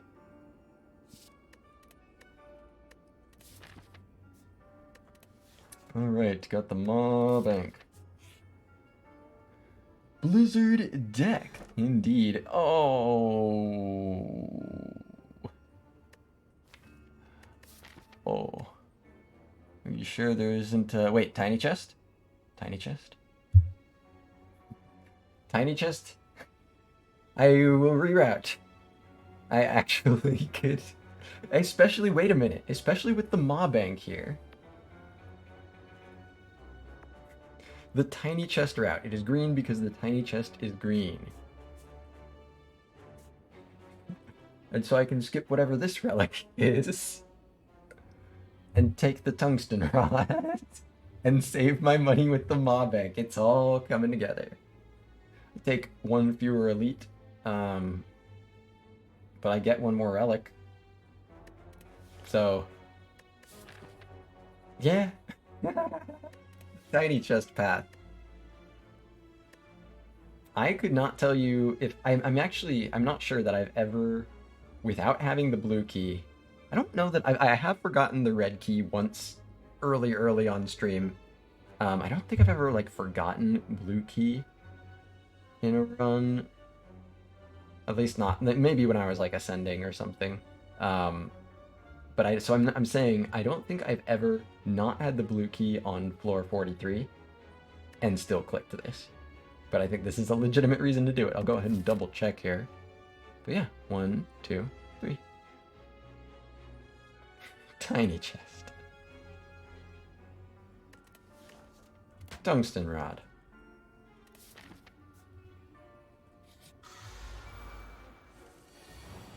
The reverse Phylostone. Okay, we've got the Nemesis again. Glacier costs 3, Blizzard costs 0. Self-repair costs 1. I'll just play the self-repair and see what I draw. Don't just want to play Blizzard. Maybe I should. I know, it's 0. What's up, Basuki? Graduating from screen off to screen extremely dim. Nice! Glad to hear things are improving, if lightly. Light. Is the light.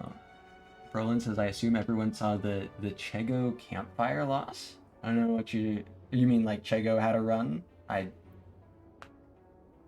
don't think, I don't know exactly what you're referring to, so I don't think I know it. Oh, is that he had a loss where it was at the campfire? Forgot the red key. I mean, it's an easy thing to, it's a lesson you learn once in a painful way. You learn it early, you learn it late, you learn it on stream, that's painful. But that's how it has to be learned. Glacier blocks for 11. So I would take 11.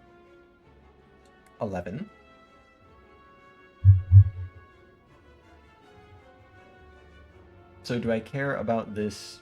It's 9 damage versus saving an energy by not playing this. I need to play this anyway. I want to do 9 damage. Hologram. I want to do infinite damage. 18 damage. Glacier, Blizzard, Hollow the Blizzard. Blizzard. Oh, forced key mod. Whoa! It'll automatically do it if it's forced. But I bet it would have just automatically done it for me there, right? Would forced key mod have taken that key for me? Because I bet it would. If it does it for blue key. If it's only for red key, then that's different. But I bet it would not have even acknowledged the power of the tiny chest. Blizzard. Oh, it doesn't do it when you have tiny chest. That's so fucking big. It's actually pretty cool.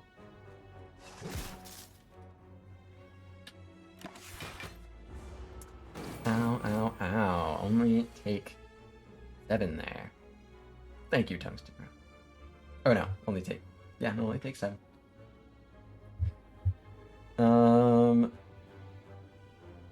46.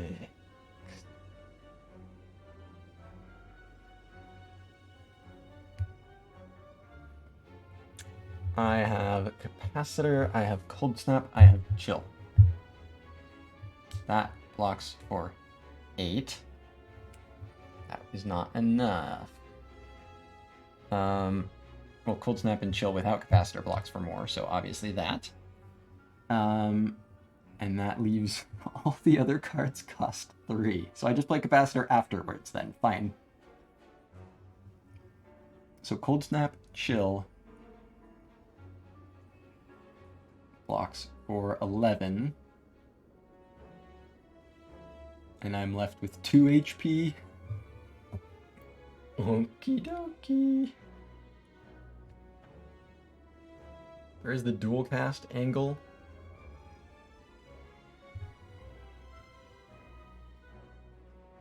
Actually, yeah, wait a minute.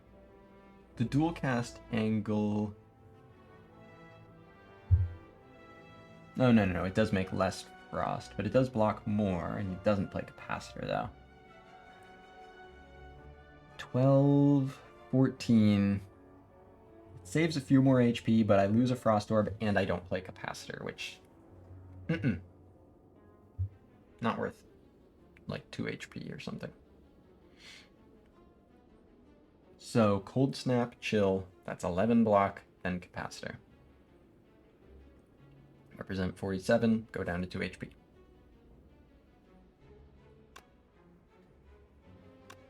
Okay.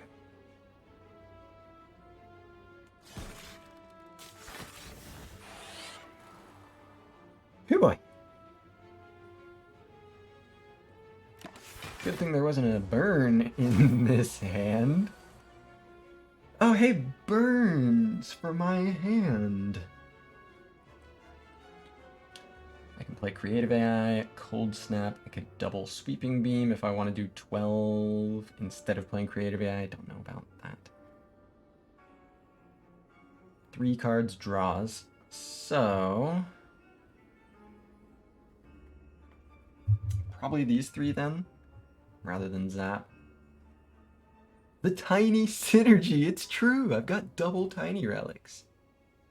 Tiny House gave me Strike Plus and Beam Cell. So Beam Cell's good. Good start there. And the potion was fucking plated armor, so we don't worry about that.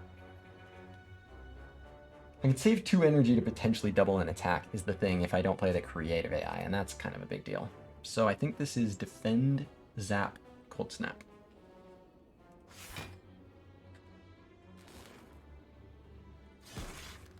Ascender's Bane, wow.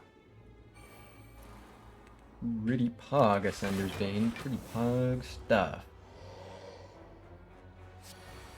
8 by 3. I have a Core Surge and a Biased Cog and a Glacier. Seems pretty solid to me. Can't double the Core Surge, unfortunately. How good would Tiny Chest be if the card reward, or Tiny House, would be if the card reward was a rare card reward? That's a cool idea. I don't think that would be overpowered. I think it'd be pretty good. Rare card reward and you choose what upgrade. I mean, that would be like actually good, I think. That would, I mean, that's pretty strong. I think with just the rare card reward, it becomes like, I don't know, like I'm thinking of it like Curse of the Bell, where it's just like, throw some good stuff in there. I think that's cool. I think that's cool. So Core Surge, Biased Cog, Glacier. The moderately sized house, exactly. A decent sized house. Core Surge, Biased Cog.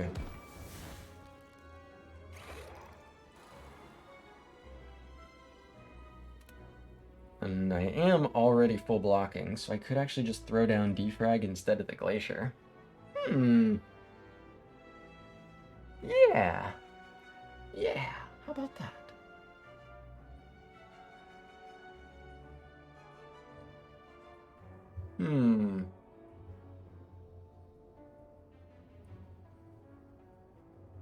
Okay, defrag and then defend just for the...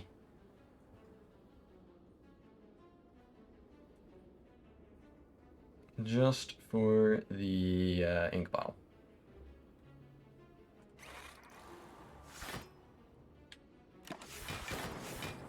Alright.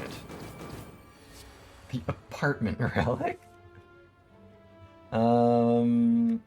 Charge battery... Cool-headed cold snap. It's on 5. Don't have any doubleable attacks here. Could do Hello World and compile and... Nah, let's just see what's behind the cool-headed.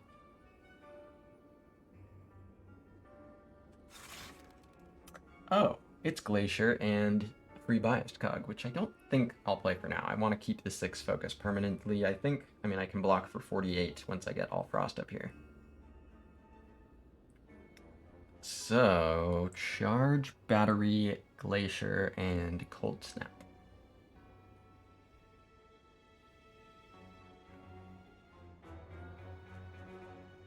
Battery, Snap, Glacier.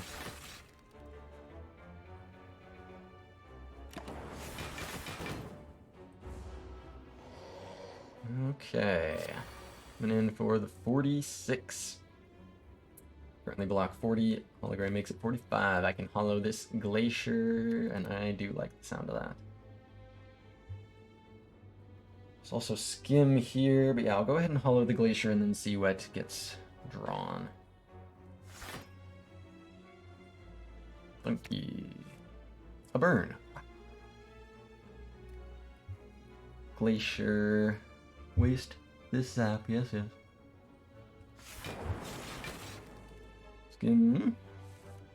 Overclock for 0. I still don't think that would do. More burns! There's not enough burns here.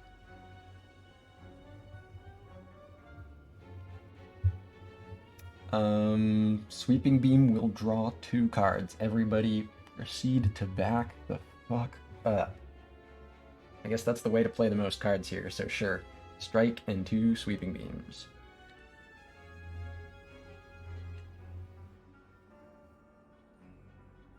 And then maybe overclock if I need to, but yeah, I'm not killing yet anyway. I'd just be charging this up for the next use within this fight. Whoa, whoa! Oh, now Blizzard's here. Deal 33 damage, deal 1 damage. Got a hologram in here. Okay, so this is not doing its thing. Okay. Blizzard. No overclock. There's no need.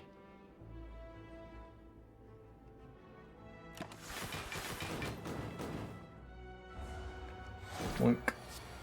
8x3 capacitor. Thank you. Capacitor, Glacier, Cold Snap, Sweeping Beam. Oh man.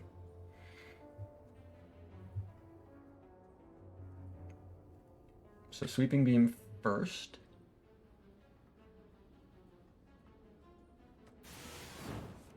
Alright.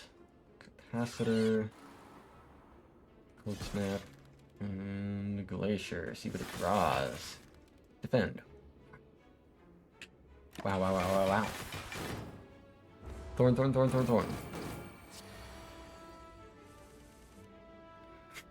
A few Biot Cogs. God damn it, Blizzard. Blizzard and Intangible Nemesis. Name a better duo. Well, I can play Blizzard 3 times for 3 damage. I mean, I'm gonna do it. I mean, like, what? You think I'm gonna not do it? I'm gonna do it.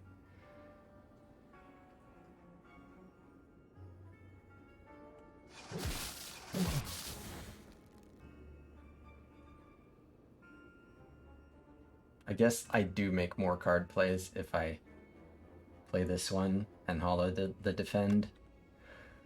Fine. Now I have to make an extra click on this defend because I didn't play it first. Fine.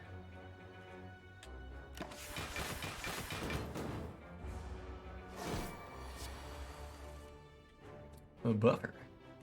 And a Hello World. Okay.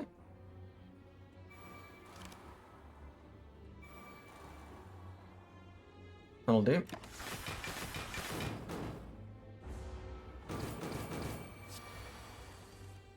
There are some glaciers in this house.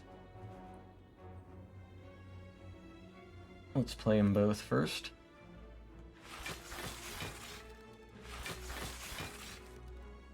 Darkness. Go ahead and sweep beam. And then just cool-headed. More burns than you could ever imagine.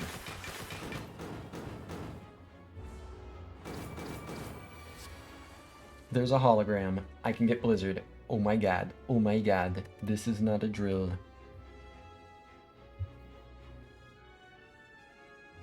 I do need to get the right quantity of card plays here. So, Beam Cell first.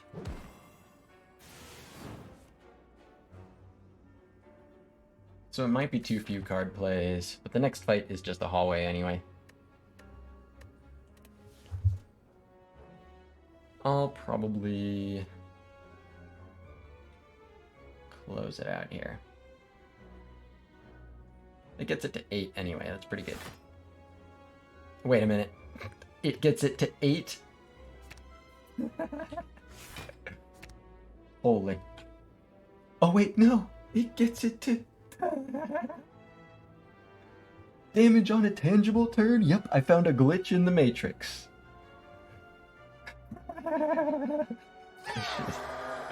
Exact lethal, so I don't get my ink bottle on 8 with the Necronomicon.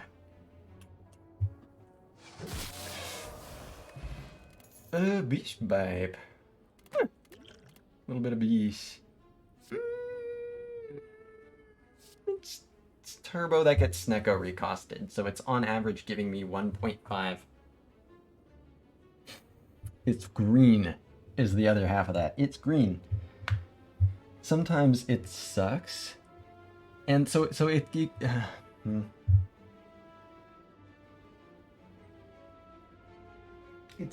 like over the entire course of the fight, it's plus 0.5 energy. It's giving up one draw for 0.5 energy. Because it costs 1.5 on average. And it gives net 2, including the void.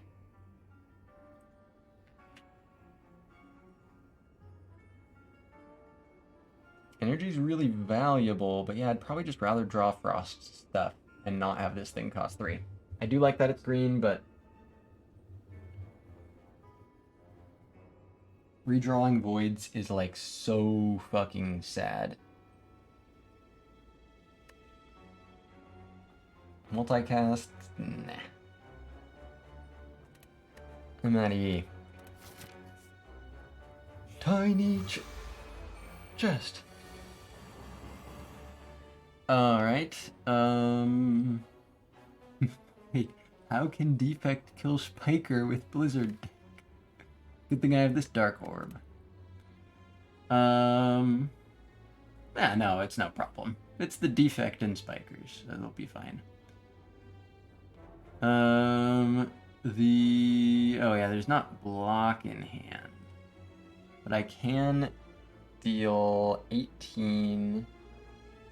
This is then add 13, so 31. Okay, no, so I double this. That's 26, and then this comes in 35. Cool, so I can kill this one. That is for all the energy. But yeah, so then that goes down to 3 HP. Oh wait, no. Then I get Gremlin Horn, and I get Ink Bottle. Oh, I get Ink Bottle immediately after doubling the strike. So that is what I plan to do. Really wish I could double this and get the extra Frost Orb, but I don't. Yeah, that's 26 plus the 9, 35. See what I draw here. Wow, so good.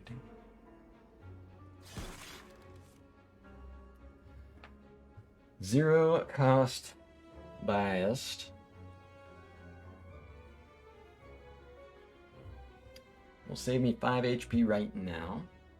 But of course it puts the fight on a timer, and this is Spikers. I sure would like to not be on a timer.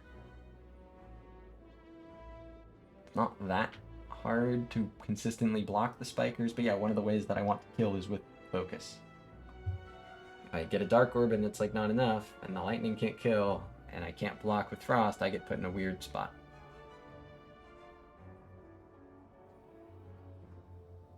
But this is losing a pretty meaningful amount of HP. It's 5 more HP I could protect.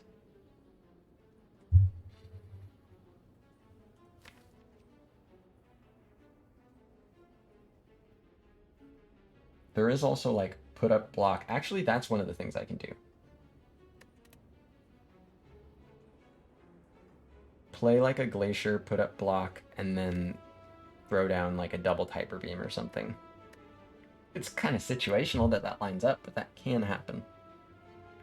You can be sure colorless pot gives panacea. Yeah, how useful is colorless pot here?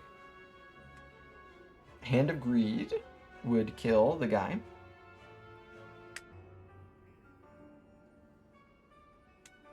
Apotheosis makes Zap free.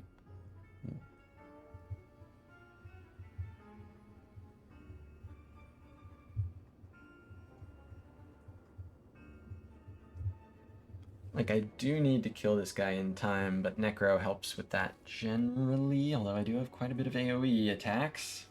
Does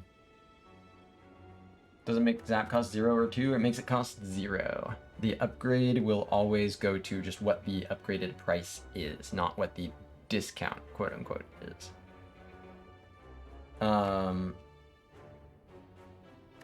Do I rip this? I think I do. I think I rip this. And I think I hold potion.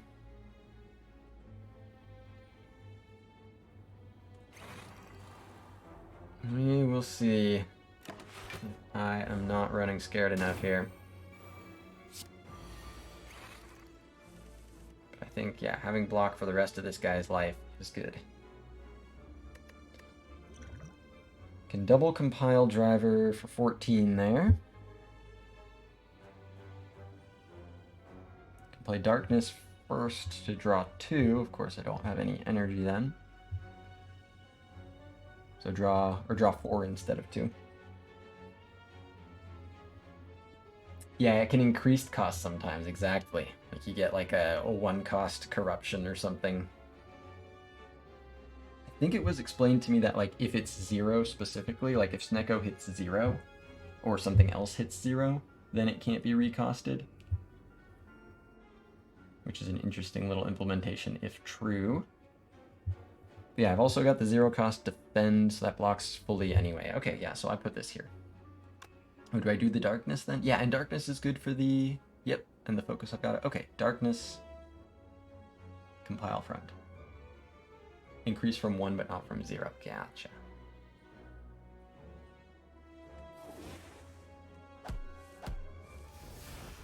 A 0 cost cold snap. You don't say. And there's my self repair.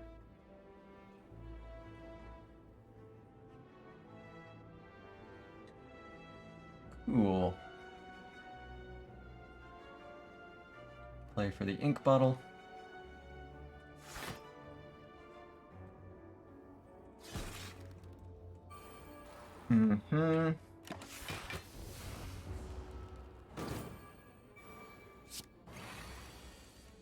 Core Surge. Doubling it protects 2 focus. So it's a defrag. It's a defrag minus if I play it here. It's a defrag plus if I play it here. And then I can hologram cold snap. The 0 cost cold snap.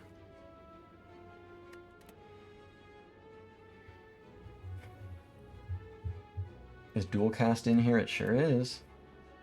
I'll see what I draw after the Core Surge. Yes.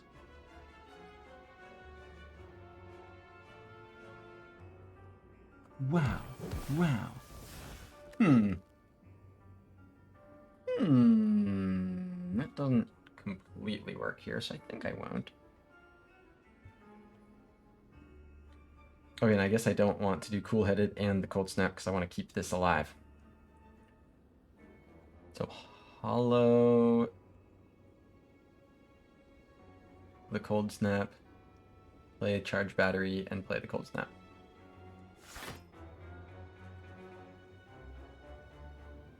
Yeah.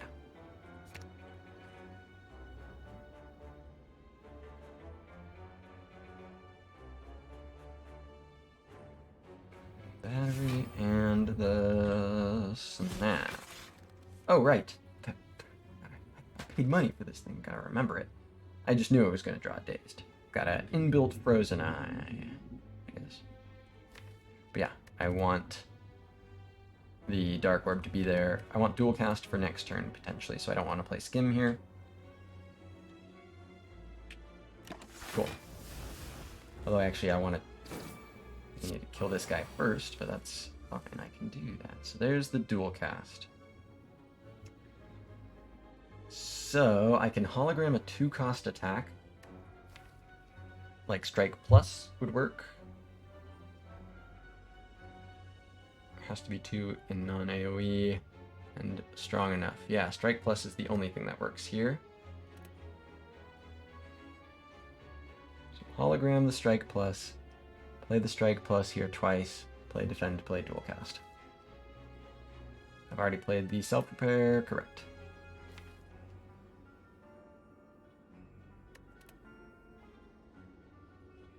Okay, and I'll get an extra energy as well.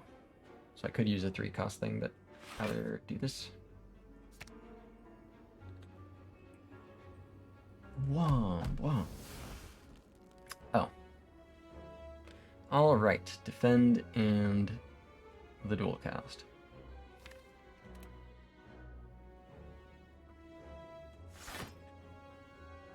Cool. Bottle on 8. I'll take it. Fear potion. Hold snap plus claw or leap.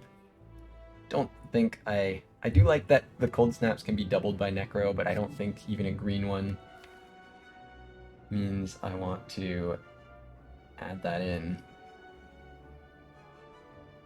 The claw is the law. Snecko claw, the best of all time. It can be doubled with the necro. Wow.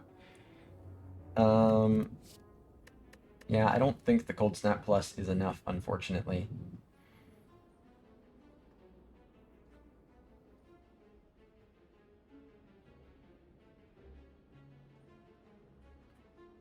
It is cool when it's doubled.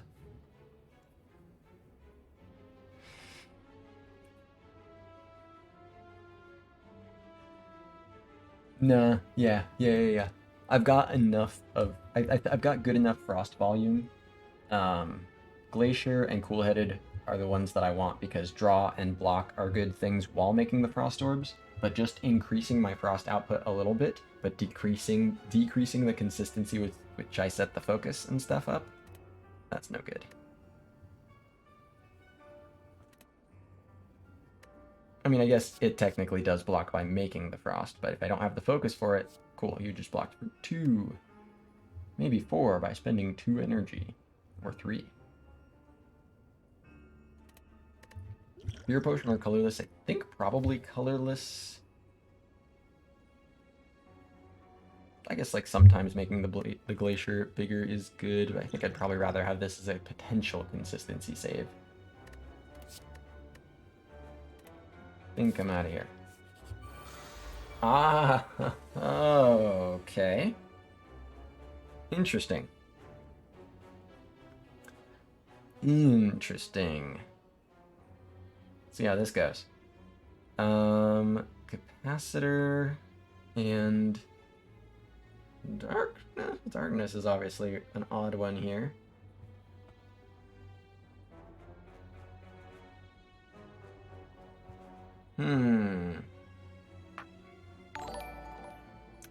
There's always an option to panic colorless pot because like I want apotheosis or something. Corn Pop, thank you very much for the follow. Hope you've been enjoying the run. It's been good seeing you in the chat. It also lets me draw with compile. If I end up doubling that, which I might. Okay, I think this is the play here. Ooh boy.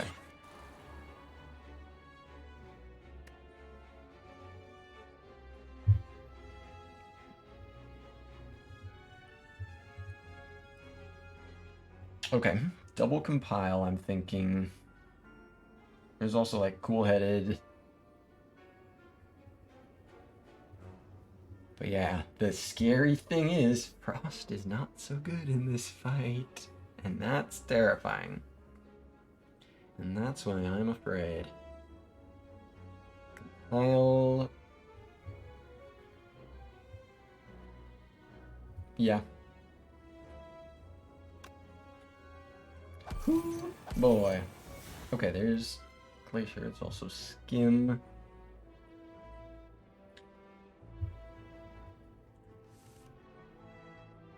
Okay. Well, biased without artifact is fine. It's not the best.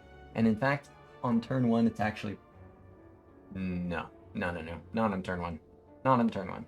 Maybe on like turn 3, maybe. But when you rip bias too early, then you are in trouble on the scariest turns.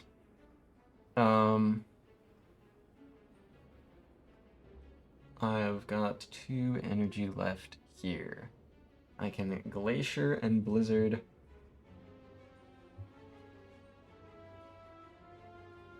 I think that seems right. Okay. Could do Cold Snap and Blizzard, but no, I think this is right. Glacier, Blizzard.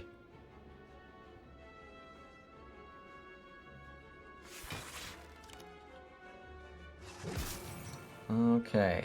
Take none thanks to the Tungsten Rod. You ever block the transient with Tungsten Rod? I usually do. Core Surge costs 0, so I can make this next one permanent. Good. Does stop me from really using Hyper Beam. Oh, it doesn't stop me. It doesn't stop me from using Hyper Beam. In fact, it could. In fact, actually, maybe that's a better use for this fight of the artifact. Stop. Yeah, it might be. Just rip the biased cogs halfway through the fight and then actually have focus not lowered by the Hyper Beam so that I can play it and survive a turn with it. Especially if it's... Oh wait, if it's doubled to then... Okay, yeah. Yeah. So, I've got the Core Surge and the Cold Snap and the Strike. And then the Defend. That is all that. So, 15, 26. The guy goes down to 25. And I block for 6 plus 5, so 11. He's doing 25, so I would take 14 or take 13 because of the rod.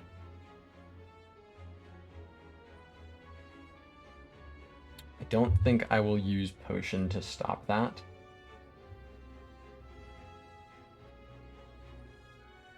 I think it can be more useful on a later turn.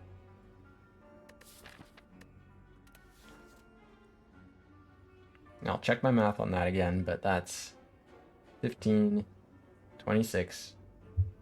So damage incoming is 25. And I block for 11. Damage incoming, yeah, I would lose 13. 2 steps forward, 1 step back, it sure is. But thank God for the self-repair. So that I keep taking... So that... Or it's more like, yeah, it's kind of like 2 steps back, 1 step forward. 1 step forward, 2 steps back. But imagine if I didn't have the step forward in my deck upgraded. This card is so good. So, I won't draw this turn. Strike, Snap, Defend, Core Surge.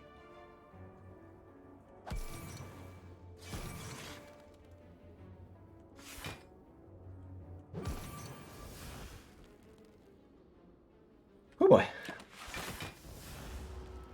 Oh. Okay. So here's Hyper Beam if I want it. Overclock is happening. Overclock costs 0. I want my biased cog. Also, well, play the charge battery first? Sure, why not? Chill. Alright, overclock. Biased cog. Where are you? So, Chill and Glacier are in the hand. Probably want to play both of those. I can double a Beam Cell. I could double a Sweeping Beam.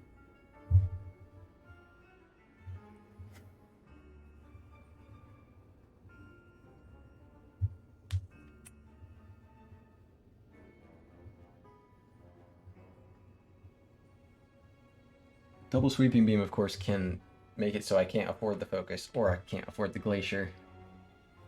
And again, the Focus is not doing as much as usual. I could, weirdly enough, double the Beam Cell and then single Hyper Beam. That would block enough for me for this turn. It would only use up 1 artifact. I don't really need the artifact that much for the biased cog. It's nice. it's less useful than in pretty much any other fight. And so, double beam cell, this guy's vuln for the whole fight, that's a pretty big fucking deal. And then my frost will also be pretty good. It doesn't play Glacier, is the scary part, but that's mostly fine. I'll have 4 frost. This also helps me out some. So I think that's the line. Because yeah, this is doing 51. Yeah. Double beam cell, hyper beam, and chill. Blah, blah. It's an interesting fight, certainly, the transient. Yeah, doubling beam cell and shit like that. Gotta make some interesting moves sometimes. So there's Biased Cog. Dual Cast can help me out here. Also got Cool Headed to work with. Sure. Alright. I can double Sweeping Beam instead of Dual Cast. So the Biased Cog says I'm blocking for 35 here. Double Sweeping Beam would be 18. Yeah, that's not gonna do it. So the Dual Cast happens. I can single Sweeping Beam then. Sure. Go ahead and play that now.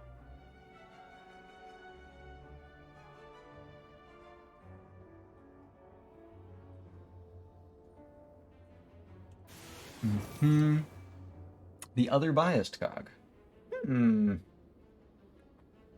If that would take some damage, but it keeps the Dark Orb and it makes it bigger. That's pretty huge. Okay. I would block for 60 against incoming 64, including the burn, so I would lose 3 HP. I think that's worth it. That's why you always make sure to play your draw cards first.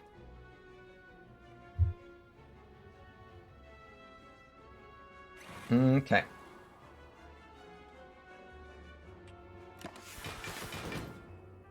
Take 3.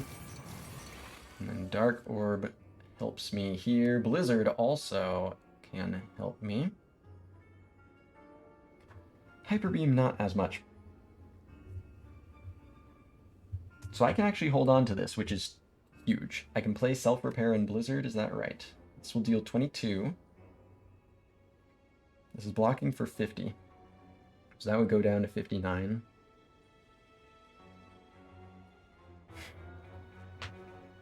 That's not quite enough. But Overclock can help.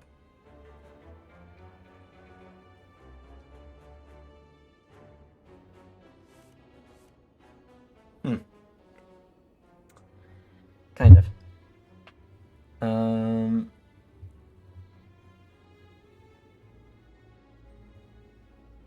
I can hologram... No. The Blizzard costs 1. I could hologram... Yeah, no. There's no 0 cost things in here even. I'm trying to think if there's a way to save the Frost Orb, or the Dark Orb for next turn. Get as much out of it as I can. Hyper Beam is a way to do that. That's not out of the question at all. Dual Cast isn't in here. Yeah, there's 2 orb cards that can evoke it. It doesn't solve all my problems.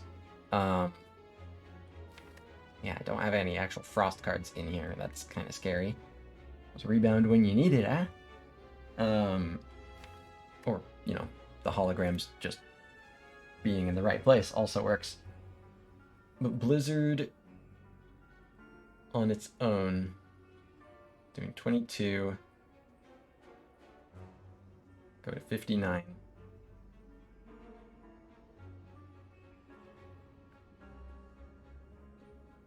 Oh, I can hollow Blizzard and not play Self-Repair.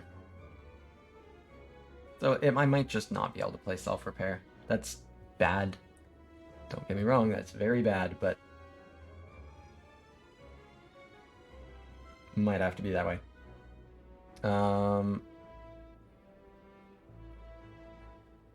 I still could theoretically redraw it. I do have a skim and compiles and stuff.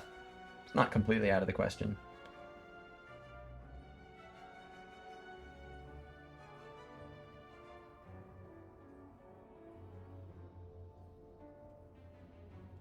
And then yeah, the Hyper Beam line. If I do Hyper Beam self-repair, then of course I'm full blocking this turn, but then this is what I'm dependent on next turn, and that's not even that big. I don't have dual cast left in the deck. So I think Blizzard Hollow Blizzard works, and I just don't play self-repair, and that's very unfortunate, but I might be able to redraw into it.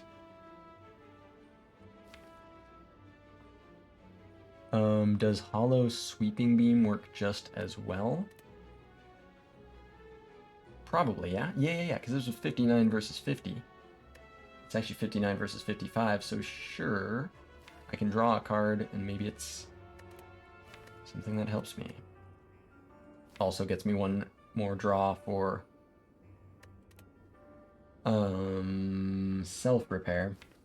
Overclock is the same because it draws 2 but makes a burn, so it's still +1 draw. It is 0 energy though.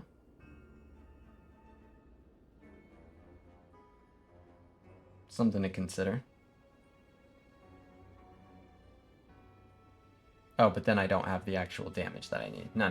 So that doesn't happen. Sweeping Beam it is. Hollow. Sweeping Beam. That costs 1. Could have just done the 2-cost one, I guess, but I'd rather draw 1 with 1 energy than draw 2 with 0 left, I think.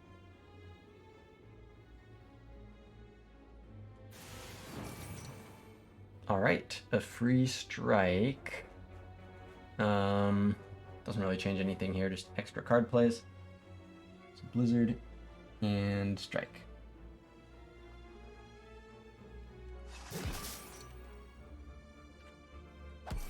Alright.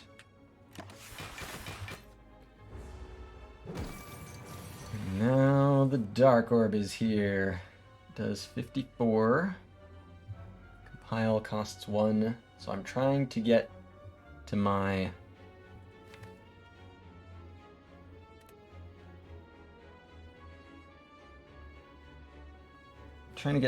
self-repair as best as I can here. Skim draws 3, Compile draws 2, but costs 1 energy fewer.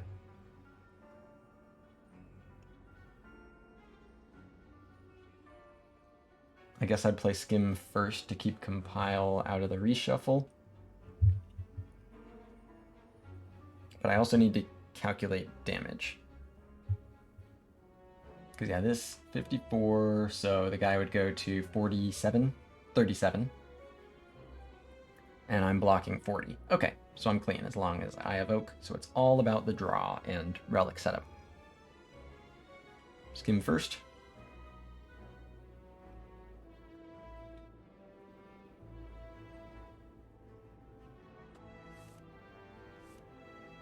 Burns. Alright, compile. Draw 2. Nope. So that is that.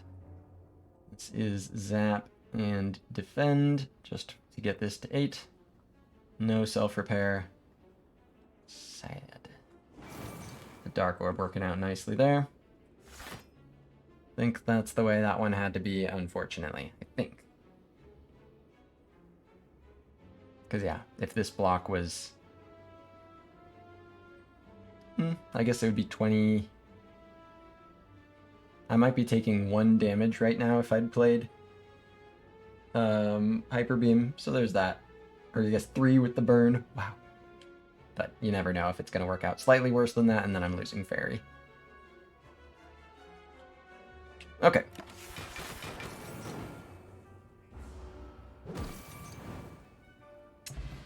Alright. Attack potion. Another hologram, absolutely. Keep them coming. Attack potion or colorless potion?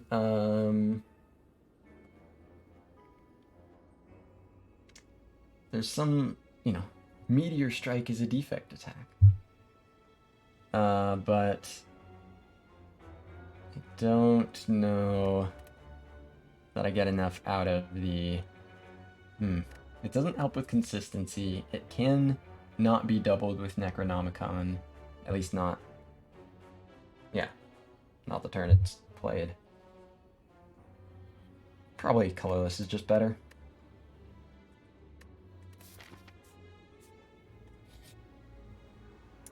Whispering voices.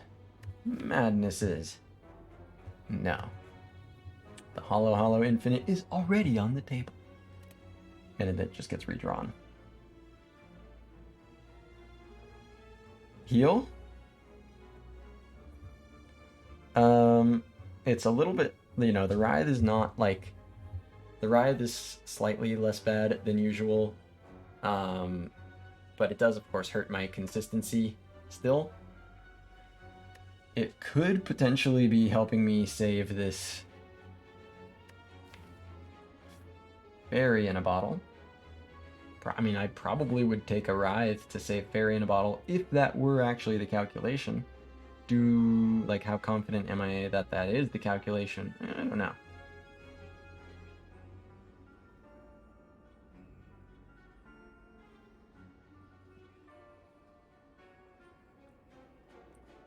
Don't have like blue Eternal Feather or anything. Blue Feather.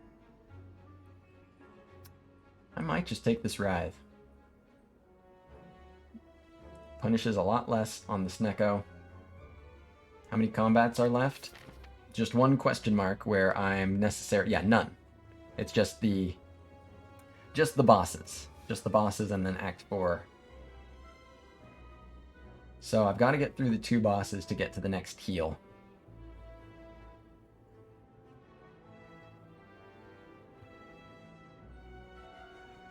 I kind of think this might be worth it. If I want to, I could remove the Writhe at the next shop, but probably I want to... Or sorry, remove the Writhe at the... Well, yeah, I can remove the Writhe at the shop with all the money I have and use the Peace Pipe, was what I was meaning to say. But the hologram is probably what I want to upgrade. Suki saying Team Writhe. Yeah, I think this HP plays pretty well here. I'll take it. Okay, got Team Writhe in the chat. Alright, so I took the Tungsten Rod, did the Tiny Chest manip so that I could... Nice! Way to go, Tiny Chest. Tiny freaking chest, man. Sheesh. Alright. Floor 48 blue key. How about that? Literally the last possible... Like, actually, no. No, you can't blue key the shovel relic. So yeah, the last possible node to get the blue key on. Okay, got a little more HP to my name now. Let's see how it all comes together. Marked in front of Donu and Deka. But unfortunately, chat, I've actually already gone 25 minutes over my time, and I don't have flexibility on that today. So I will have to put this one on pause and pick this run up tomorrow at 12:30 PST.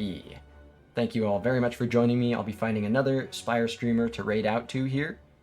But I really appreciate you all being here for this run. Sorry that it didn't have quite the time to finish it out. But I, rather than try to do the boss fights in 20 minutes, there's not a fucking chance in hell. I'll give this one the attention it deserves tomorrow at 12:30 PST, and I hope to see you all there for that. Let's see who's online slaying some Spire right now for a raid. Thank you for the obligatory plugs, Asuki. Discord, YouTube, highly recommend you guys check those out if you haven't already. And similarly, for anyone who hasn't already followed, if you enjoyed this run, I do runs like this every single day, 12:30 to 5:30 PST. So it'd be great to have you on the notification squad, if you aren't already. Let's see who is slaying. Yeah, this will be really interesting. I feel close. Usually oh yeah, a new YouTube video posted today. Very good point. A brand new YouTube video edited wonderfully by Asuki posted to the YouTube channel today. With the some of you may have been here for that run. You probably, if you were, you probably know which one it is. But yeah, this, you know, a lot of the times going into the boss gauntlet with any character, let alone the Defect, it's either I feel like, all right, I'm pretty strong, but something could go wrong here, or I feel like, oh, I'm up against the wall, but maybe things can work out here. I feel kind of surprisingly close to 50-50 with this one. I feel like I'm still losing bits of HP here and there. Like, it's, I think it was Corn Pop that said that, you know, it's like 1 step forward, 2 steps back in terms of HP, bleeding out a bit. That could very much manifest in a more powerful way, a more punishing way in these boss fights. But obviously with the 10 potentially permanent focus in the deck, some scaling damage, the pieces are here for this to go almost pretty cleanly. I guess maybe it shouldn't be that surprising for Snecko, you know. If the stuff lines up, if the Snecko allows, then this can be quite strong. And if the Snecko decides it's not happening, the deck is not strong enough to ensure that it is in fact happening. So yeah, pretty close to a 50-50, I think, on whether I think this one's going to work out. So, who is getting raided? Vegetable bread. Alright. I will raid vegetable bread. Oh, it looks like he's coding. I think he's making like a mod or something. Okay, never mind. Haven't seen him actually play Slay the Spire in a while. I'll throw you guys over to Papa. Looks like he's just going into the Act 4 Elites. So GG in progress, everybody. Hope you enjoyed what this run has had so far, and hope to see you tomorrow, 12:30 PST, for the rest of this. Good night, everybody. Let's go say hi to Papa. And that's it.